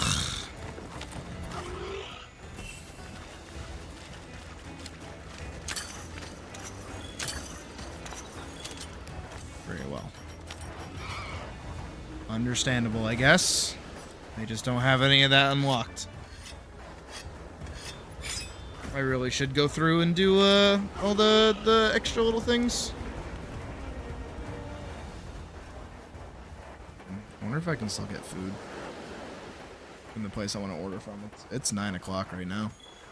I wonder what time they close. They might close at 10. I might have time. I'll see. I might get Chinese food. I've been craving Chinese food for a while.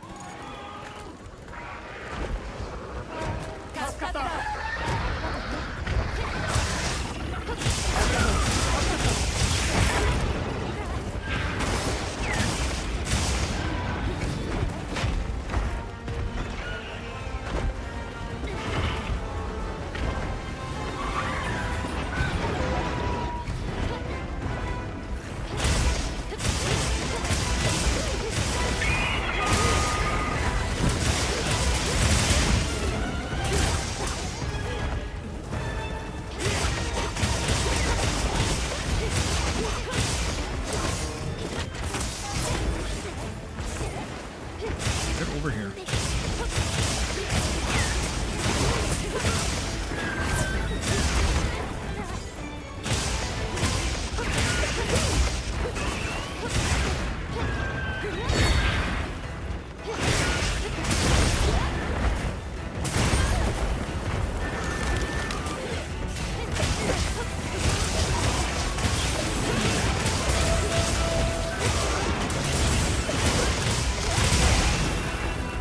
Did it? I honestly didn't notice.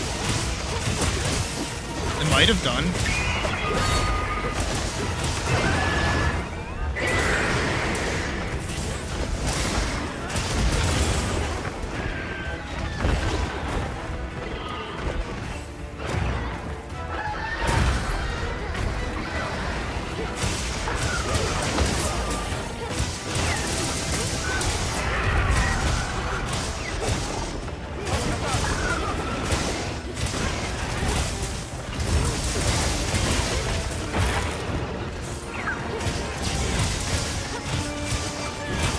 Missed.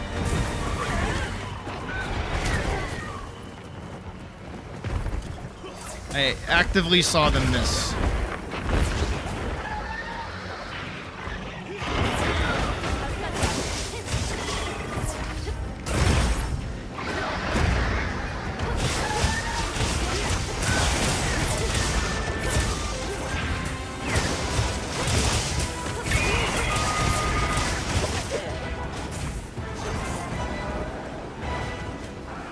Over there.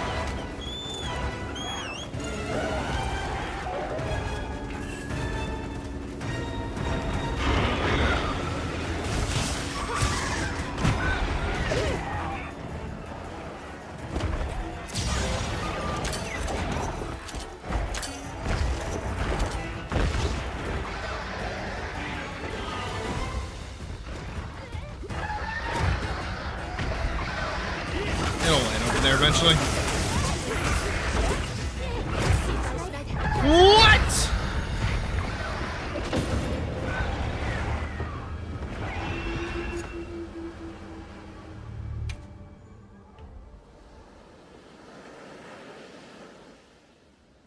Yikes. That would be that has to be a rage quit.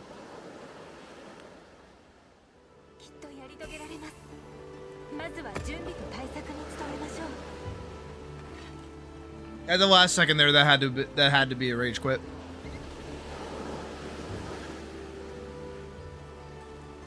That had to be somebody spiking their controller. Alright. Let me take a second.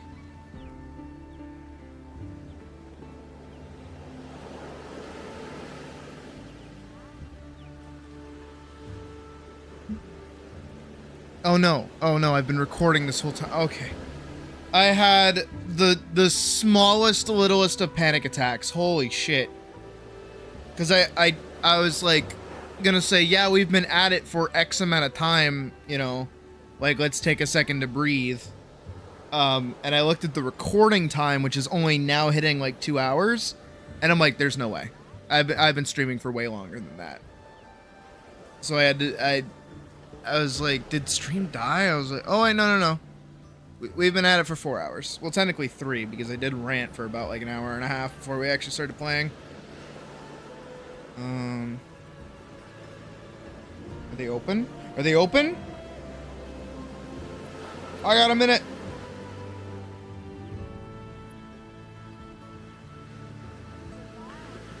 Oh my god. Jesus Christ.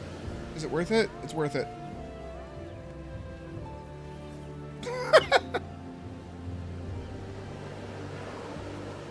I had a minute left to order.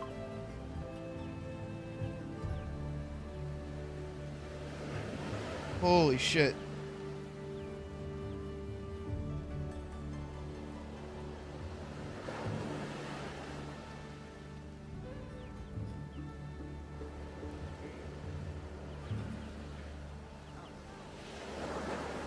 What time do they close? Oh, they close at 9:30. Yikes. Oops, that's my bad. Okay. Well, it's 9:10 in like a minute, so that's okay.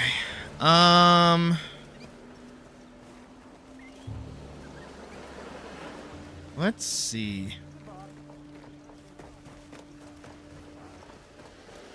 What to do.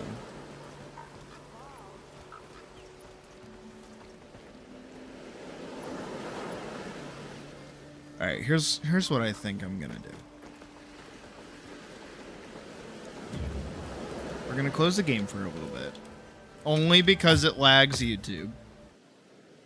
Otherwise I'd keep it open. And we're gonna go hunting. Get it? Hunting. For sword and shield builds, like new ones. There's a pyro video. We'll watch that while I'm eating. We'll watch the Blood League video while I'm eating. Monster Hunter Wilds sword and shield build. Fuck this guy. Not what I looked up. This was 2 months ago from Dark Hero.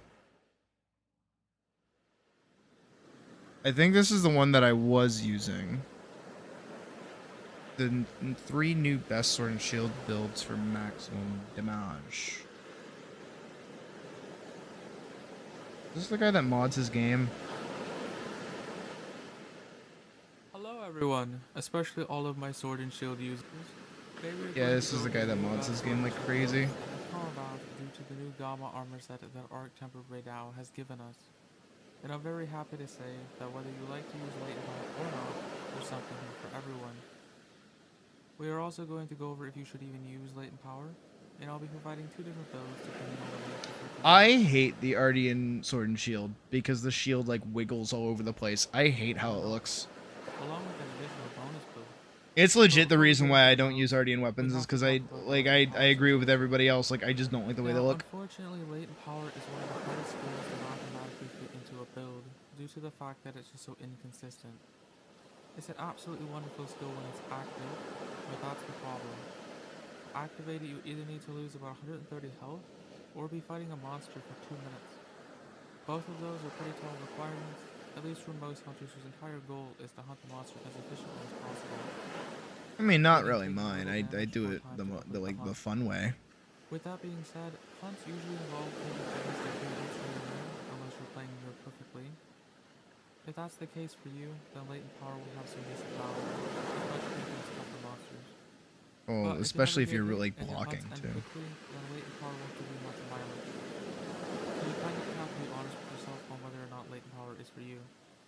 With all of that out of the way, the sword and shield sets that I'm going to be presenting for today are not It's going to be also really interesting because this is something I noticed too.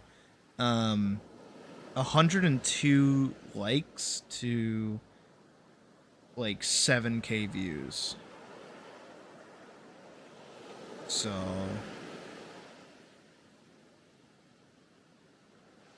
how did you make your hunter so voluptuous? Mods. It legit just seems like people are commenting on the mods for the most part. latent power back. Great for something besides latent power though. It also has the new group skill bonus of Word Soul, going for it as Build is one. going to be the latent power version.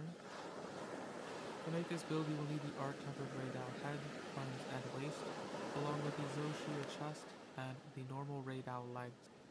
You will of course also need the Countertron too. But to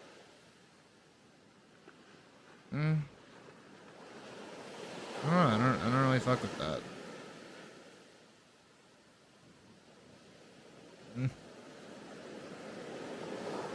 I don't really fuck with that either. Is that not the same thing?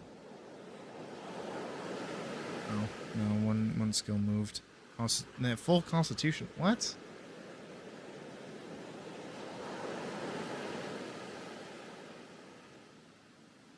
I don't know. I personally don't like any of these.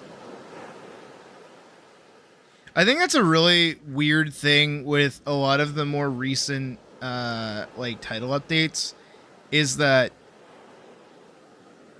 I don't feel like anyone's really making build videos right now because like all of the best builds still use the same stats rather than somebody just like trying to make one of the other builds kind of work, you know what I mean? And 9 times out of 10, like this one for instance, Insect Blade. All of these weapons come 75 element attack and a pretty helm beta. that's just the full set with one piece swapped out.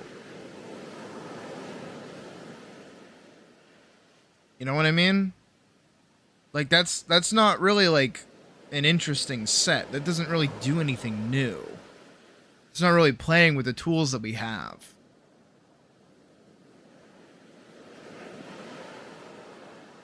$12K views, 201 likes.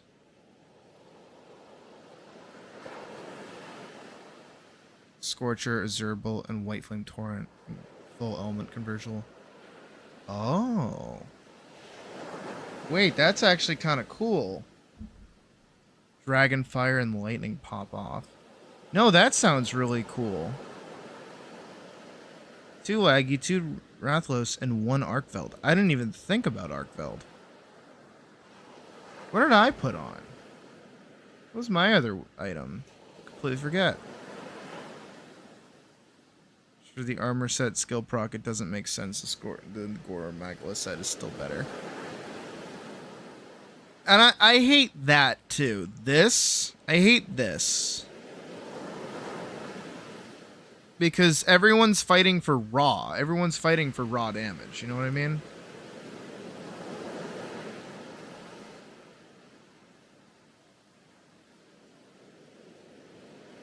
I don't know.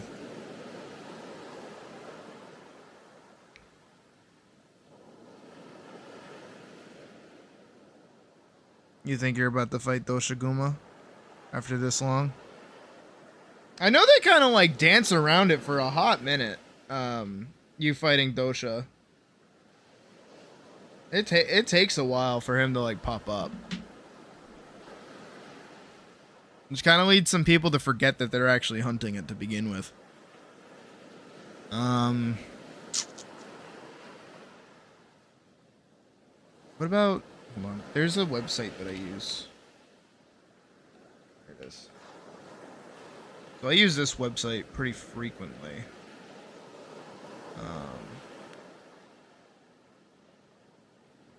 Guides.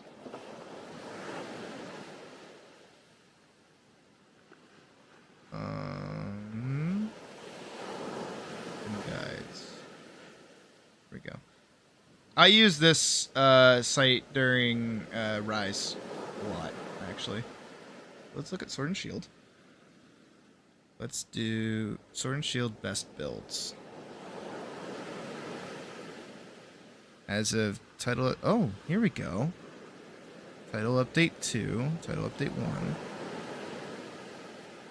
It looks like these are in ascending order. We'll take a look at this. Ray, Gore, Sword and Shield. Oh shit. So Ray, Gore, Gore. Guardian. I actually really like this. They didn't have this back in my day. That's that. So this endgame Sword and Shield build improves upon the previous HR 50++ build by having 95% affinity on armor skills alone. Oh shit. So gives you agitator, antivirus, constitution, latent power, burst, evade extender, maximum might, flinch free, stamina surge, weakness exploit. Ormagalla's tyranny and Raydow's voltage, along with Lord Soul. Okay. What about this one? Oh, it doesn't get one. Or do it? It don't. The weapon is the Hylagia sword. Okay. Hylagia sword is recommended weapon for its skill convert thunder resistance, as this synergizes well with the high thunder resistance that the build armor set has. Using this weapon with the build will increase thunder elemental damage and be a huge source of its damage. For this Ardian weapon, oh, there's an Ardian weapon tied to it too. Oh, it even gives you secondary weapons to use with the build too. That's actually really cool. So this is Legiacris, Beta Helm, Ray Sandmail, Ray Sand Braces, Legiacris Coil, and then Sand Greaves. Hey Pocket, how you doing? Chain, Challenger, Counter, Thunder. Skill summary. I assume this is still the same set. So gives critical element, offensive guard, thunder attack, convert thunder resistance for the weapon. Oh, I assume that's on the secondary weapon. Agitator, latent power, stun resistance, evade extender, burst, counter strike, maximum might, thunder resistance, stamina surge, and weakness exploit. Oh, Pocket, that's not good. Better be drinking water and shit. Take some meds. The usual. Build focuses on building up affinity with the use of agitator, counter strike, latent power, and maximum might. Thunder resistance is set at a maximum level to complement lag sword skill, convert thunder resistance, stamina surge will also insist the activation of stamina while stun resist and evade extender are comfort skills that makes your hunts easier.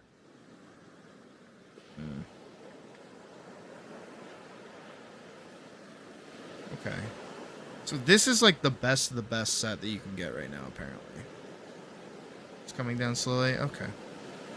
Well, at least you're not horrific, so.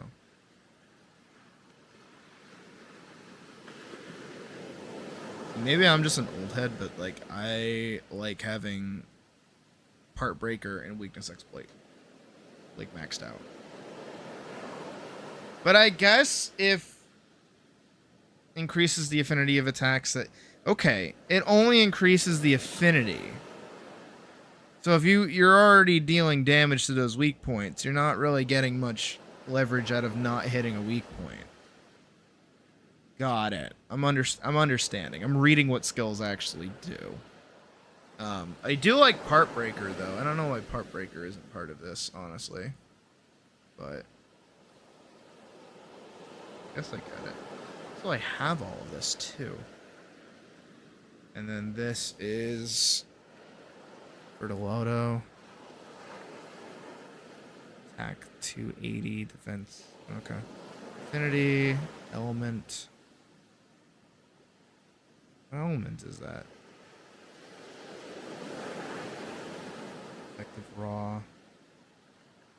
Effective element? What element are you using? What the fuck? You like having bursts with weapons like bow and sometimes hammer. I mean, maybe I should try this. Maybe I should see if this works good. What about dual blades? Let's go check out dual blades. So, dual blades, here we go. Dual blades, best builds. High rank dual blade builds. Zogor Agitator. Ooh. That actually looks really cool. So this would be fire attack. Holy shit. Evade window. Constitution, adrenaline rush. Zitsune Greaves. I've never seen these used in anything. Chain charm. Damn. High elemental damage build without relying on Wex for damage. Okay, interesting. So are these dependent? No, these are just flat fire. I assume you swap out whatever. Oh no. I don't know. Because there is fire attack. Oh. You put. Oh, you put whatever. Okay. Gotcha. Seregios score comfy dual blades build. Evasive build that can easily maintain adrenaline rush and demon boost mode uptime. We build uses an Ardean weapon with mostly attack production bonuses and reinforces events, heading towards raw damage output. For the non-Ardean alternative, the Terrible Twins is a great pick due to blade scale honing, which practically activates together with demon boost mode and adrenaline rush. Huh. Okay.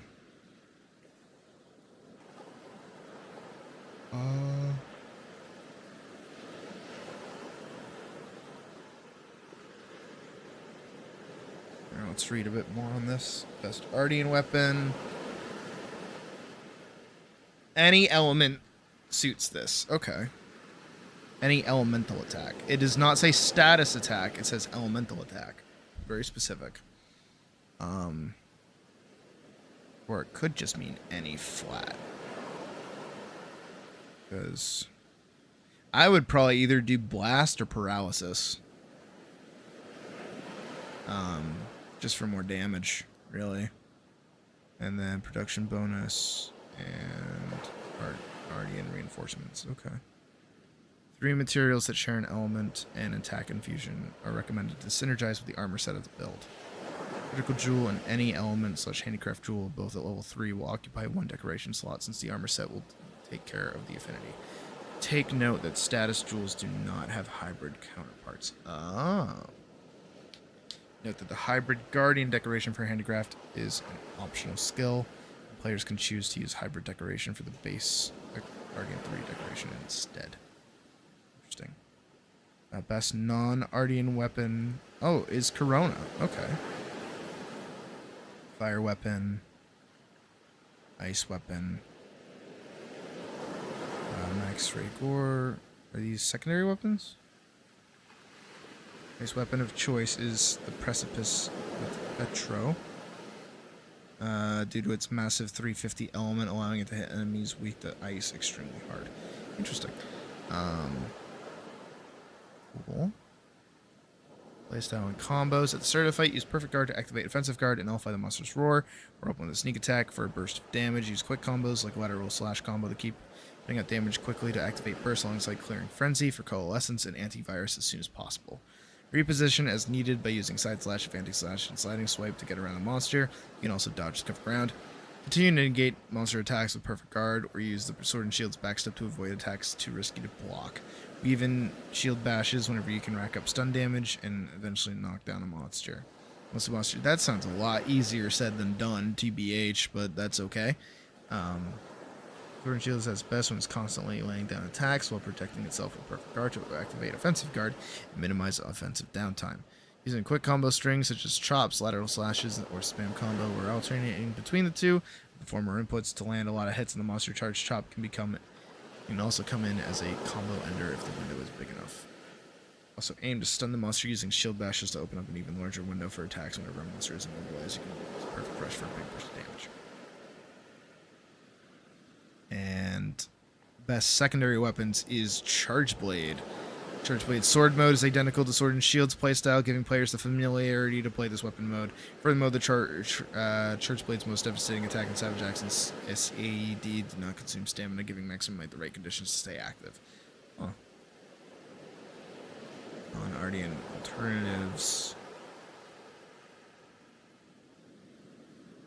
Oh, interesting. Oh, and food's about to be here. So we can watch that pyro video. Alright, I'm trying to think. So I think the rundown for the rest of stream is I'm gonna eat. We're gonna watch that pyro video. Once that's done, I think I'm gonna draw. I think I'm gonna do some art. I haven't like done a proper old doodle in a while, so I think that's the move. So let's pull up YouTube. I'll leave this open for fun. Let's open YouTube and find out what's going on with Ludwig in a moment. Oh, is this event enabling him? What is this opening?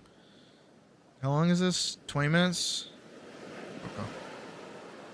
So yeah, we'll watch this as soon as I grab my food, which should be here in about 2 seconds. Because the guy that's delivering it has definitely delivered here before, because I know that name pretty easily. So he doesn't leave it downstairs.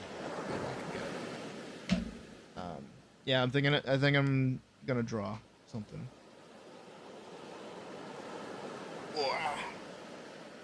I'm trying to think too, like, if I am gonna do like a 3D, like a low poly thing, how I would have Elise look, because I don't know if her current outfit would translate well, because of the two like little folds on her back, like through her back. I actually really like the design, right? I just don't know how to model that, so I'm trying to think of something else. But I do want to draw her in her current outfit that we've worked on so far. So. Doing what and where and how? No idea, but I'm feeling a little arty, so we'll see. Oh, this guy's taking his sweet fucking time. Oh shit. Oh, perfect. I know exactly where that is. Good. That's right outside the door. I'll wait a couple seconds for them to leave and we'll get started. Honestly, I'll just start the video now. What? Alcoholic. The What? Ludwig situation is sad. The Ludwig situation is terrible. I'm probably going to title the video something like that. Now, Ludwig is no stranger to this He channel. screams more than I do.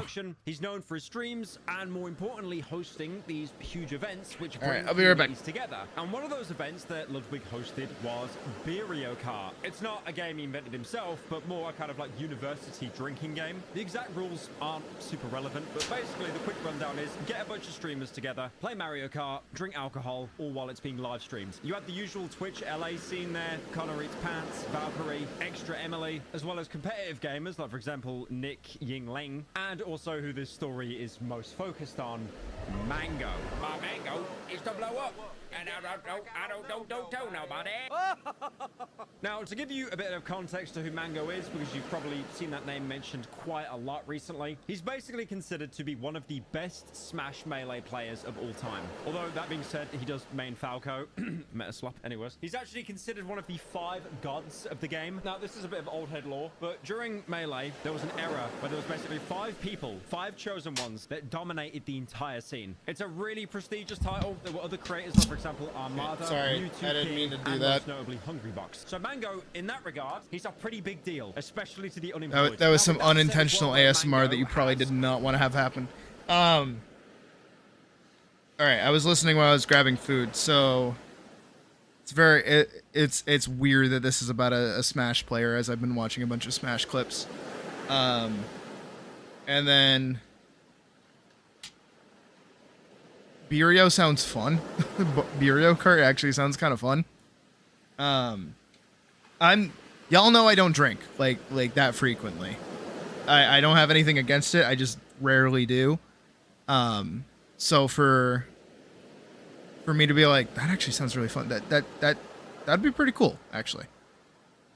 You know, enjoyed a drink or two quite All a right, lot. sorry for Actually the building his extra entire ASMR you're about to personality get. around being the guy that drinks a lot. For example, there were clips of him drinking liquor from his Evo trophy, an Evo or Evolution Championship series that basically is the biggest melee tournament that's held, and he's using his winnings to like drink from it. I mean, you know, he's celebrating, fair enough. And this pattern also continued for Beerio Kart, and during that he drank got an a egg roll. ridiculous The fuck? amount. I think by the time someone stepped in and actually cut him off, his blood alcohol was 0.32. At that point, you're likely suffering through alcohol poisoning. You could probably lose consciousness. What did I get Another for ranks? 0.08, by the way, for Mango, and he would have been in what is dubbed the death zone. And considering he racked up a 0.32 Doesn't in look the like span there's of any like egg 3 or in 4 here. hours, that could Oh. be a real possibility. Although some people at the event actually denied that was the case, saying that the breathalyzers were faulty. Real time. The breathalyzers are not accurate. If you just had a bunch of alcohol, it spikes it way up. I flew a 0.3 earlier. I'm nowhere near that. Your race doesn't define you. I just want to point out, if Mango was actually... There's no egg in here. Gender is what stops you from succeeding. He is not actually at that level. But it wasn't the fact that Mango drank too much, it was the actions he took while he was inebriated. Now, I know this is old news. We're going back about a week when this originally happened. The reason why I've kind of left it so long is because I feel like we're not really going to get any more updates on this now. Ludwig recently put out a little bit of a mini statement, which I'm going to go over later, but I kind of wanted to wait for everything to be out there before actually talking about this. There was one point where he went up to Extra Emily and Maya Higa and starts thrusting, dry Is humping. that- It's clear that Maya's like pretty uncomfortable, you know, looking around for help. But Hey, Mouse. apparently as well, and there's no proof of this. We're there taking was a- other taking a clips small that break weren't and I'm actually eating some caught on food. camera of him And being we're like, watching you know, Pyro. touchy with other people, and a lot of people How you actually doing? came out and expressed how uncomfortable they were with his actions. He was just very, very drunk. I think he might be an It's on alcoholic, fire. and he was very touchy with a lot of people, and also dry humping everybody. There's a clip. It was completely unacceptable. Now, as you can imagine, for Mango, this didn't go very well. He was basically banned from a bunch of future events that Ludwig and the company Mogul Moves were hosting. And I banned him from my events because I felt I had to, because my girlfriend and my girlfriend's best friend Maya are in my room at 2 a.m. telling me that they felt really uncomfortable at my own room. He was also banned off Twitch as well. And at the time of recording, which is Damn. about a week after all this happened, his account is still gone, which is really crazy. Again, just saying, if this was a woman, it would have been a 24-hour ban, but... Anyways, now I'm imagining that this is only a temporary ban. His account will come back at some point. But one of the worst things that probably could have happened to him was Cloud9, the esports team he was affiliated with, actually let him go. Dropping saying, him, following yeah. an internal evaluation, we've made the decision to release Mango from Cloud9 after becoming aware of the recent incident involving him. This is really sad. It's basically his entire livelihood gone. As far as I'm aware, his two main revenue streams were from Twitch and competitive gaming, and at the minute, they're both gone. And Mango issued a statement saying that he's reaching out to the people he's affected to try and make it right, while also, you know, working on himself, going to rehab, trying to fix his relationship with alcohol. Yeah, Now, but the I don't- opinions on Mango have been really split here. A lot of people have said he's an alcoholic, disgusting, you should control yourself, it was no one's responsibility to take care of you. And then there are other people that are basically saying that what Ludwig and the event did was enable him because they were aware that he was like an alcoholic beforehand. And I think that is a really touchy subject. Because I see both sides. I personally don't think he should be getting as affected as he is. Like, I don't think he should be booted from the like his esports team. I think he should be banned from Twitch, but only for like an amount of time. But no, he just fucked up while drinking. He was in an area with alcohol. He drank. He got drunk. He made dumb decisions. Yeah, like punish him for a little bit, but like I don't think that's like that's equal. I don't think that's level. He made people uncomfortable, and he did, like, you know, do inappropriate actions, yes, but also he didn't really hurt anybody. He just kind of like harshed the vibes, you know what I mean?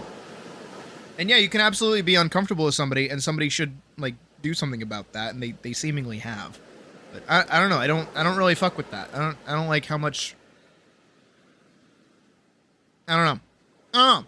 I don't know. There's still like 15 minutes of video I left. won't get into it, but like with me personally, I've always found it really weird when people get invited to event stuff and they might have like a problem with like a certain drug or like a drinking problem, and then they're basically told you can join, but just don't do the thing that you're an addict to, despite the fact that the vice is everywhere. You know, it's the equivalent of doing something in a casino and then inviting a gambling addict and then basically saying, but you can't gamble. You just, you know, you could do anything you want, just don't gamble. And then I know some people will turn on the coke, being like, yeah, just don't gamble, just don't drink, it's so easy. And yeah, fair enough, but for some people, you know, especially if it's you're an pretty addict, hard. you're probably going to have that clawing feeling in the back of your brain constantly, you know, to the point where this isn't even fun because you're fighting this urge the entire time, this impulse, because your brain is so used to getting this release of dopamine constantly. You know, I'm not going to undermine addiction. I think no matter what addiction, it's an incredibly difficult thing to deal with, and sometimes it can be lifelong. By the way, I'm not giving Mango any kind of out here being like, well, it's really sad, he has a problem, it exonerates everything he's done. I'm not saying that. No. It doesn't do that. Personally, I've never spoke to the guy, but the fact that he reached out to everyone the next morning as well, I know for a fact that after the event, he must have had the most deep-seated regret, that kind of biting your jaw kind of regret, waking up in the morning, just feeling absolutely terrible. Now, why is the video about Ludwig when I was talking about Mango for the first 5 minutes? Because Ludwig brings in views. No one knows who Mango is. And more importantly, a lot of people have actually been pointing the finger at Ludwig, basically blaming him for this. One clip that everyone is using to cite their sources now and to go against Ludwig is this one clip where, you know, he's basically celebrating Mango hitting a new PB, personal best, for, you know, hitting a high score on the breathalyzer.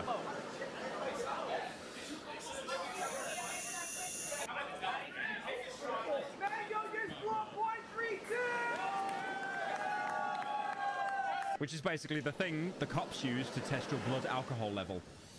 What happened, Mike? He's waiting for Mike. He's going in there. And then when Mango would get a higher number, Ludwig would announce it and then put it onto the whiteboard, essentially giving Mango the motivation to, you know, keep on drinking. Wait, no one's telling me to stop?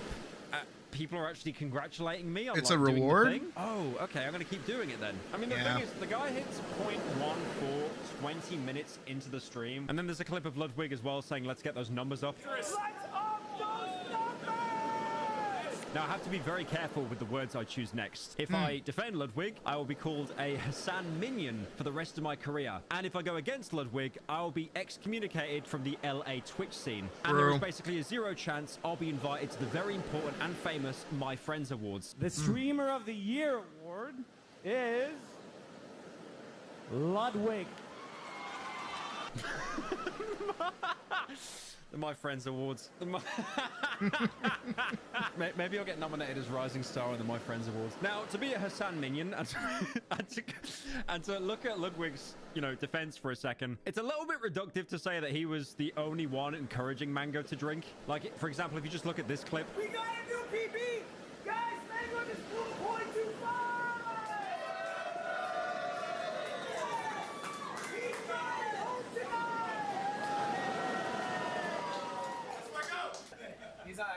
Ludwig is 100% orchestrating all of this, but they're still cheering Mango on. Now, one thing that I find really weird with these public events, and I've seen this time and time again, whenever there's like an IRL stream or some public stream, there are certain streamers that realize that things, they could be misconstrued. It could look bad for them. A great example in this clip as well, in this stream, is Valkyrie and Dug.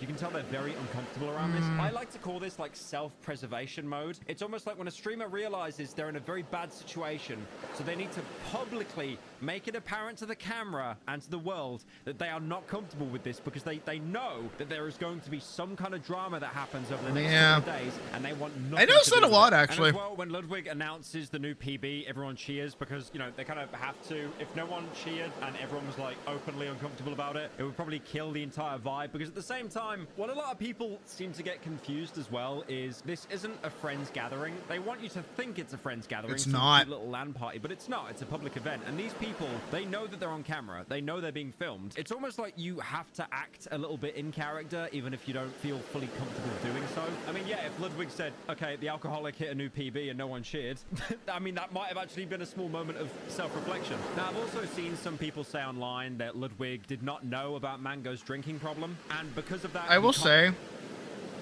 that's a big portion of like why I don't try to like reach out to other streamers or do any kind of like collaboration content. It's why I mostly stay with you guys as best I can when it comes to like content and doing stuff, because if I'm gonna play with another streamer that I've never met before, or even a group of streamers that I've never met before, it's not gonna go over very well, right? It's gonna be pretty bad because I will have to be in like entertainer mode,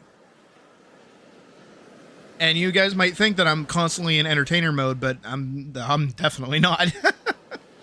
And I think a large part of why I like streaming to begin with is that I like being the platform for you guys to do shit with each other. I think there was a quote from like forever ago that I remember hearing in regards to like community and stuff, where it's like everybody wants a village, nobody wants to be a villager. You know what I mean?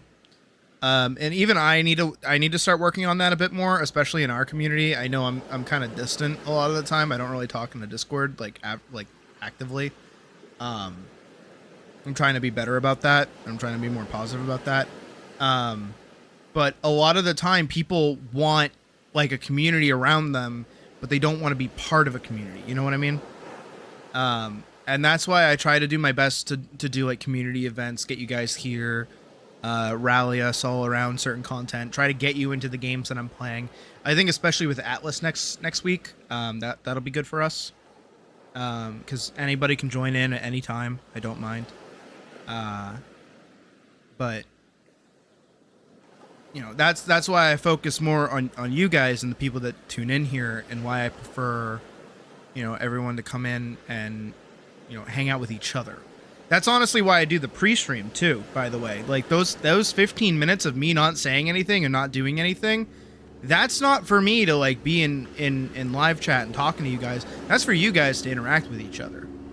That's for you guys to pop in, say hello, and then like talk to each other before stream even begins, to get everybody in like one little chat room. That's the whole intent behind that. Whether that works or not is it's not really up to me. But you know, I that's why I don't really do like collabs, or I try to reach out to people. That's what this whole bit is about. Because I prefer the like actual connection. That it sounds very parasocial, but like actually getting to play with the people that watch my content, rather than somebody trying to like combine our viewers and seeing them more as like a commodity to be traded, rather than like people to entertain and spend time with. You know what I mean? Because I do value those of you that are here and just like spend basically every day with me. Every day that I'm streaming, you're here. And it's crazy that you're willing to do that, even like when you step away or you come back, or if I'm on the corner. It doesn't matter, as you know, it's nice to know that I'm part of some people's like daily routine.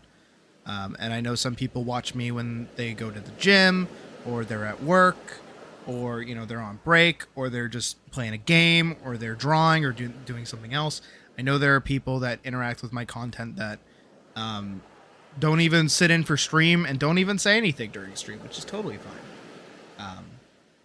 But I also don't like other people, as you guys know, and I don't really do good in groups that I'm not like in control of to a degree.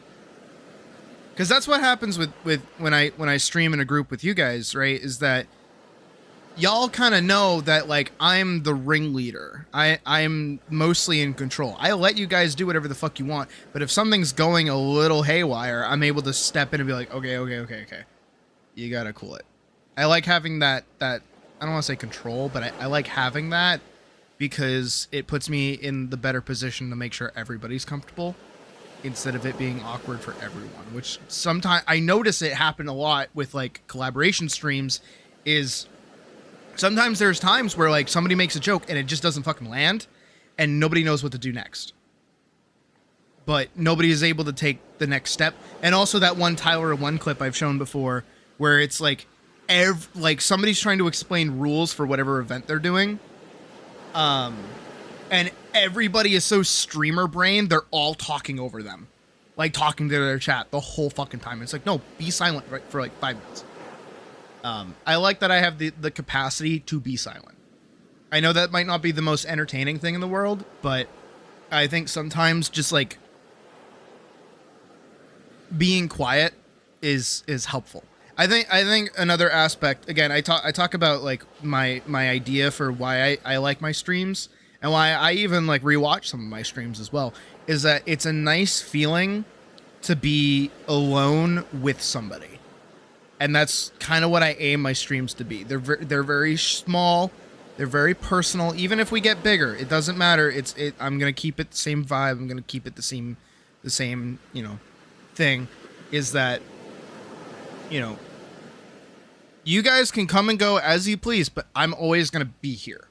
And I feel like that comfort and that security that that somebody is there that you can like tune into and talk to at any time is like nice. Because that's what I would want. That's what I've wanted. And I know not a lot of streamers are able to do that for people. I know a lot of streamers like lock stuff behind things. I know for me, when it comes to like content locked behind a paywall, I'm kind of loosey-goosey with it. Like, I think that locking the Minecraft server behind the gamer tier was like the best option because it stopped anybody that didn't want to spend money from getting in. And then on top of that, if we're playing Atlas or we're playing Monster Hunter, I don't really give a shit because it's totally free to join at any time. I have no problem with that. Randoms can join in whenever they want, and I feel like that's better for people to tag in, So it's kind of like a paid light for now. We'll see how that goes going forward, considering, growth and stuff. But that's why I don't really like try to reach out to other VTubers, is because like I don't like that. I don't want to trade you guys for more views. I don't want to interact with somebody that I'm not friends with or have good interactions with. And I think the hardest part about that in general is that I don't really do well socially. I have a hard time socializing with people. And you guys might feel that as like anger or aggression or like scariness, but it's not. It's just that I'm scared of you more than you're scared of me. Because I don't know how to interact with people and I don't know how to handle things sometimes. And that's just the truth of it. And maybe that's sobering to hear sometimes. You're very bad about tuning into streams more than once or twice, but you're glad you're stuck with this channel. Feel comfy around here. Feel yourself. That's good. That's the goal. That is the plan. That is exactly what we're after here. We're after a very welcoming space. I think the best way I can describe it is if my stream was a third place, aka like a mall or like a store or like a hangout for people, like a park or something, it would be a very cozy and like free little space. And it hasn't been ruined by being popular. And I know that, my main drive is to get bigger. Like, I want this to be a career. I want more people to know my name. I want more people to pay attention to me, of course. But on top of that, I'm far more content having 3 to 4 people able to sit in here consistently, and I know their name and I can talk to them. Even if I don't know their real name, I can still I I still recognize their name. I'm able to talk to them. I'm able to rant. I'm able to just like throw out whatever fucking random ass opinion I have. I can stop a video and start randomly fucking talking.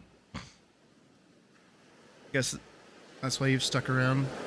You just never able to put it to words, and my honesty is nice. Yeah, no, I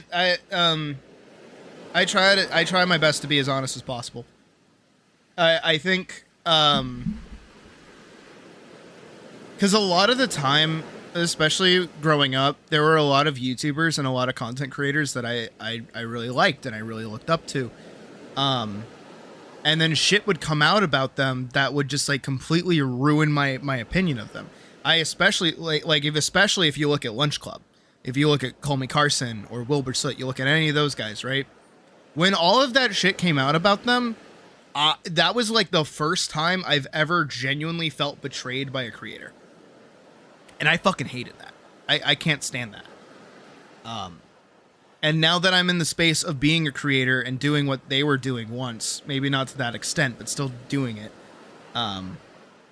I definitely value being as honest with everybody as I can be.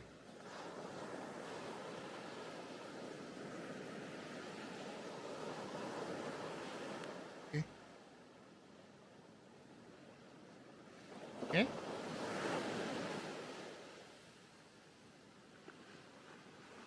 Yeah? Oh, that Vorkson's texting me.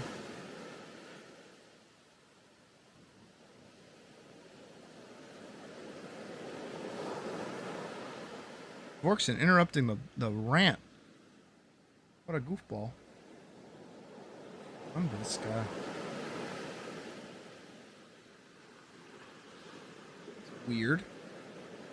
Hold on. Oh, venti. Not the fucking character. I'm this guy.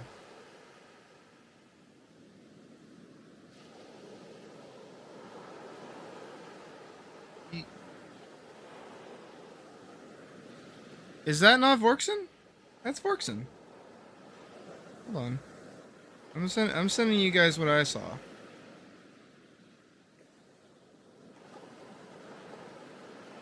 Alright.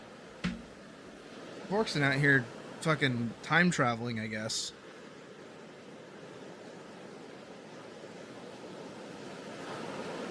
But yeah, no, I try to be as honest with you guys as possible about everything.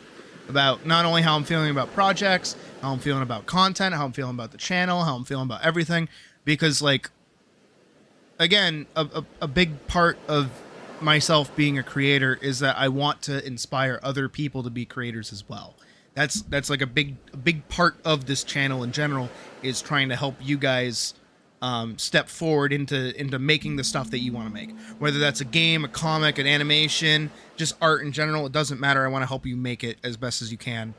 And I want to be a part of it, not for credit, but because I want to inspire more people to enjoy being creative, that kind of thing, right? And that's how I feel a lot of the time, is like, the more honest I am about how I feel about everything, helps other people kind of, like I say it all the time, humanize the feelings that other people are going through. Because if you're working on something for X amount of time and you fucking hate it, I'm gonna go, yeah, that's normal. That's like totally a thing. And it happens to me. And then someone's like, oh, I feel that. Yeah, that happens to me. Oh, it's not just me. Okay. And then hopefully that makes people feel better.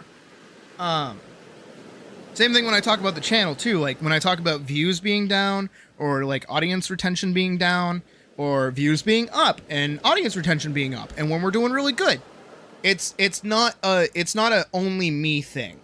It is all of us together, because it's our community. And as much as that is, again, I don't like being parasocial with this kind of stuff, because, you know, there is an amount of like barrier between me and everybody else. I do, you know, I want all of us to feel successful in growing the channel as we go forward, because the more I grow and the more I get to do, the more I get to give back to you guys. whether that's a movie night, whether that's giving you guys like the chance to win free art, whether that's getting you on the channel so that we can like do content together or whatever. It doesn't matter. Like even playing Monster Hunter with Badger earlier, right? If I wasn't streaming, I wouldn't be able to do that. I wouldn't even know Badger. I wouldn't even know any of you guys. We would never have met if I never made this channel. If I never started streaming. You started watching me when Atlas was released. Never would have guessed you'd be tuning into events and actually getting to play Monster Hunter with me and others. You're so welcome. Fuck yeah, dude. Like, I don't know why we would, like, my thing right now, and my biggest problem with the channel at the moment is the fact that we're not positively growing. We're kind of stagnant at the moment.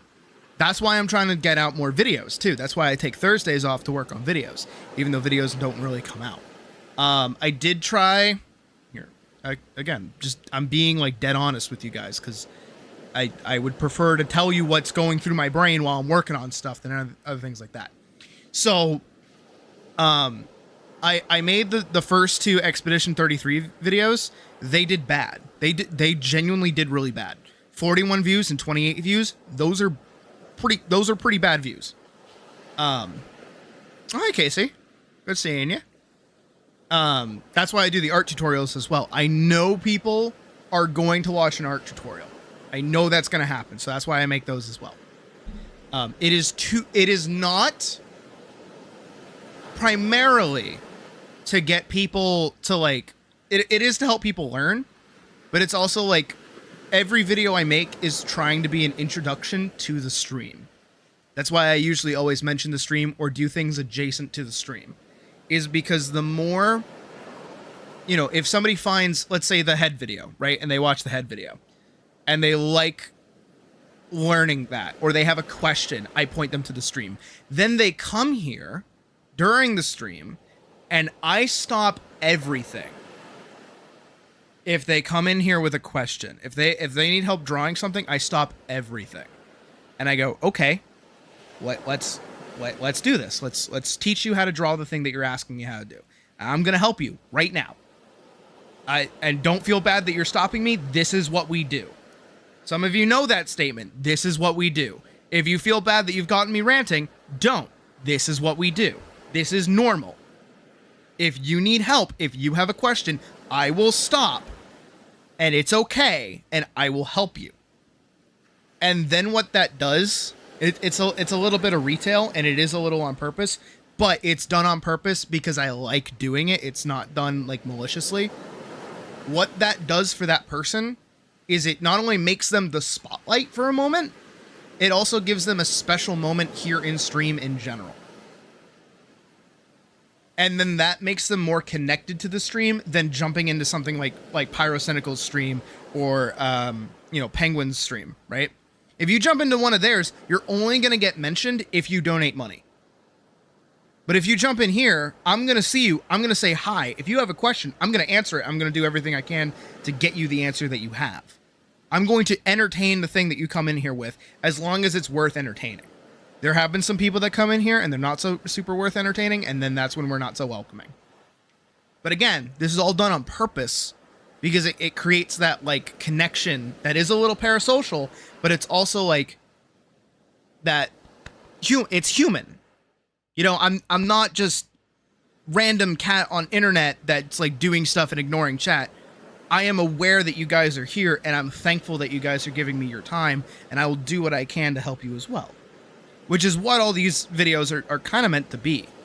You know, if somebody's into art and they go here and they have questions, boom, they can tune in the stream anytime. If they watch my gameplay videos and they like watching me play a game, which apparently they don't, then they can tune in and watch me play the game whenever they want. If people like my rant content, they can tune in to stream and probably spark up a rant. We've already had this happen once, and it usually goes over pretty well. If people like my animations, they can come in here and watch me work on animation stuff. You know, I rarely do the big production videos like this, because this is technically my first one like this. But if people like my opinions and like the way I speak, guess what? Come on down the stream, play Monster Hunter with me. If people like getting their art critiqued and want like input, and they see other people getting input on their art and say, oh, I could do that, then they're gonna tune in and do that as well. Same thing with the Spleef tournament, right? You know, we made it this big production. It was really fun. It was awesome to be a part of. I loved like hosting it. And anybody else that watches it and wants to tag in, you totally can. We're not going to talk about the Shadiversity video because that doesn't really count. Same thing with all of the previous tutorials that I was doing, and even the Atlas videos as well. Which my part 1 of Atlas is like my best performing video outside of Shadiversity and the I want to say a dragon video that I did, right? And you know, I feel like the channel is at the current moment in a very small place of stagnation. I don't know how to fix that. That's the problem, and that's why I'm throwing so much at the wall. So if there's things that you guys are seeing that you're not super interested in and you're not watching, don't watch it for the sake of helping, because that's going to tell me that you guys are interested in it. Don't do that. I should at some point actually hold a poll to see what you guys are actually interested in seeing. Another thing that I've been debating doing is uploading speed paints. I'm thinking about doing speed paints, but I don't know how interesting those actually are to people or how much people would care about it. I could maybe take some of my rants and or stories that I tell and cut out like this part, like the VOD part, and cut it so that the audio plays over the speed paint. I know that's a thing some people have done before and they get pretty popular off that. Again, I'm not gaining for popularity. I'm mostly gaining for people to like tune in the stream. Because the more people that come here and hang out with us and get their moments and, you know, feel welcome here, the more that they're going to interact with the rest of the community, and the more we can all help each other grow as both creatives and people and other stuff like that. I think also another aspect of the channel, I know I just got like totally off topic of everything else I was talking about, because this all started from why I don't fucking collaborate with people.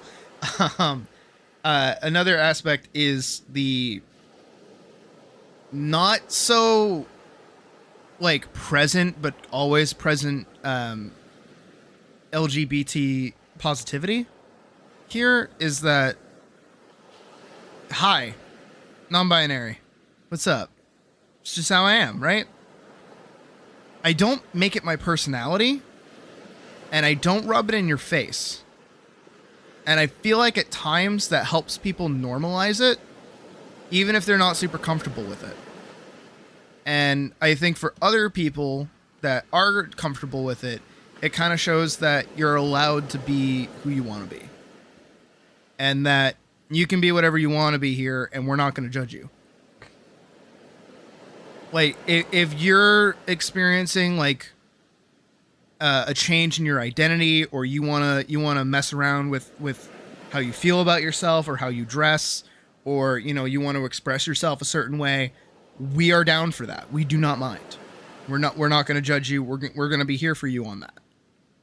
And I think there's a lot of spaces that don't really allow that safely, and or take the time to actually like make sure it's allowed. Because I try to do that as best I can here. And I feel like my hands-off approach makes it more comfortable. Because I don't overbearingly remind people of my pronouns. I don't, you know, I don't get upset if somebody like misgenders me. I don't give a shit. And I think, you know, that can be very comforting for a lot of people that deal with that on the daily, to see that like, oh, this is just somebody like that going through their life, and it's not like everything about them. Maybe I'm like, you know, blowing smoke up my bum, but that's how I feel about that. I think that helps a lot of people as well. And that's my fucking goal with this whole channel and everything that I do, is to just like help you guys. You know, whether it's feeling normal about yourself, or, you know, trying something new, or trying to get into art, or doing any number of different things. Like I'm here to help as best I can. You know, when I can, how I can, whatever, you know, stuff like that, right? And I like as well This is the other part of it. The last part of it. I'll stop talking and we'll go back to the video. Is that I'm happy that I get to be the branching point for you guys to meet each other. I think that's really cool. I like that you guys are comfortable with like each other to go and do stuff on your own without me being involved, and just like form actual friendships here and like interact with one another. And I think that's really cool because, again, this might be giving myself too much credit. I don't think any of you would have met each other if it wasn't for me making content. Like really sit there and think about that for a second. You know, how that sounds like I'm like, you should think about how important I am. I'm not doing that, but like, for real, like Vorkson, for instance, right? Dude, Vorkson, you're awesome, dude. Like, straight up. I know that that's a little bit of favoritism because you keep winning all my fucking events, but like, dude, you're awesome. But you would never have met me, and you wouldn't be friends with Wick. You wouldn't know half the people in this chat. You wouldn't know anybody if I wasn't playing Baldur's Gate that one time. Isn't that fucking insane? Isn't that fucking crazy? That small little, like, indistinguishable fucking choice of, hey, somebody's playing Baldur's Gate 3. I'm gonna tune in. And now you're here daily.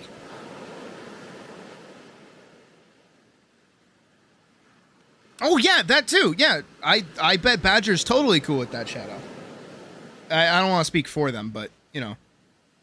Like, I wouldn't have met Badger if Jack Lee wasn't here. I may have shit-talked Jack Lee in the past, but genuinely I have, like, little to no ill will towards them. Like, at all. I know that I was harsh with them in the conversation that I had with them, but that's just, like, that was legitimate tough love. Because their question pissed me off, but still. Like, if Jack Lee never showed up here and wasn't as big of a part of the community as he was, Badger probably would never have shown up here. And Badger's a pretty big part of the community here too. So that's like, those two actions brought someone here that is here pretty frequently. If I never played Atlas, if I never liked Atlas, if I was never streaming, I might not have ever played Atlas. Because Atlas wasn't a game I actively sought out. What it was a game that I saw offhandedly through Jesse Cox and Dodger. And I went, oh, that looks cool. That looks like an interesting game. Whatever. And then during stream, I ran out of shit to do, and I said, you know what? I'm going to play Atlas. I want to go try that game. Let's go check it out. As we played it during the Halloween stream, I had nothing left to do. And then because of that, now we've got the fucking moderator from Atlas coming into stream. We got to send a giant message to KissF, a giant thank you message that they responded to with a single sentence, but that's okay. They're busy. I get it. And it's like we get the opportunity to do that. All of us get the opportunity to do that because I stream. And yeah, exactly. And look at that weird fucking connective tissue of all of that, right? If I didn't start streaming, right? I would never have played Atlas. If I never played Atlas, none of that shit would have happened. But also, if I never played Atlas, Shadow wouldn't have met me. Me and Shadow wouldn't have played Monster Hunter together. I probably wouldn't have actually ended up with an A rank and fucking in the arena. And then on top of that as well, I probably wouldn't like Monster Hunter Wilds as much as I do. Because I got to actively talk about the reason I don't like World with a bunch of people that actually gave me the fucking same opinion. That's fucking insane. And then I got the chance to make a giant love letter to the game series that I love that's right fucking here, right fucking next to me. Like, there's so many like little choices and butterfly effects that happen that have all led us here, right? And it's crazy. And that's, again, the part of it that I love the most is like when somebody tunes in and then they come back. That's what I like. I don't, again, I've said it before, I don't give a shit about having high view numbers. I don't care. I want people that come back and enjoy sitting with me. Whether they come back like in a month, in a year, as long as they come back and they're like, you know what, I like the vibes. I'm cool with that. I like that. I fuck with that. You know? And again, as I'm sat here having this conversation with you guys, you know, and I'm making you realize all this shit, I'm hoping, again, it's a little manipulative. I will admit, it's a little manipulative. That you're having another special moment and you're recognizing, like, that you actually like being here and that you want to be here more often. Even when you're not able to, you might go, I like being part of this. I like being here. Again, it's a little manipulative, but at the same time, it's like I'm not trying to manipulate you to stay here and spend money. I just want you guys to be here because you're great to hang out with. Parasocial, parasocial, parasocial. Like, I wouldn't play video games with you guys if I didn't actually like playing video games with you. Have you noticed that? If I don't like doing something, I'm not going to do it. I'm not going to go out of my way to do it. I'm not going to go, hey, Vorkson, do you want to go do random shit? Hey, Badger, let me tune in and help you fight shit. If I didn't want to hunt with Badger earlier, I just wouldn't have. I wouldn't have followed him around. I wouldn't have swapped to a weaker weapon so that you know, you could get the, like, actual feeling of playing the game. I wouldn't recommend to you a weapon that you may or may not like. I wouldn't give a shit. So, like, again, like, I hope that makes you guys realize that this is something I had to say to Puck earlier. I don't hate you. I'm not scary. I value your time, and I value you guys being here, and I'm happy that you are. And I'm happy that you're choosing me. More so because, you know, not my fucking needless, endless need for attention, but also just because, like, in a really roundabout way, again, parasocial, parasocial, parasocial, parasocial, parasocial, parasocial, parasocial, parasocial, parasocial, parasocial. I'm prepping you for this, all right? I'm prepping you for this, right? Parasocial, parasocial, parasocial. This is again why I spend time with you guys. Parasocial. This is my pseudo way of making friends. Because this has now put me in a position of comfort where I get to basically exist in a permanent, live, public Discord call at all times. Anybody can tune in whenever they want. Literally can't stop people unless I time somebody out. Or the mods time somebody out. Right?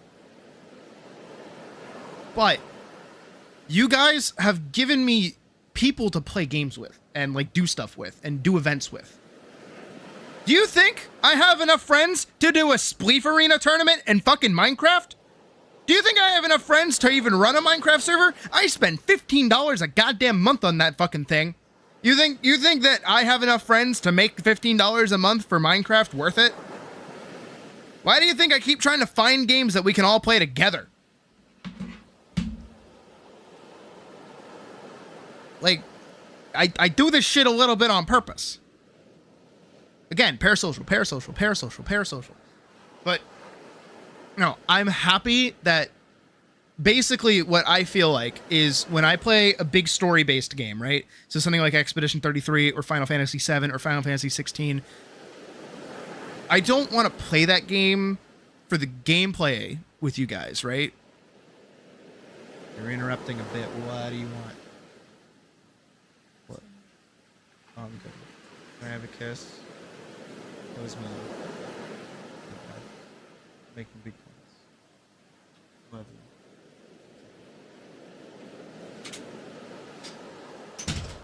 you. She didn't mean to slam the door. I feel bad because I had my train of thought and then she just walked in. Okay, where's my vibe? Where's my vibe? What am I on about? Oh, right. Game shit. When I play, like, story-based games, right? It's not necessarily to, like, do the gameplay with you guys. It's to experience the story with you guys. again, it's like a Discord call. So that's that. Trying to think if there's anything else I gotta say about that. Now I feel bad. I was kind of mean to Puck. I didn't mean to be. I thought she was gonna tell me something like important or something, but I don't know. The vibes got harshed. Ultimately, you know, again, it comes full circle into I don't want to collab with another VTuber because I don't want to trade the people that give me time with anybody else that I don't 100% value back. You know, so if I'm playing with like Wick, right? I don't mind because we're all in the same boat. And you know, if I play with anybody else like Badger or Vorkson or Day or anyone like that, right? I prefer doing that because we know each other, you know? Honestly, you're the kind of creator I wish I was. I mean, almost every day, art and animation all consistently. Don't say consistently. I'm a consistent failure, if anything. And Casey, the best thing I can say to that is nothing is stopping you. Legit. I know sometimes it might feel like something's stopping you, but nothing's stopping you. It's a legit sacrifice. To do this. And if there's something that you want, it's worth sacrificing something for. Consistent at being inconsistent. Shut up, Badger. Don't make me take back everything I just said about you. Fuck off.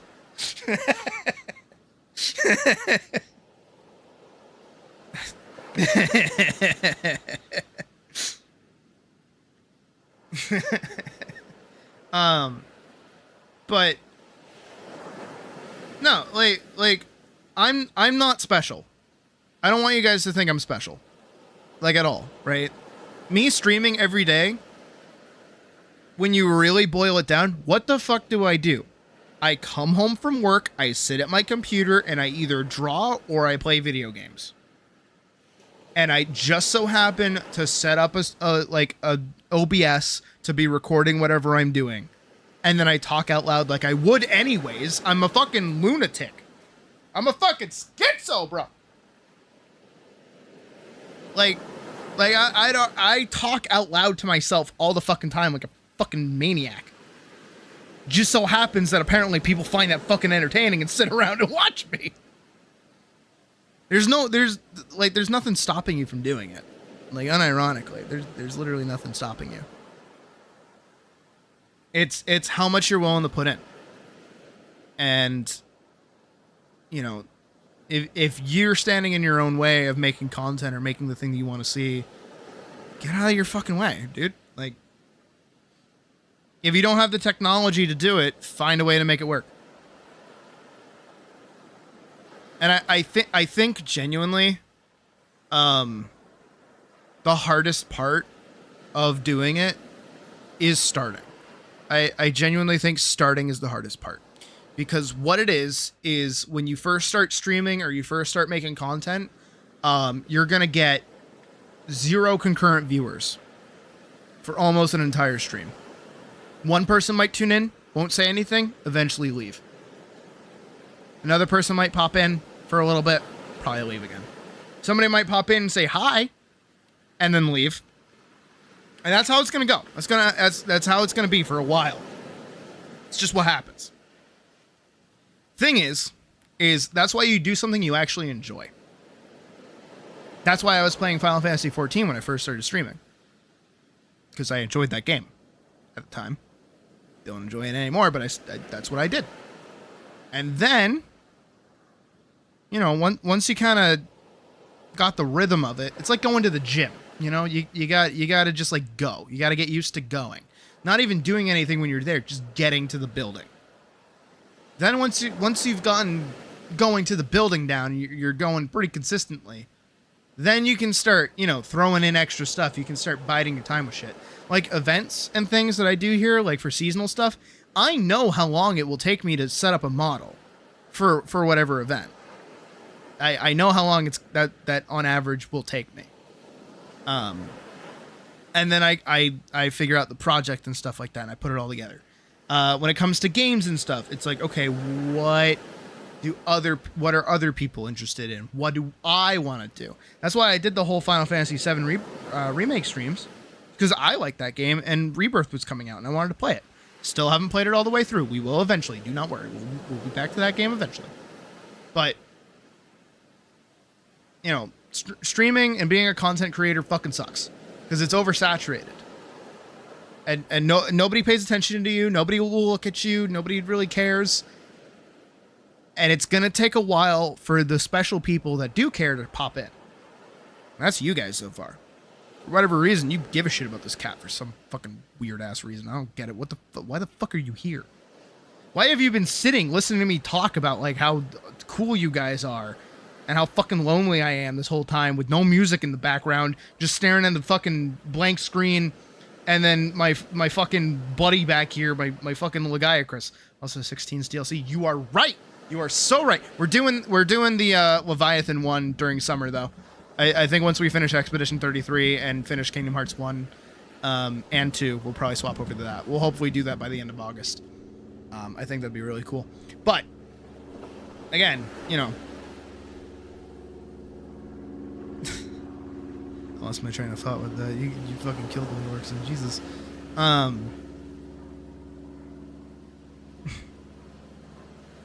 It sucks. It does. But I think I'm used to it, because it was the same thing that happened with my webcomic. When I first started making Vanguard, I maybe got a view every page. Maybe 2. I was mostly making it for me. And then eventually it clicked with people, and more people started showing up. And then I started recognizing names, and people started commenting and started theorizing, and like, where can you post your Hunter ID so Badger can add you? Video games. Video games works.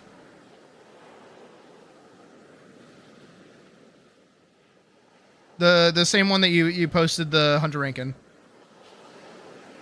I think that works. I don't mind at all. I appreciate you asking, though.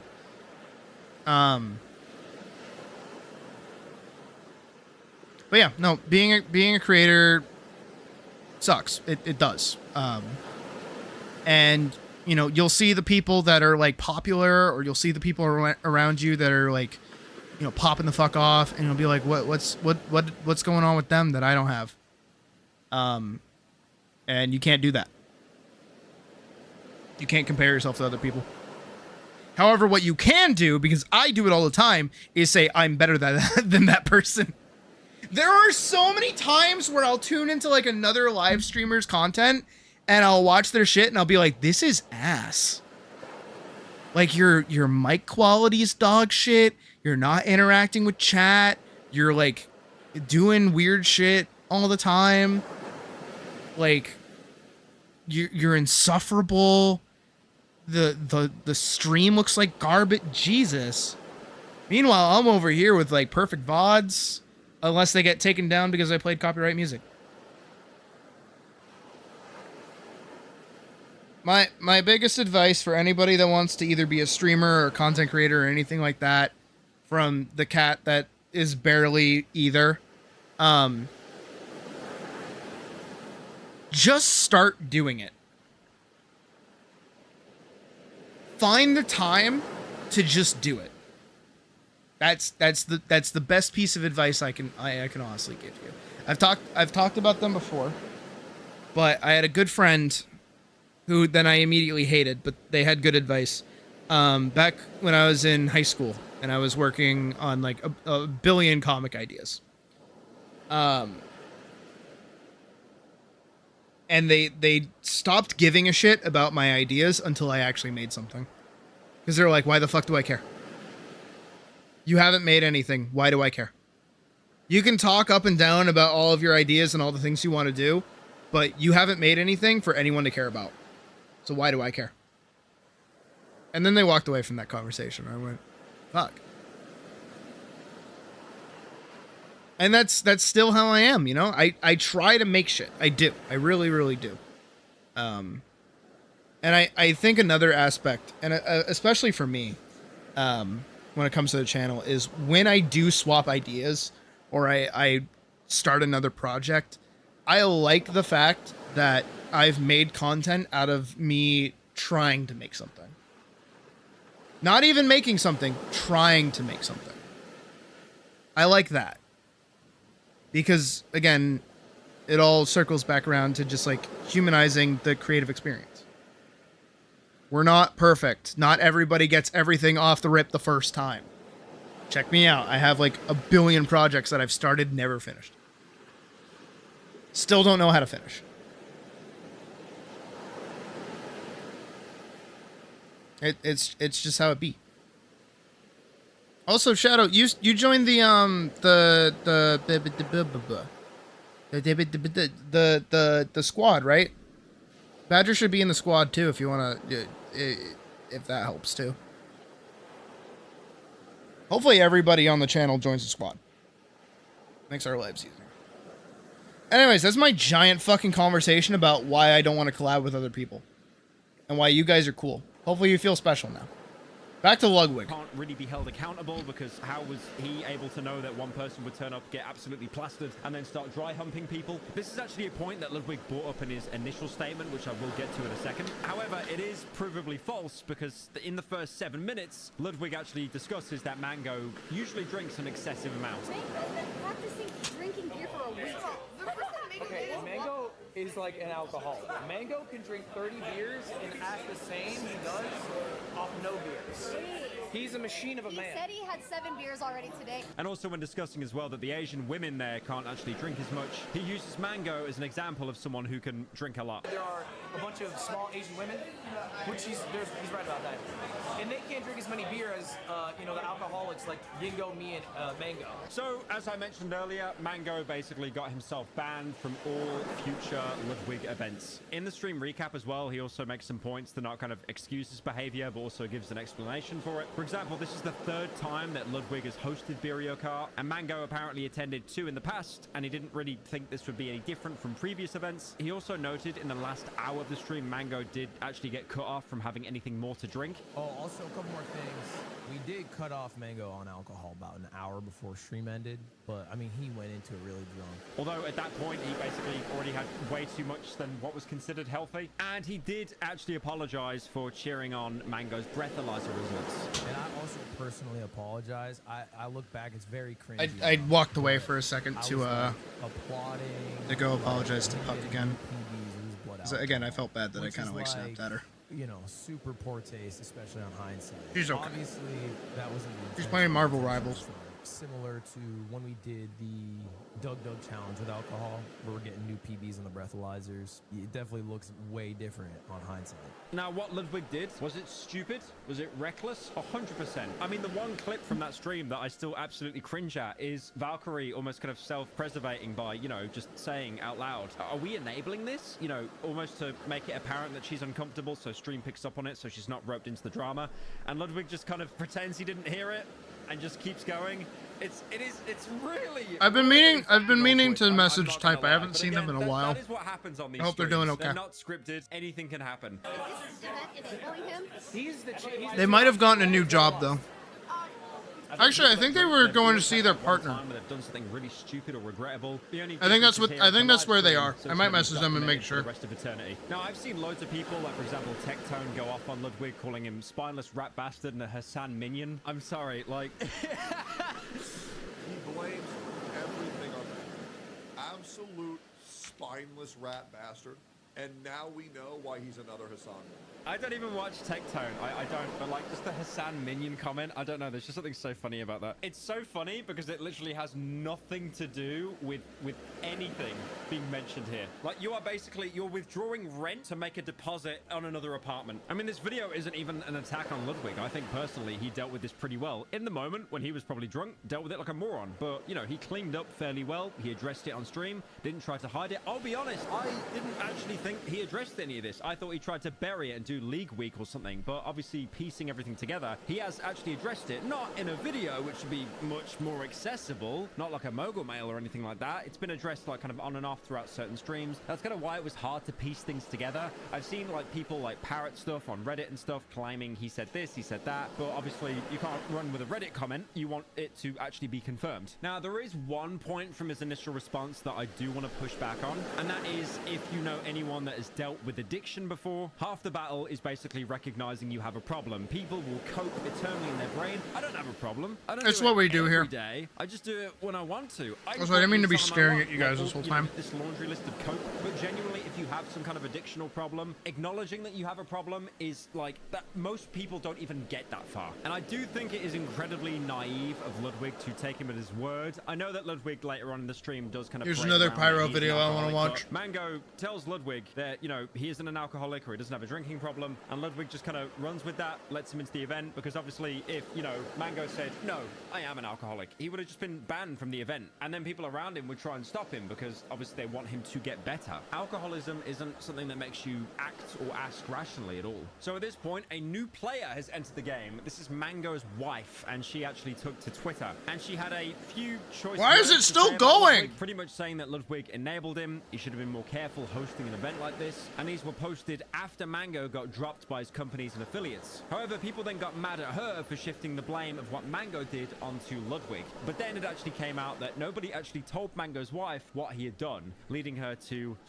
kind of delete her Twitter account. Now, for the first couple of days after Ludwig's pretty quick response on stream, it was radio silence. Now, Ludwig isn't like me or you. We're normies. He's not. He has a CEO mindset. Wakes up 6 a.m. in the morning, does a 10K run, makes $15 million a year. He basically has an incredibly long list of things to do, like events, sponsored streams, and a lot of people got mad because he basically didn't stop doing his streams. He went and did a League of Legends stream for a week, and then also a Cowboy Bebop crossover that his company was running. Now, after Ludwig addressed it, like I said, it was a bit of radio silence, and obviously you have the irony of when a content creator that covers drama gets into drama themselves. I know Ludwig doesn't really run the Mogul Mail account that much anymore. If anything, in the past he said he's hated it, but there's always an irony between YouTubers doing a rat race to cover drama, and then at the same time when they're involved in their own drama, they usually take time to respond, which makes complete sense. I don't think anyone should ever be rushed into doing a response. But Yeah, a makes couple of sense. hours ago, Ludwig did actually come back to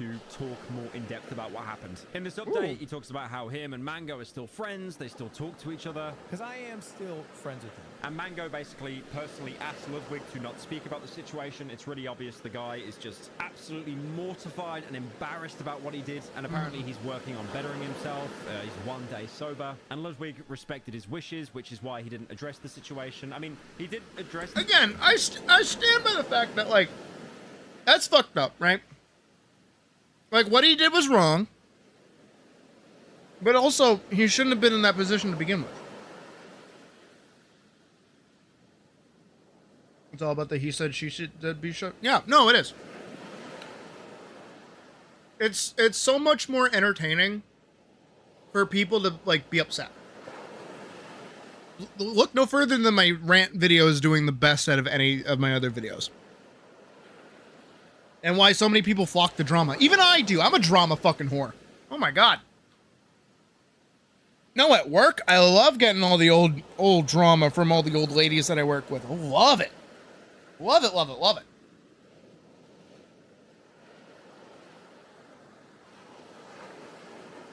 No, but it's...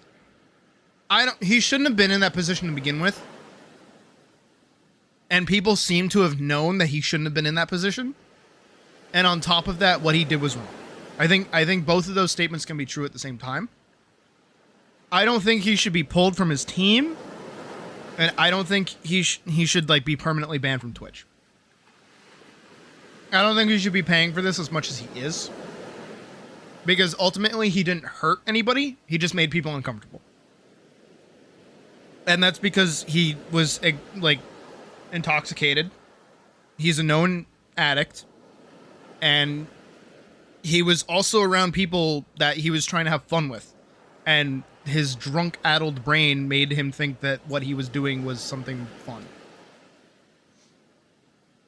You know, there are plenty of times where that kind of stuff happens normally. And I don't know. I think he should be punished for it. Yeah. Perma punished for it. No.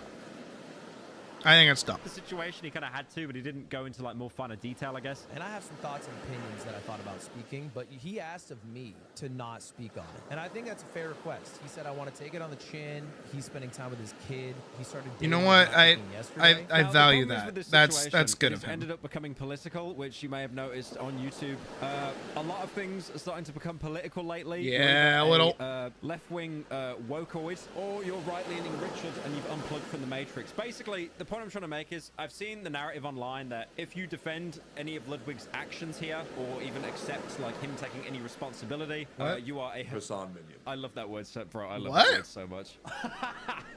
I've said it like 3 times in the video. I love it. My personal opinion here, when I saw Ludwig originally address this, I was like, this sucks.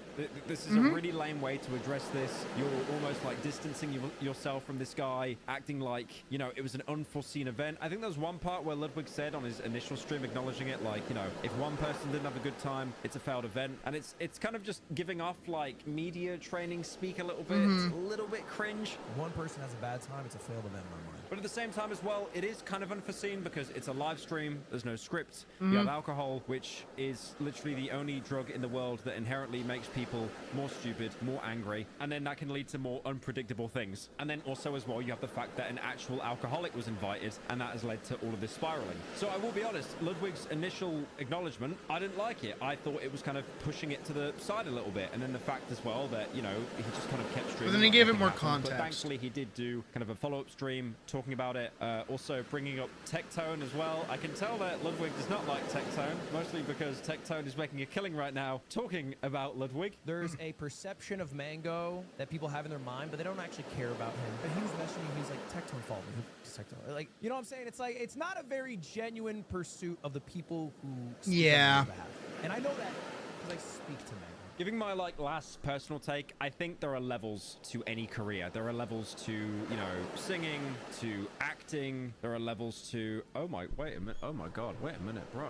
I had Ludwig's channel in the background. Is that Echo 2K? Is that E from Echo 2? Who did that? That's based. No, never mind. I'm full Ludwig Glazer now. What the hell? The point I'm trying to make is there are levels to it, right? And Ludwig is infinitely more relevant and famous than you are, I am, and most of the people watching this video. And when you're at that level, unfortunately, you do become a bit more kind of corporate, a little bit more clinical, sterilized, because you kind of have to be. You have to be as applicable to as many people as possible. So when a drama like this happens, it's kind of like, I can't pause everything because I have so many events going on and so many things that I've planned. But what's my takeaway from this? Ludwig is a Hassan minion. That too, right? That's also why I like doing stuff with just you guys, is because y'all know the vibes. Y'all know the culture here. Y'all know how we feel about stuff. Y'all know how we handle things here. You know, y'all know the mods. Y'all know me as best as you can. Again, parasocial. Where it's like somebody that doesn't know us here, doesn't understand our kind of community here, they're not gonna bring the same like vibe, you know? Even when like again, I have to plan for when I'm bigger.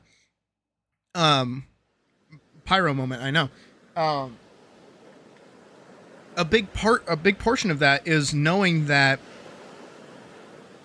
the kind of like community that I want to build, so that no matter what I'm doing, everybody here is going to have a good time. Versus, you know, making something for everyone.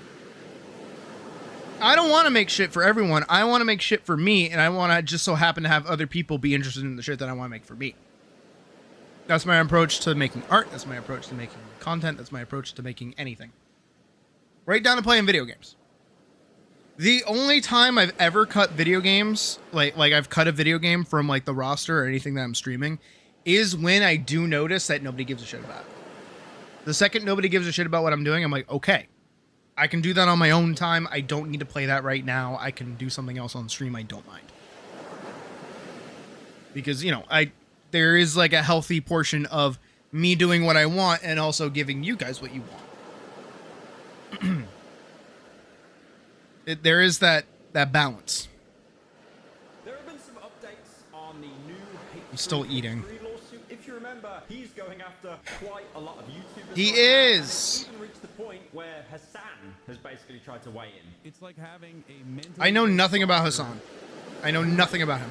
An unlimited amount of money and I do not know if people like him. I do not know if people hate him. I cannot get a single core vibe on him. I know he's political, and I know he's been on TV.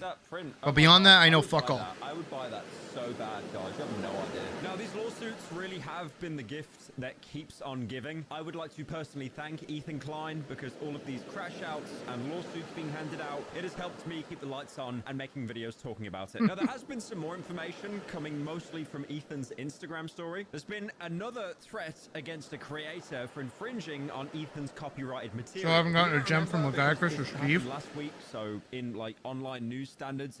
Have you found a quest where they're like, it's a guaranteed drop? That's what I try to look for. In between like hunts, I'll like search through all of them, see if I can't find one. Sometimes you'll get lucky, sometimes you won't. It basically happened 5 years ago. Ethan dropped a content nuke on Hassan Piker, which is kind of like this. It's kind of like a content cop, but instead of doing like skits or creative things, you're just sat behind a computer. This is the part of the video where people are going to say, oh, I missed the old H3. He sold out. Bring back H3 Bull Rider. Play as the heroic Keela Klein as she mounts Ethan, voluptuous woman, and controls his sweat to victory. But before Ethan released this content nuke on Hassan, he knew that Hassan's, orbiters and stuff would end up reacting to it and watching it on stream. So what he did is, in the most petty move imaginable, he copyright trademarks the video. So if you reacted to it, you were basically infringing on his copyrighted material. And obviously the entire point of that was to show that there's a lot of people that don't like Ethan and they'll just watch a video and they'll do no reactions, or if they do, it's basically just to spite Ethan to take views away from him. I mean, Ethan even said in the video the entire point wasn't to go after anyone that was reacting to content because that would basically get him excommunicado from the entire YouTube community in a heartbeat. No, instead he basically went after a few smaller creators. This was Frogans, Denims, and Caseytron. All of these people reacted to the Hassan content nuke. But the lawsuits do not end there because it seems Ethan is actually trying to rope someone else into this series of lawsuits. The next person is Sean DeBlack, who's a content creator that has around 31,000 followers. So Sean, like most people, he does reaction content, gaming, and also video essays that are kind of more on the political side. He also, Haven't got that lucky with the bonus one. Understandable. On this platform, posts drama slop content. He actually had his break from making political. Did you go pet the Poogie? If you go pet Poogie, it'll help. But he's now transitioned. I've got a drink. Not the trans that you're thinking of, rent-free, to making longer form video essays. Because again, TikTok is just not sustainable for growth. It is, I mean, the same way that YouTube Shorts are. And again, like some of the biggest YouTubers and some of the biggest TikTokers, they're just making short form content. You know, they got 7 million. I don't want to. I don't want to. I will never. I might have to, but I don't want to.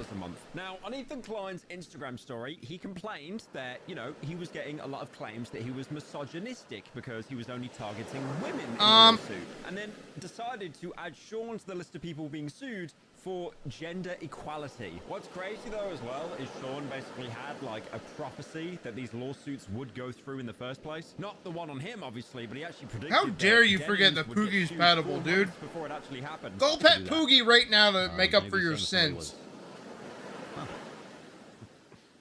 Oh, is he gonna claim he's gonna sue? Is he implying he's gonna sue Denims for violating his hot house rules?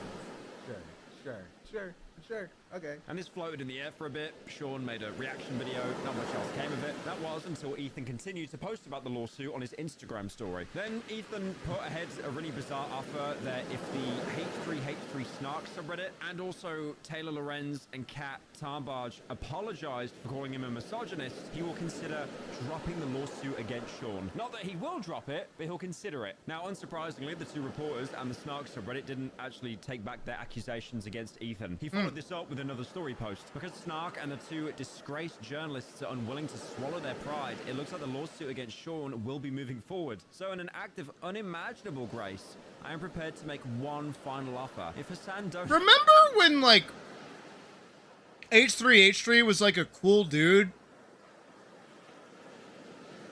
And he just made, like, funny videos with his wife? And that's all he did? Y'all remember that? I remember that. I used to watch H3H3 all the time, like, all the way back in the day. Nah, because you know what it is? It was grade A, under A. Leafy is here. Pyrocynical. H3H3. iDubbbz. And then if you go a little further back in that time frame, like maybe a year or two, Filthy Frank. Those were the cornerstone of like 2014 to like 2016, 2017. Though it was both a dark time and the best time for YouTube, not gonna lie.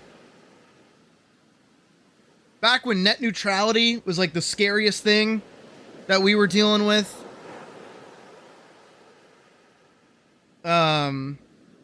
The adpocalypse was going on. Bunch of channels losing their shit. PewDiePie was still like mildly respected. Markiplier was like the top of his fucking game. I mean, he still is, but like Markiplier was fucking everywhere, dude. Thank you, Five Nights at Freddy's. Holy shit.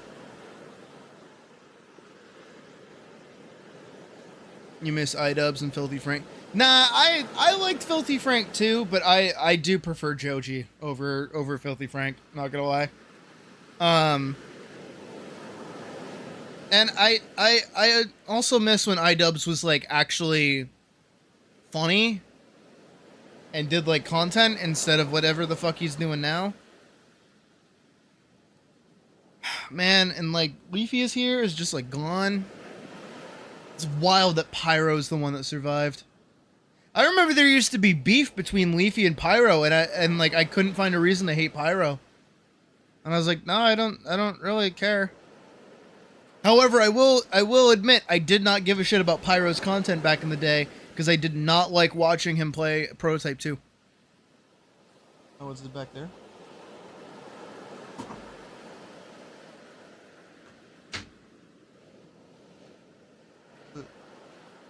Lasagna, no.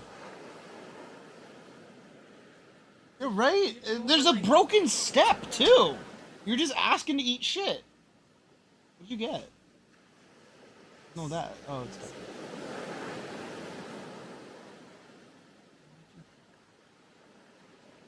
That was a cat. She's not. No, she'll leave. Alright. Thank you for nothing, I guess? I don't know. Puck came in to say hi. The Filthy Five for your favorite YouTubers. It's hard to see H3 and iDubbbz now. I know, right? Back when they used to like expose the villains too. People that people who Filthy Frank is. You can't tell the world is healing or forgetting mistakes. Look, I'll be honest. It's wild. You played Dark Souls because you saw PewDiePie playing it? I'll be real honest, same. 100% same. No, I bought it on my Xbox the second I saw him playing it, and I was like, that looks cool, and it's got swords and stuff, I'll play it. And then I didn't realize how fucking hard it was going to be. But same. Like, legitimately same. I played the fuck out of Dark Souls 1 because of that. But no, it is like, I don't know. I do blame Filthy Frank a little bit for like popularizing the hatred of like anime fans, oddly enough. Because it was around that time that the term weeaboo actually became like a thing that was widespread, and I feel like his weeaboo video did the best. Because Because that's the first video of his that I saw. My friend showed it to me. But you know, I liked his normal I mean, I was a dumb 15-year-old kid, and it happens, but yeah, I thought he was funny. Now look at him. Making music. Actually, he's not even making music. He's gone missing, hasn't he? He just kind of like dropped off the face of the earth. It's $25,000. This one has like a lot of dislikes. The Shaun the Black complaint. Now, if you read between the lines, well, you don't have to read between the lines. It's really obvious. Ethan is trying to indirectly hurt Hassan by basically targeting people that. Also, too, more about this shit. I think political content creators are dumb. Because it's so weird that they're not flexible. They can't like adjust. First time playing DS1 a few years ago. Got the skeletons first for a while, thinking that that's the way you needed to go.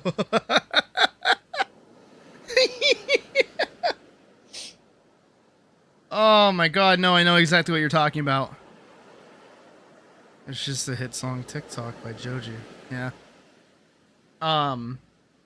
But I think political content creators are really stupid.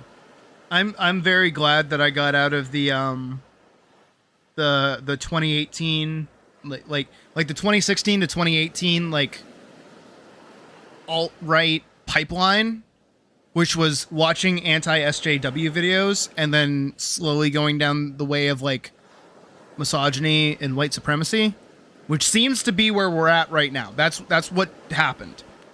Unironically. Not to get political, as I said, political content creators are stupid. But I do blame that time frame for being what caused what's happening right now. Unironically.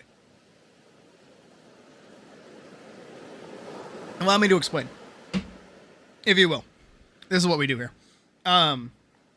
So, in 2013, 2014, sometime in that time frame,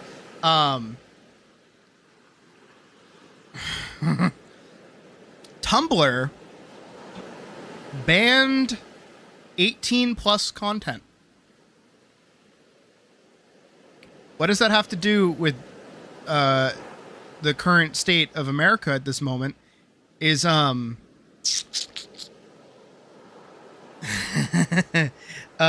sent all of the Tumblrites who, you know, were predominantly in the art field of making fan fiction and LGBT oriented content, which is where most of the LGBT content was from. It was all originating on Tumblr. They jumped ship everywhere. It was like a giant sneeze when Tumblr banned 18 plus content. And it went fucking everywhere. It went to Reddit, it went to 4chan, it went to Twitter, it went to Facebook, it went everywhere. And then all of a sudden, that's around the time that we started seeing an influx of like LGBT content creators, LGBT like pro stuff, things like that. It became really, really suddenly in your face very quickly. And then we also started getting protests. We started getting like more of these people doing different things. And it started happening because their safe space and where they were existing beforehand got removed because they could no longer post 18 plus content. So they went other places that allowed them to. Primarily Twitter. That's why we still have Twitter artists to this day. So because of that, it got spread to more normal people. And those normal people that weren't indicted in this you know, space or these cultures started going, what the fuck is this bullshit? You know, furry Twitter was kind of like on the down low. It was mostly furry Tumblr. Spaces like that, furry Facebook, furry Tumblr, stuff like that. They jumped ship, moved to Twitter. Oh my god, there's a bunch of furries here now. What the fuck is all this bullshit? So what ended up happening is that now you have these people that now get validation from making scenes in public about their gender identity or their sexuality or things like that. And they start acting stupid because they're kids. They're young. They're like entering college age kids. And because they're acting stupid and kind of dumb, it's easy to point at them and laugh. And that's what a lot of content creators on YouTube did, is they made anti-SJW videos. Because it's really easy to hate someone when they're screaming in your face over something you barely meant. I think one of the best examples, and I still stand by it to this day, is Humongous. We all remember Humongous. That guy was fucking great. He was not misogynistic. He was making a stupid dad joke, and the lady freaked the fuck out on him. And it was so easy for us back in the day to look at this lady having a public freak out on this dude and screaming all these obscenities at him and really be against that. It's so easy to look at that and be like, that's fucking insane. That's so crazy.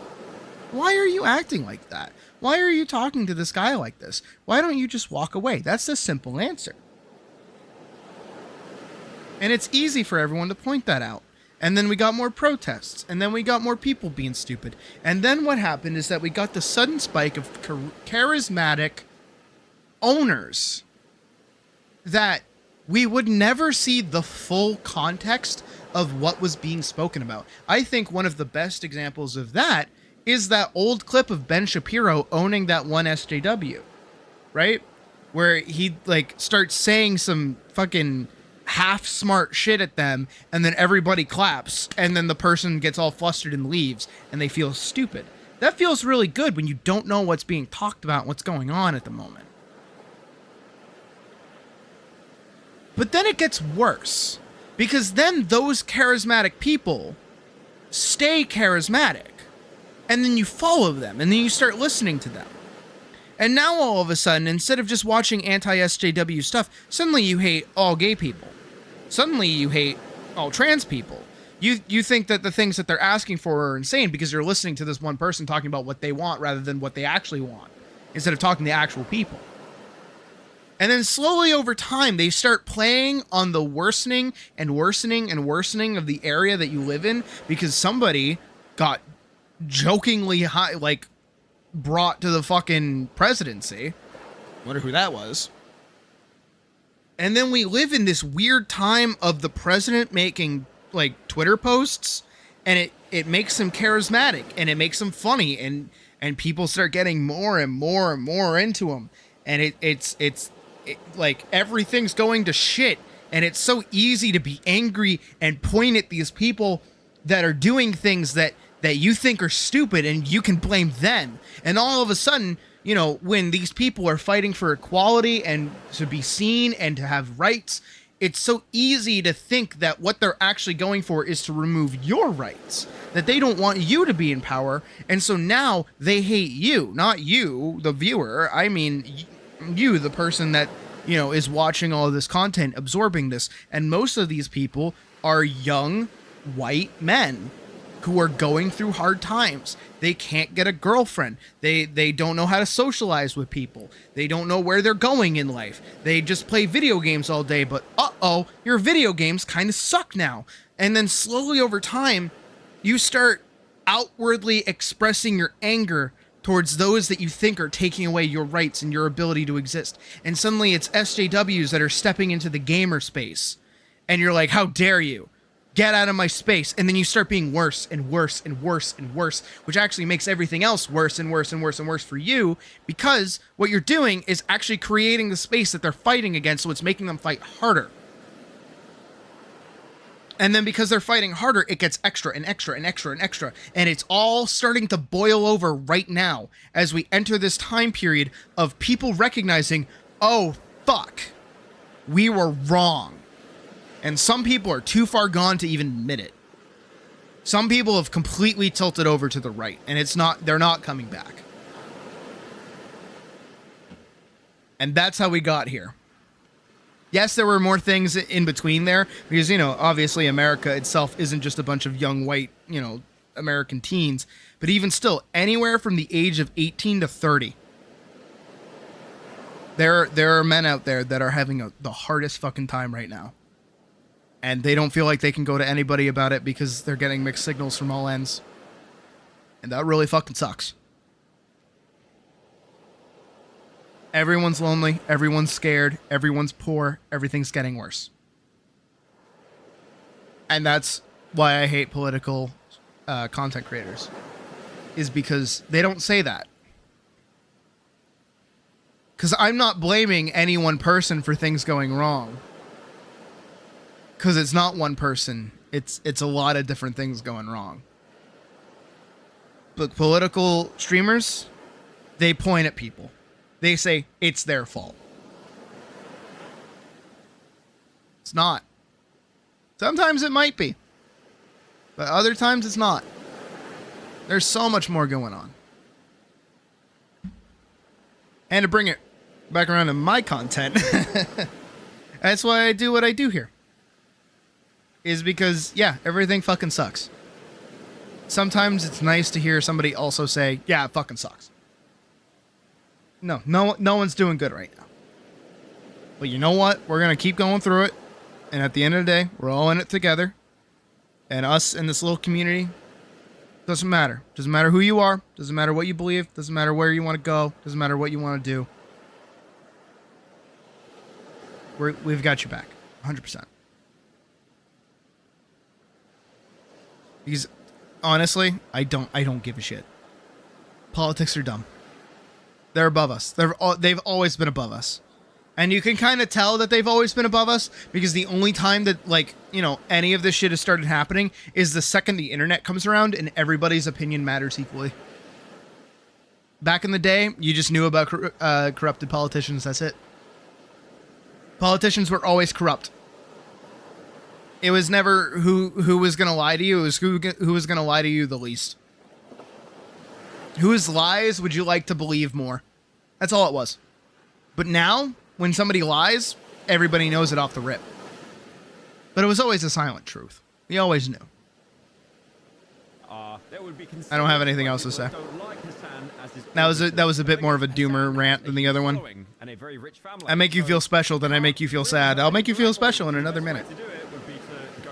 I guess the underlings. Now, I've even seen some people on Twitter claim this to be like extortion, which does include threats of pressing legal charges to get money from someone. If Hassan wanted to sue Ethan, which he won't and he never will, which I'll get into in a bit, he might have a case against him. This did actually get a reaction out of Hassan, but unsurprisingly, I don't think it got the $25,000 out of him. I thought this was all about copyright litigation. What do you mean? So he's just dangling litigation against people?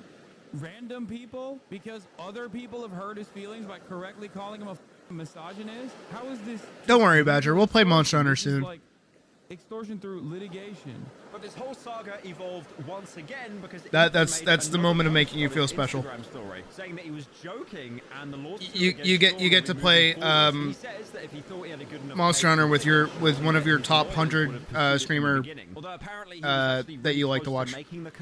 Apparently. His comments about not knowing that Sean was black. You know, it's not like it's in his name or anything like that. He says this because when he announced the lawsuit against Sean, a lot of people just basically accused him of being racist. That being for suing a black guy after getting accused of misogyny for, you know, suing 3 women. Now, I'll be honest, as a white person, I can definitely speak on this topic, but I don't really think what Ethan was doing there was racist. What he has done, though, which is really stupid, he's basically admitted to not really knowing who Sean was. He didn't, like, do a Google search of the guy to see his face. Probably hasn't watched any of his content beforehand. There's been no background check. He's basically admitted, yeah, this guy saw my videos. I'm going to sue him now. And Ethan definitely has seen Sean apparently. Because he was actually in the, you know, the Wake Up segment of iDubbbz's Content Cop. You know that intro where they had, like, all the Hassan people jumping around doing funny dances and stuff? Ethan, wake up.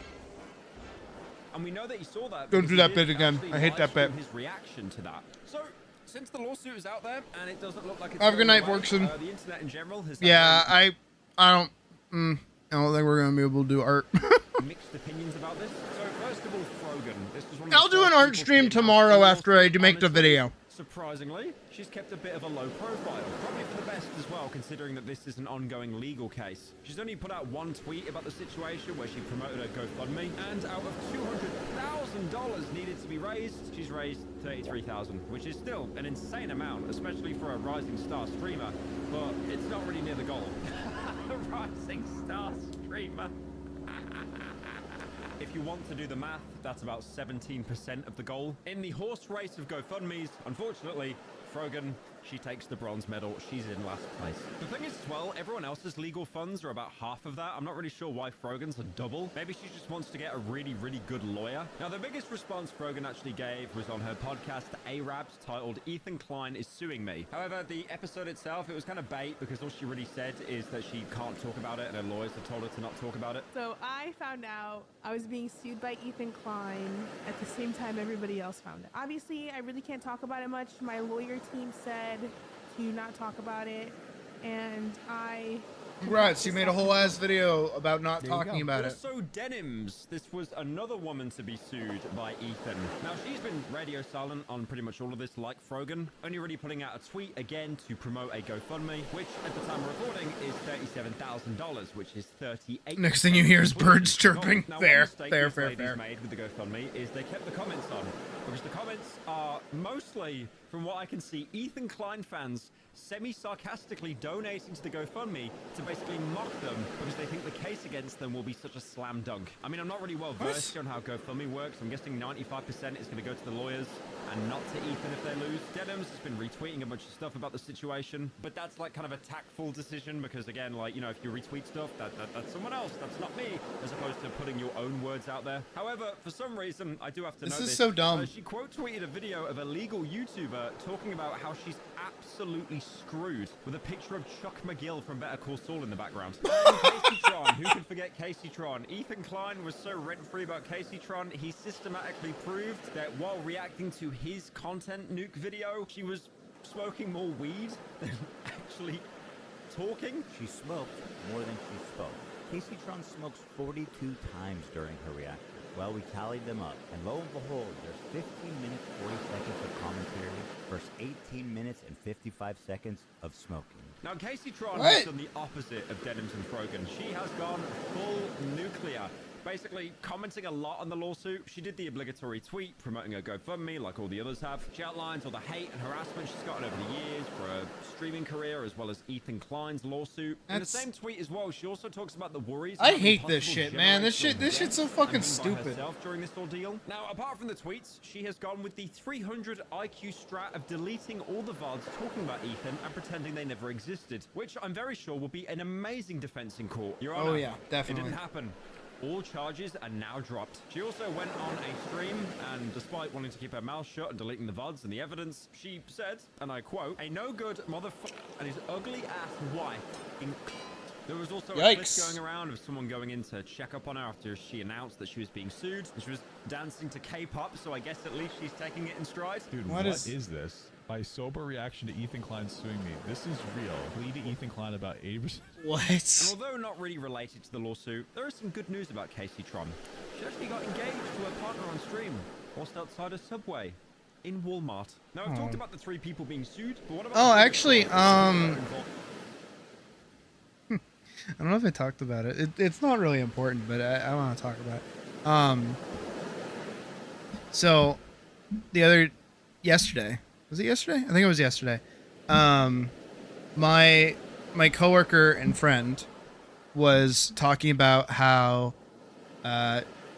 she knows that her boyfriend, who's also my friend, is going to be proposing to her soon. She knows it's coming. She doesn't know when. And the reason she knows it is because she's been the one basically trying to pick out her own ring. And it's like, it's like, oh, I didn't even see that earlier. I feel bad. Hold on. Let me, Casey and Mouse. Someone who got caught up in that pipeline. It's crazy how you don't even realize how extreme the content becomes until you get out of it. No, it's true though. Not to get back on that topic, but like, it's so easy to hate somebody that's being stupid on like actually stupid, and then they slip it in like the extra shit, the extra hate, where it's like, this is what all of them are like, and then you meet the normal ones, and then you're like, huh? What the fuck? Okay. That's extra. Like, I didn't really realize I was non-binary until around the time that I was in college, actually, around 2021. So this is a recent development. Right, and even before that, you know, I was still in that like skeptic pipeline, the anti-SJW crowd. I didn't mind the LGBT, but like I was like, keep it out of wherever. And then slowly over time, I'm like, wait, what the fuck am I saying? Who the fuck am I? What the fuck? And it like, yeah, once you're out of it, you're like, whoa! It's almost like a religion. It's legitimately almost like an actual religion, where it's like, once you're kind of free of like the dogma of it, you're like, whoa. I used to think like that. I used to say, one time on stream, actually, I found a video that I used to quote all the time, and I found a comment from myself from like 10 years ago, and it was like really racist, and I was like, whoa, I said that? That shit's fucking terrible. Oh my God. I deleted it. I like apologized to stream. I was like, what? Like, I am so not that person anymore. Whoever the fuck that kid was should fucking shut the fuck up and go read a book. My God. It wasn't that racist. It was more so pointed at a teacher that was like making a very SJW friendly like lesson plan. And I was like, this is stupid. Why is this being taught in schools? And then it slowly devolved into, oh no, wait, she was right. I was stupid. Because I was a young white child in the middle of white suburbia going to a white school. I didn't have the worldview to understand the shit she was fucking talking about. And now that I do, because I went to school in the city, I was like, oh, got it. I was dumb. How you were with furries, didn't like them, wanted nothing to do with them. Look at you now. It's not like the LGBT. Now you don't mind people. Yeah, no.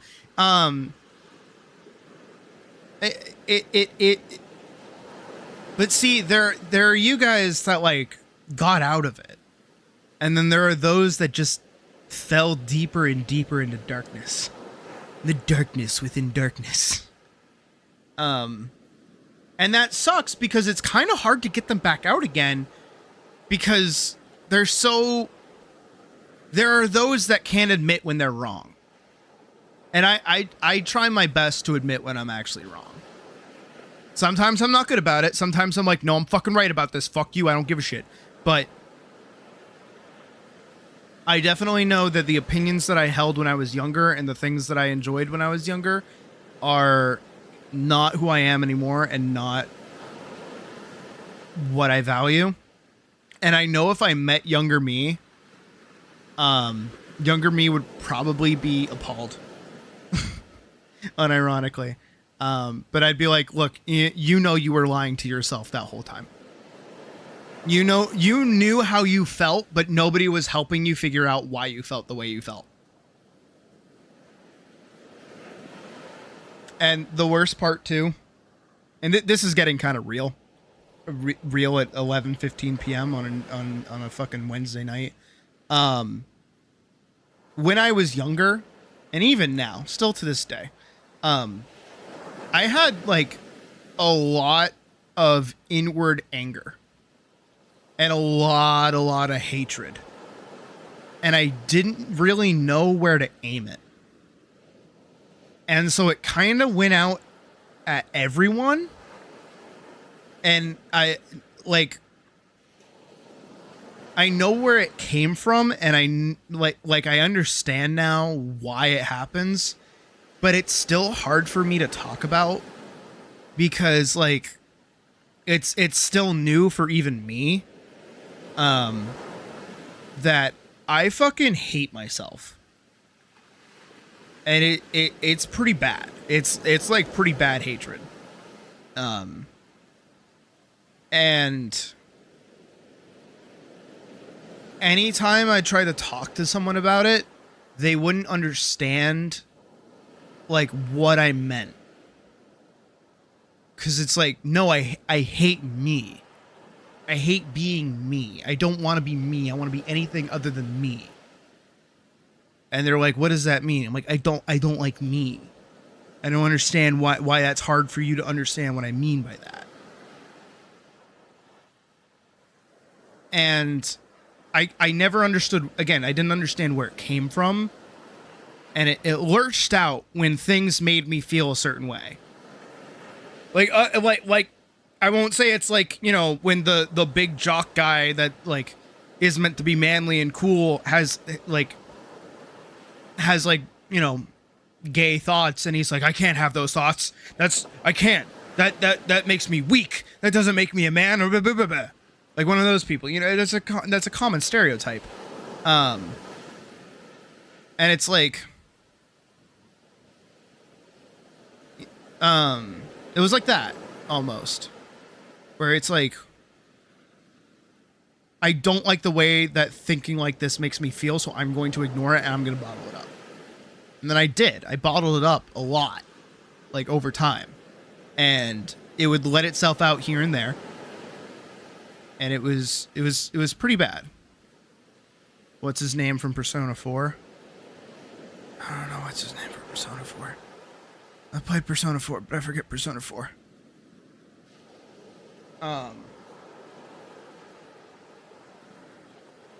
And honestly, I think the best thing that could have happened to me was this is gonna sound really stupid. I started watching Hajime no Ippo. I don't think I was writing Vanguard at the time, but I was definitely like absorbing storytelling because I wanted to make something. And there was a video that I watched that was called The Best Sports Anime You've Never Watched. And it was about Hajime no Ippo, which is the boxing anime. And watching Ippo go from like a regular high school kid to like a boxing champion in his country, I was like, I want to do that. I feel like I could do that. I'm good at fighting. I've always been good at fighting. I've always been, you know, tactically sound in like hand-to-hand combat. I've done HEMA for years. I've done fencing for years. I could punch somebody. I could do that. And then I did. And then I started boxing. But before I could do that, I said, all right, you know what I'm going to do? I'm going to lose a shit ton of weight. And I went from 240, like 240 pounds, down to 150. I lost 90 pounds before I even started boxing. And then I started going to the gym. I did all of that from home. I controlled my diet. I made sure I got like proper nutrition. I did everything by myself to get to the point that I could be just like Ippo. And I was fucking juiced, dude. Let me fucking tell you. Holy shit. Nah, that was the first time. Like there was, it was a little bit after like I had just started going to the proper boxing gym, and I was like actually working out and like, training with like other guys. I was working at Zoomies at the time, and a big part of working at Zoomies is you have to like wear the fashion. And before that, I was working at ThinkGeek, and all of my shirts were like gamer shirts, and they're like, you can't be wearing that here. You got to start wearing cool shit. So they picked me out a bunch of outfits for me to just like buy and take home and put on, and they're like, all right, you're gonna get changed into that. That's your uniform now, is these cooler clothes. And I'm like, all right, cool. So I put them on, and it's my, like, I'm in front of like one of those big like full body mirrors, and I take off my shirt, and I just kind of catch like the light, and I'm like, holy shit, I have abs. And like I stood there for a second, like poking my stomach, like, holy shit, I've got abs. I've got rippling abs. I'm like, And I'm like actually looking at myself in the mirror for the first time in years and not hating myself. And I was like, I fucking dig this. This is awesome. I love this. But COVID, college, depression, gained it all back. Back to where I started. A little bit worse, actually. And right back to hating myself. And I do try. I do try pretty hard to get back to where I was, but something in me, just like the fire's just out. And it sucks. It genuinely sucks. And this whole time, Pyro has been staring dead into your fucking soul. Not one of you had said anything this whole time. Here, I'll pull up something. Here, I'll pull this back up. This is more comfortable.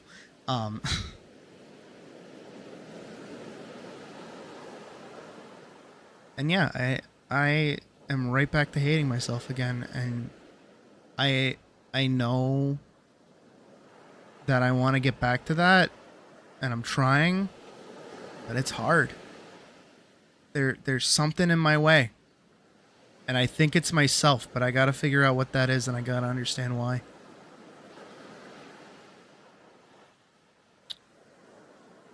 And I think the worst part,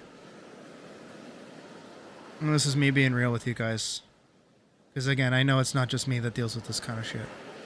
I'm just tired. I think that's the worst thing, is that it's not anything's fault. It's not, anything that's going on in my life. I'm just tired. I'm really fucking tired. All the time.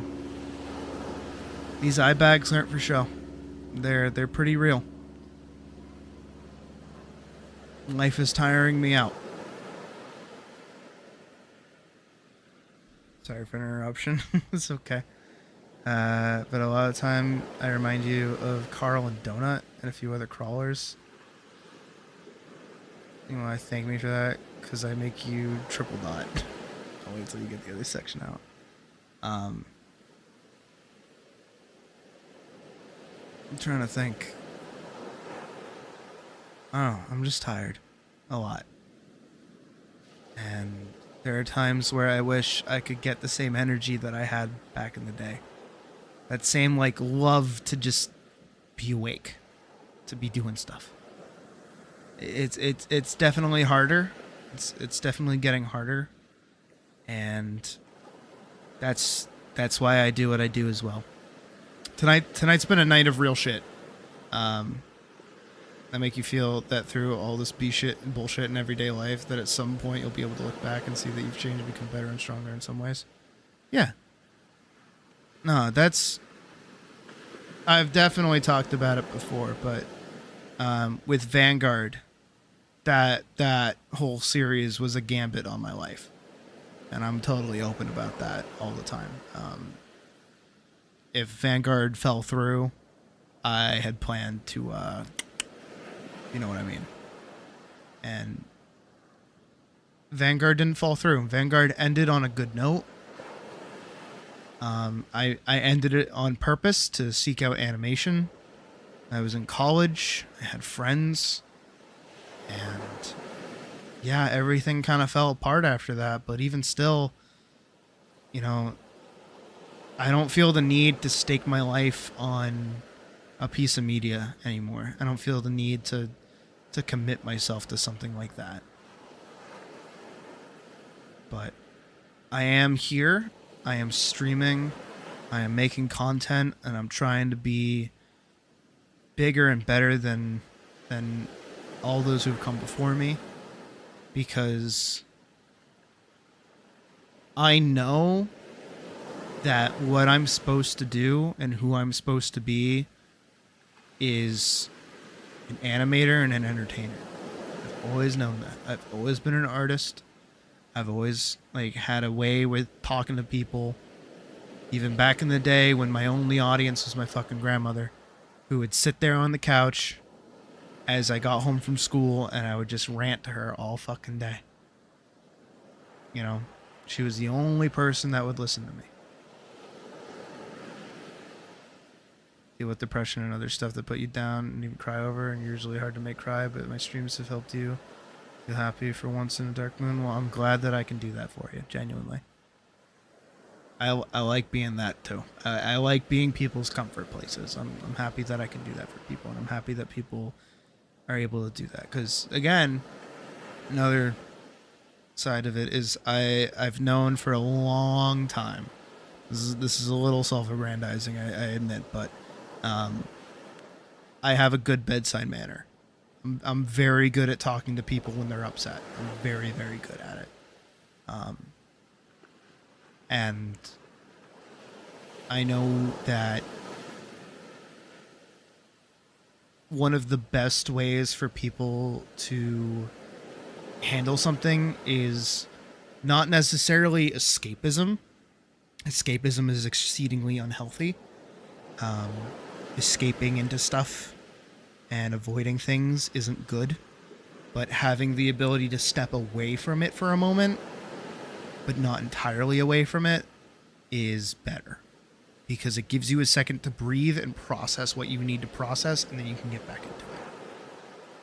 I know for me, that's like a massive part of how I respond to both conflict and other things. Is I know it bothers the fuck out of people when it happens for me. Not to be like literally me, but it sounds just where I'm at. Again, that's the whole point. We humanize shit here. You're not the only ones going through it. Everyone's bullshit is unique, but the way you feel and the way that you think about yourself and shit like that, everybody's going through it. And the more you realize that everyone's going through it, it doesn't feel that bad. It still sucks, but it don't feel that bad.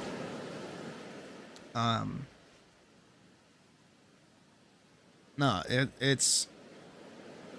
The fuck was that even? Oh, right, yeah, bedside manner bullshit. I know it's good for some people, especially if you're going through shit, to just be able to, like, step back from it. I step back from stuff all the time. And what I do when I do that is I think in my head about, why did I respond the way that I did to what happened? And do I agree with what I did? 9 times out of 10, I do agree. And I think, well, mostly nowadays. Back in the day, I don't agree with a lot of the shit that I did. But I think one of the most important things that I told myself when I was younger, and I still tell myself right now, is it's okay to be angry. Because that was a big part of why I was bottling up my anger.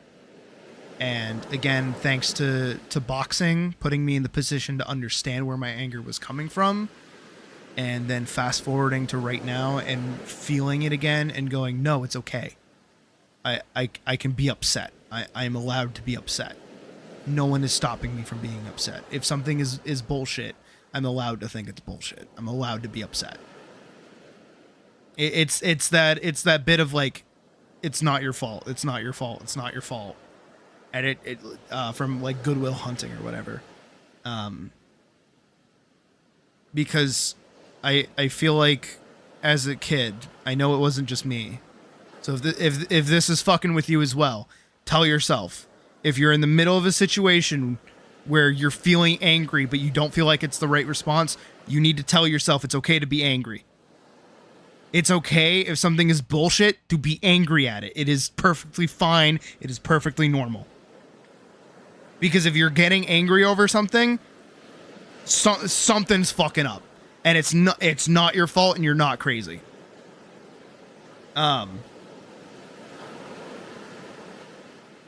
When I was a kid, I wasn't really allowed to be angry. Because if I was, it usually meant my head was going through a drywall. Or something that I liked was going to be broken.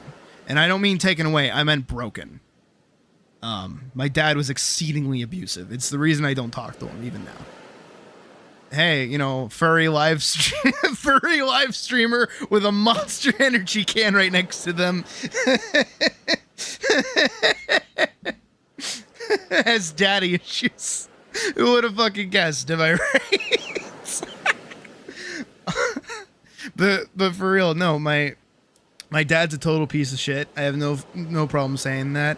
If I ever ran into him again, I'd fucking kill him immediately. Not in Fortnite, for real, not joking, genuine. Beat the ever living shit out of that man. I never want to see him again.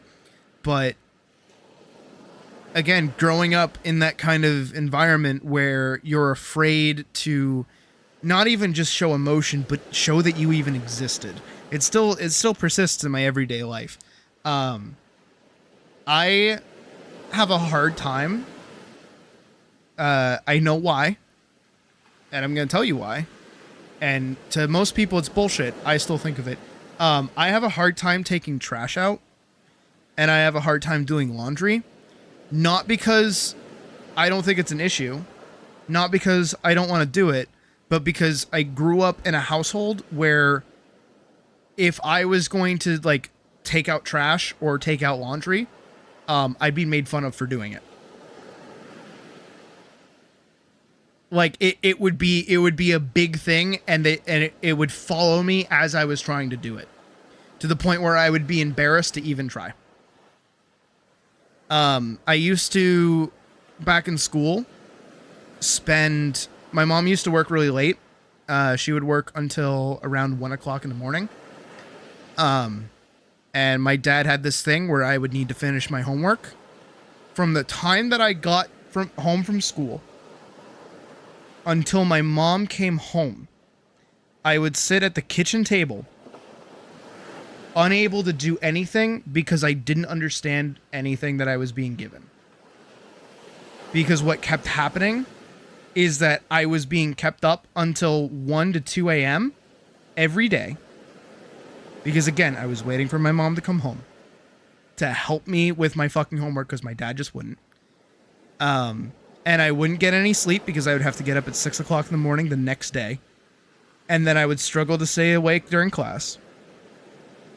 And then I wouldn't learn anything. And then I would come back home and it would repeat. And I could never go to my dad for help because he was a total piece of shit.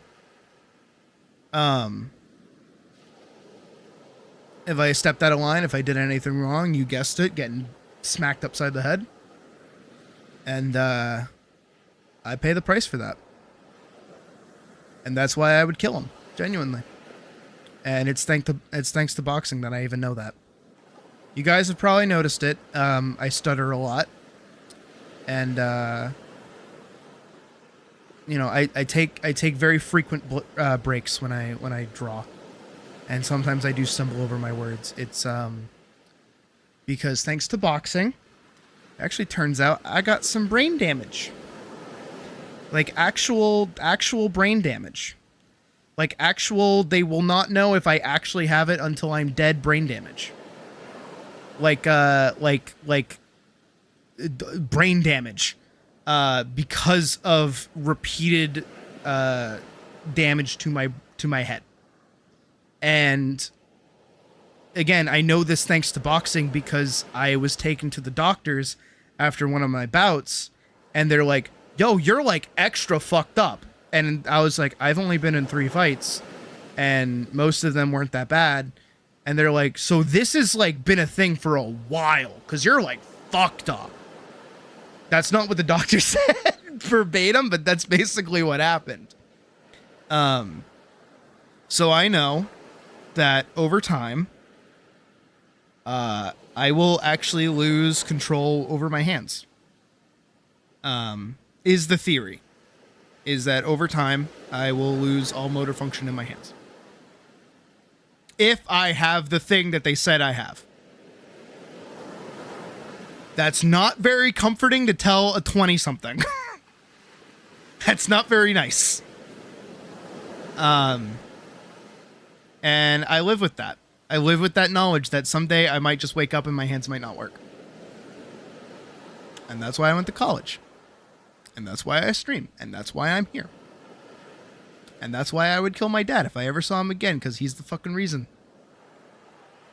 Not to get fucking real with you guys, but I'm being so genuine with you guys right now.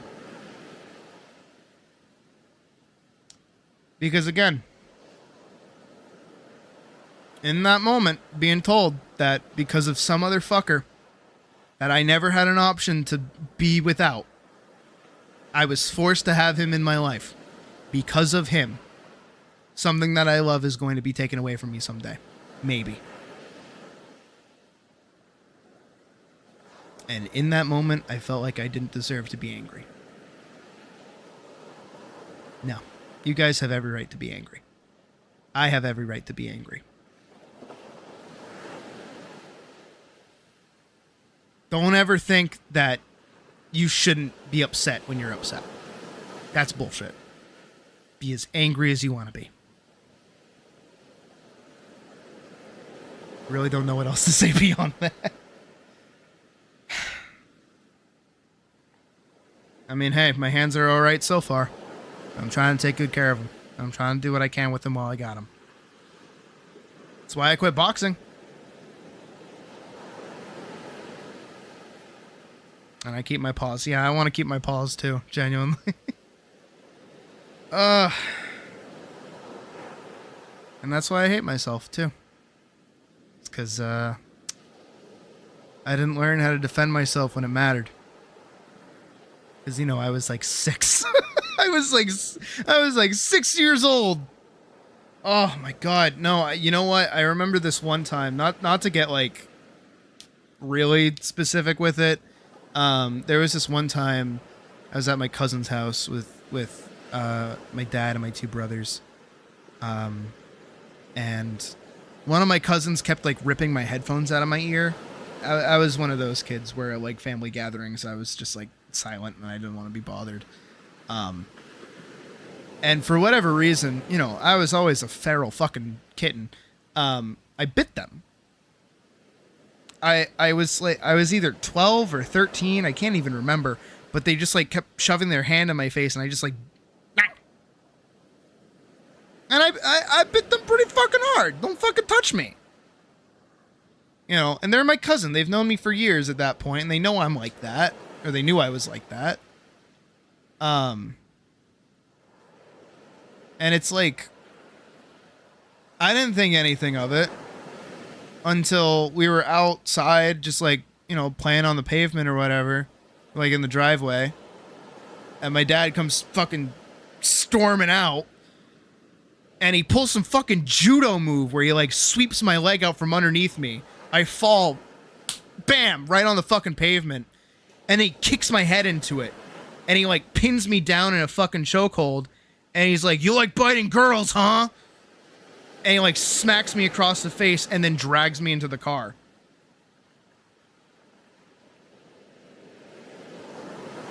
And he just like did that in broad daylight with a bunch of fucking people around. Because again, we were at a family gathering. And I'm not even like, I don't even know what was going through my mind at the time. All I remember is I got back home. And not only was I grounded, I had all my shit taken away. I was basically in an empty room. The only thing I still had access to was my phone. And like,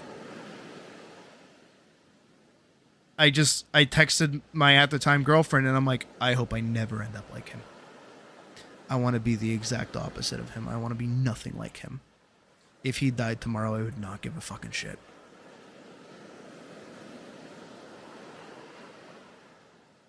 And you know what? He can be wherever the fuck he wants to be. He cheated on my mom, by the way. Yeah, turns out the fucking serial abuser who beat the shit out of their fucking small child, turns out he was a cheater, and was like taking us on family vacations. I've talked about it before, as I always have with pretty much everything. He like would take us down to Cape Cod and then disappear with the car, leaving me, my mom, and my 2 brothers alone in a hotel room with nothing to do while he's off gallivanting with this fucking side hoe. Like, brother.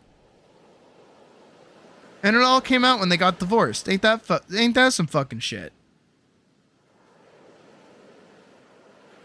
And the really depressing thing too is, like, growing up, you know, I had friends and I would go over to their house and their dad was like chill.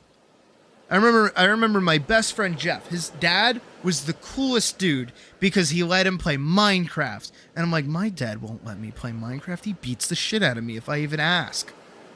He's banned the Wi-Fi password from all of us. He won't tell us he won't even tell my mom what the Wi-Fi password is. My grandfather, I've talked about him before. My grandfather is like a fucking super genius, right? He's from England. He served in the RAF. He was in World War II. He literally designed the fucking, like, computer chip that is the meme. And my mom is big good. Mom is very big good. Mom is the reason I am the way I am. Again, I mentioned it earlier where, you know, I was at that table until my mom came home. The second my mom came home, she was helping me with my homework. She felt miserable that she couldn't do anything while she was away. No, my mom is fucking fantastic. Even now, you know, I love her to death. You know, I wish I could go see her more often, but she's busy and I'm busy. We do actually have a thing coming up in October where we're gonna go see John Cleese of Monty Python. They're doing a live Q&A after watching Monty Python and the Holy Grail, which is like our favorite movie. So, yeah, no, Mama Sydney's perfect. We love Mama Sydney. But no. No.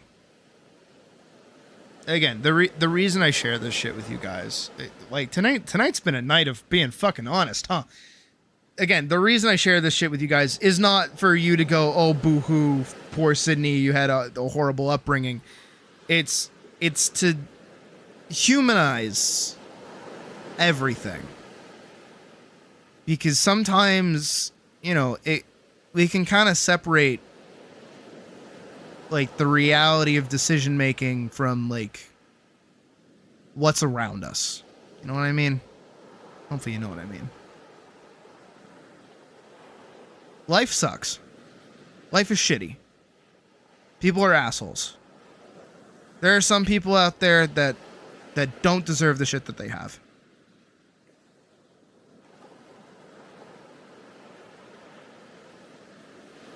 She used to be kind of bad, but changed for the better. That's good.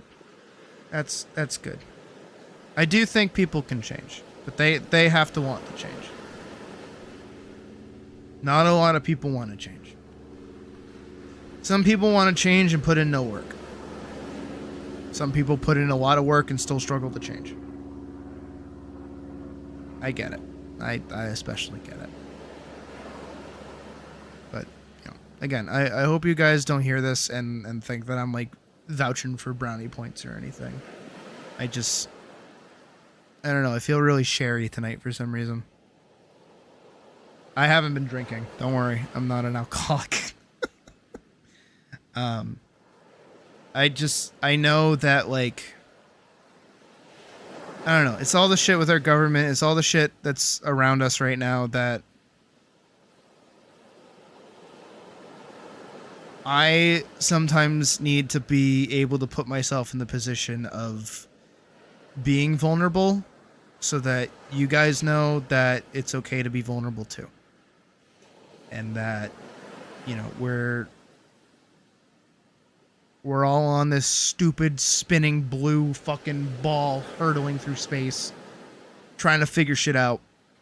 Some of us are affected by bad people. Most of us are affected by good people. And a lot of shit, a lot of different shit brought us all together. in a really roundabout way. And there's something really special about that. Because, hey, you know what? Thanks, YouTube. Kept me alive. If it wasn't for that one guy making that goddamn video about Hajime no Ippo, I wouldn't have known.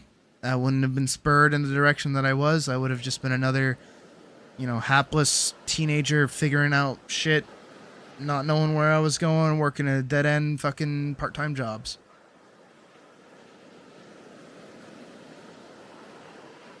And that's what I am to be. That YouTube video that somebody finds and goes, I get it now. I'm going to put people on the right path. Especially with art tutorials. I really feel like art tutorials are the way for that. Because I know that a lot of people want to learn to be creative. It's kind of hard. It is hard. I say it's easy all the time, but I'll admit it's hard. It's a lot. It's a lot of thinking, and it's a lot of concepts, and it's a lot of different things that all culminate together to make one thing look halfway decent.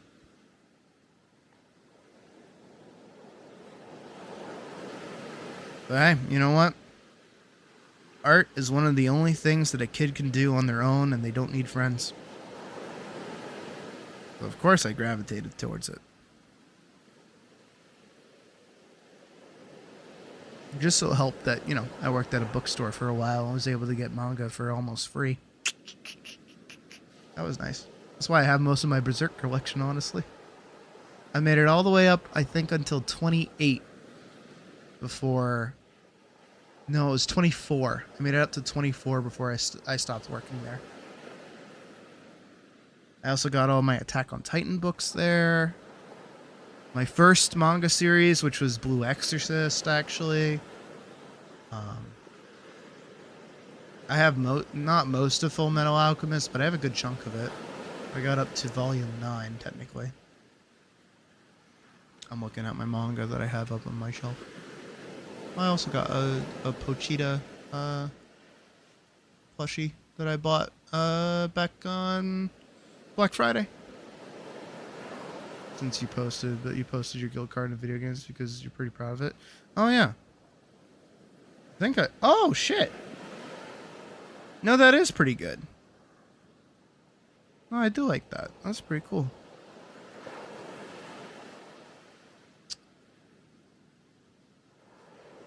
You had a nickel for every time you've hung out with somebody that's life was changed because of Hajime no Ippo. You have 2 nickels. No, Hajime, no, genuine, okay, I'm gonna be so for real with you guys right now. If you are in a dark place at any time, right? And either I'm not to put myself on the pedestal, but if you're not able to watch me stream and I'm your comfort streamer, and you need something comforting, go watch Hajime no Ippo. Go find it. Go to 9anime.to or whatever the fuck. Go watch Hajime no Ippo. Watch the sub. Don't watch the dub. The sub has way better voice acting. And just immerse yourself in Hajime no Ippo. Because I genuinely, you know what? That's a video I should make. How Hajime no Ippo saved me. I should make that video.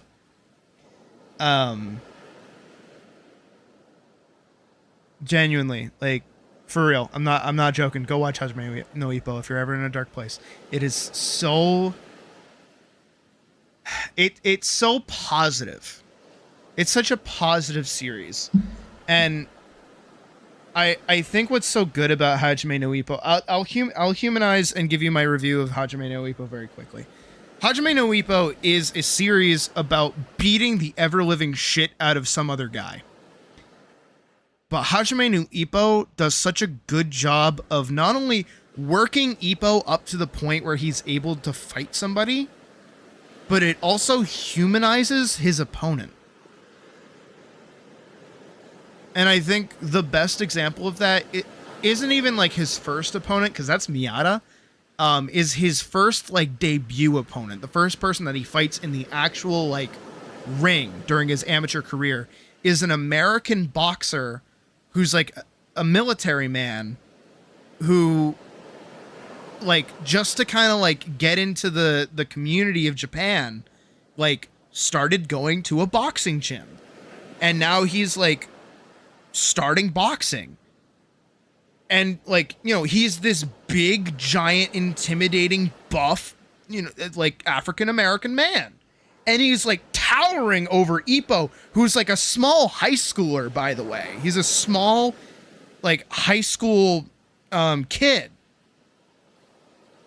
And he's got this real intense look. He looks like Mr. T, basically. And he walks up to Ippo, like, on their way in. And he goes up to Ippo and he's like, it's really nice to meet you. Like I hope we have a good match. You seem like a nice guy. You know, and I look forward to fighting with you. Did I ever watch the George Floyd movie? I did not. I didn't know they made a movie about him. And even Ippo is kind of taken aback that, like, this giant scary boxer dude is being really nice to him. And he's like, he struggles to speak English because he's Japanese, but he's trying to, like, because the boxer that he's fighting against came up to him and spoke Japanese, and he's like, oh shit, you're not that scary, you're actually a nice dude, I kind of don't want to beat you up. And then when they actually fight, it's not so much a contest of, like, aggression like a lot of boxing films are. It's more so a contest of, like passion for the sport itself. And that feels way more comfortable than any other kind of boxing media I've watched. You know, especially if you go, like, watch Rocky or something. Like, it's pretty aggressive and kind of scary at times, realistically. But when you watch Hajime no Ippo, some of the boxers are kind of assholes, yeah. But a lot of them have their own, like, gimmicks and their own like egos and their own personalities, and they really let you get to know the opponent before Ippo ends up fighting them. And 9 times out of 10, it's kind of hard to, like, root for one side. I think another good example is there's this one opponent that Ippo goes up against who's an ex-Olympic fighter. And his whole thing is that he feels like a joke because in Olympic boxing, it's a point system where if you hit somebody with a specific, like, part of the glove on a specific part of the head, it gets counted as a knockout because it's not, like, actual boxing. So he's trying to prove himself as an actual boxer because he was, like, a top tier Olympic, like, boxing master or boxing professional. And the whole fight and the whole build up to the fight is, like, him struggling with this kind of, like, am I actually worth the things that I've earned? What are my accolades actually worth? Can I stand toe to toe in the ring with somebody actually trying to take my head off rather than just somebody trying to score points? Is my mastery and my love of this sport, like, equal to those around me? And that passion and that love of boxing follows the entire series. It's one of, like, Ippo's first, like, statements is that he loves boxing. And it's just so nice. It's so nice. I compare it to, like, a Studio Ghibli film, because a lot of Studio Ghibli films that we watched during that one event that we had that was very nice and very fun, and I want to do more. A lot of Studio Ghibli films are just nice. Did you guys feel that? For those that were there, I forget who was actually there, but, you know, when you watch, like, Nausicaa, right? There's still, like, warmongers and people taking shit over, but everyone's kind of nice to each other to a degree. There's an amount of like humanity between people. And My Neighbor Totoro, it's just a nice little like fun little romp. You know, the kids are just going on a magical whimsical adventure to go see their mom in the hospital, which is just nice, you know?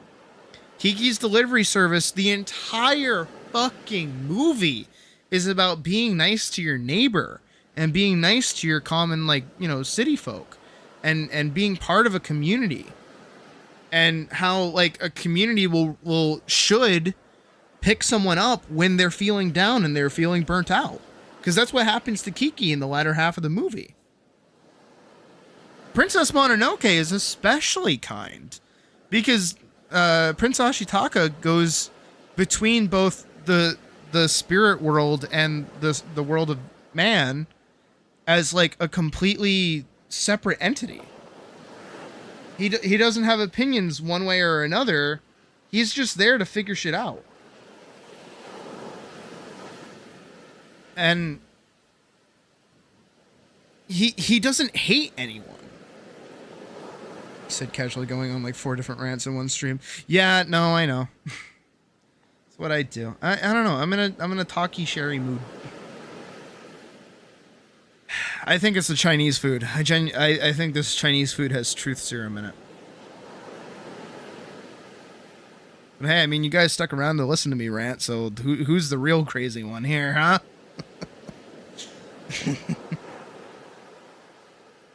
But, you know, I prefer narratives like that are cozy, that are nice to each other, you know. And that's kind of why I have a hard time just like having my characters fight each other for fun. Because like, I don't know, I don't want them to hate each other. I don't want them to have like aggression towards each other. I want them to be rivals. But I want there to be a reason for them to, for like both sides to kind of like not get what they want, but work together almost. I don't know how else to really describe it, I guess.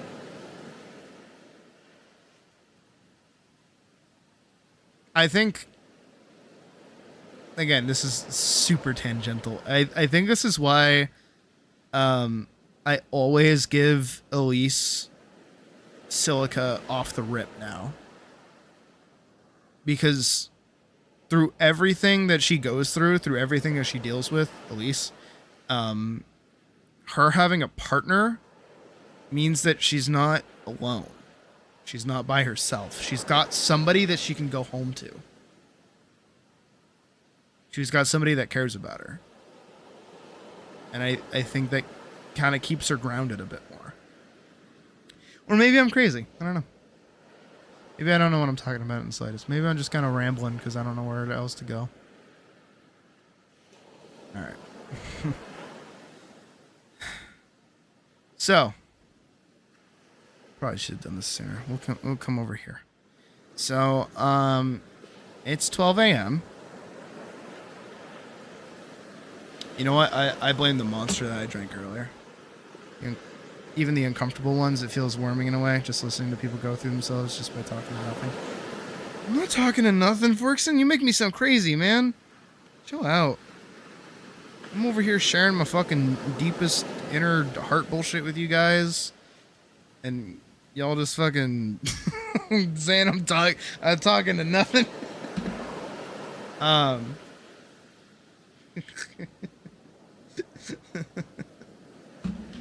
Alright, so here's the vibe, right? It's 12 a.m. right now, so stream's basically done.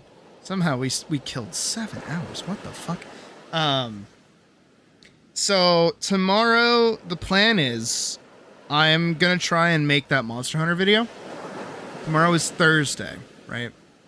I don't have work Friday, but I have plans with Puck. Right? So tomorrow what the plan is I'm gonna stay up and I'm gonna try and work on the Monster Hunter video. It's either gonna be the Monster Hunter video or the Final Fantasy 14 video. I don't know which one yet.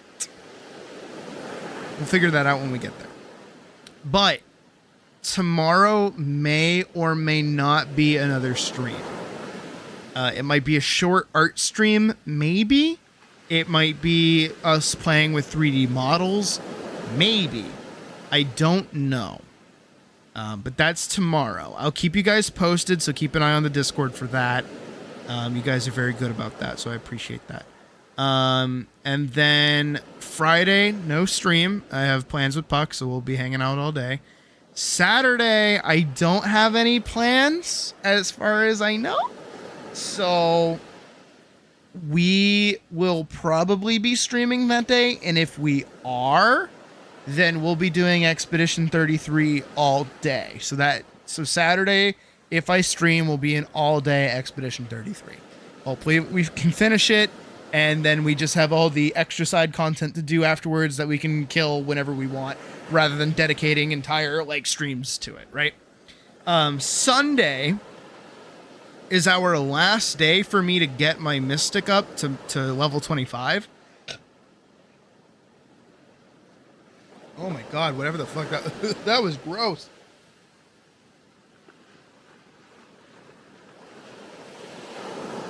I'm sorry. Holy shit. What the fuck was that? Anyways, so Sunday we'll play Atlas. All right. Then Monday we also play Atlas. Atlas from Monday to Friday, basically.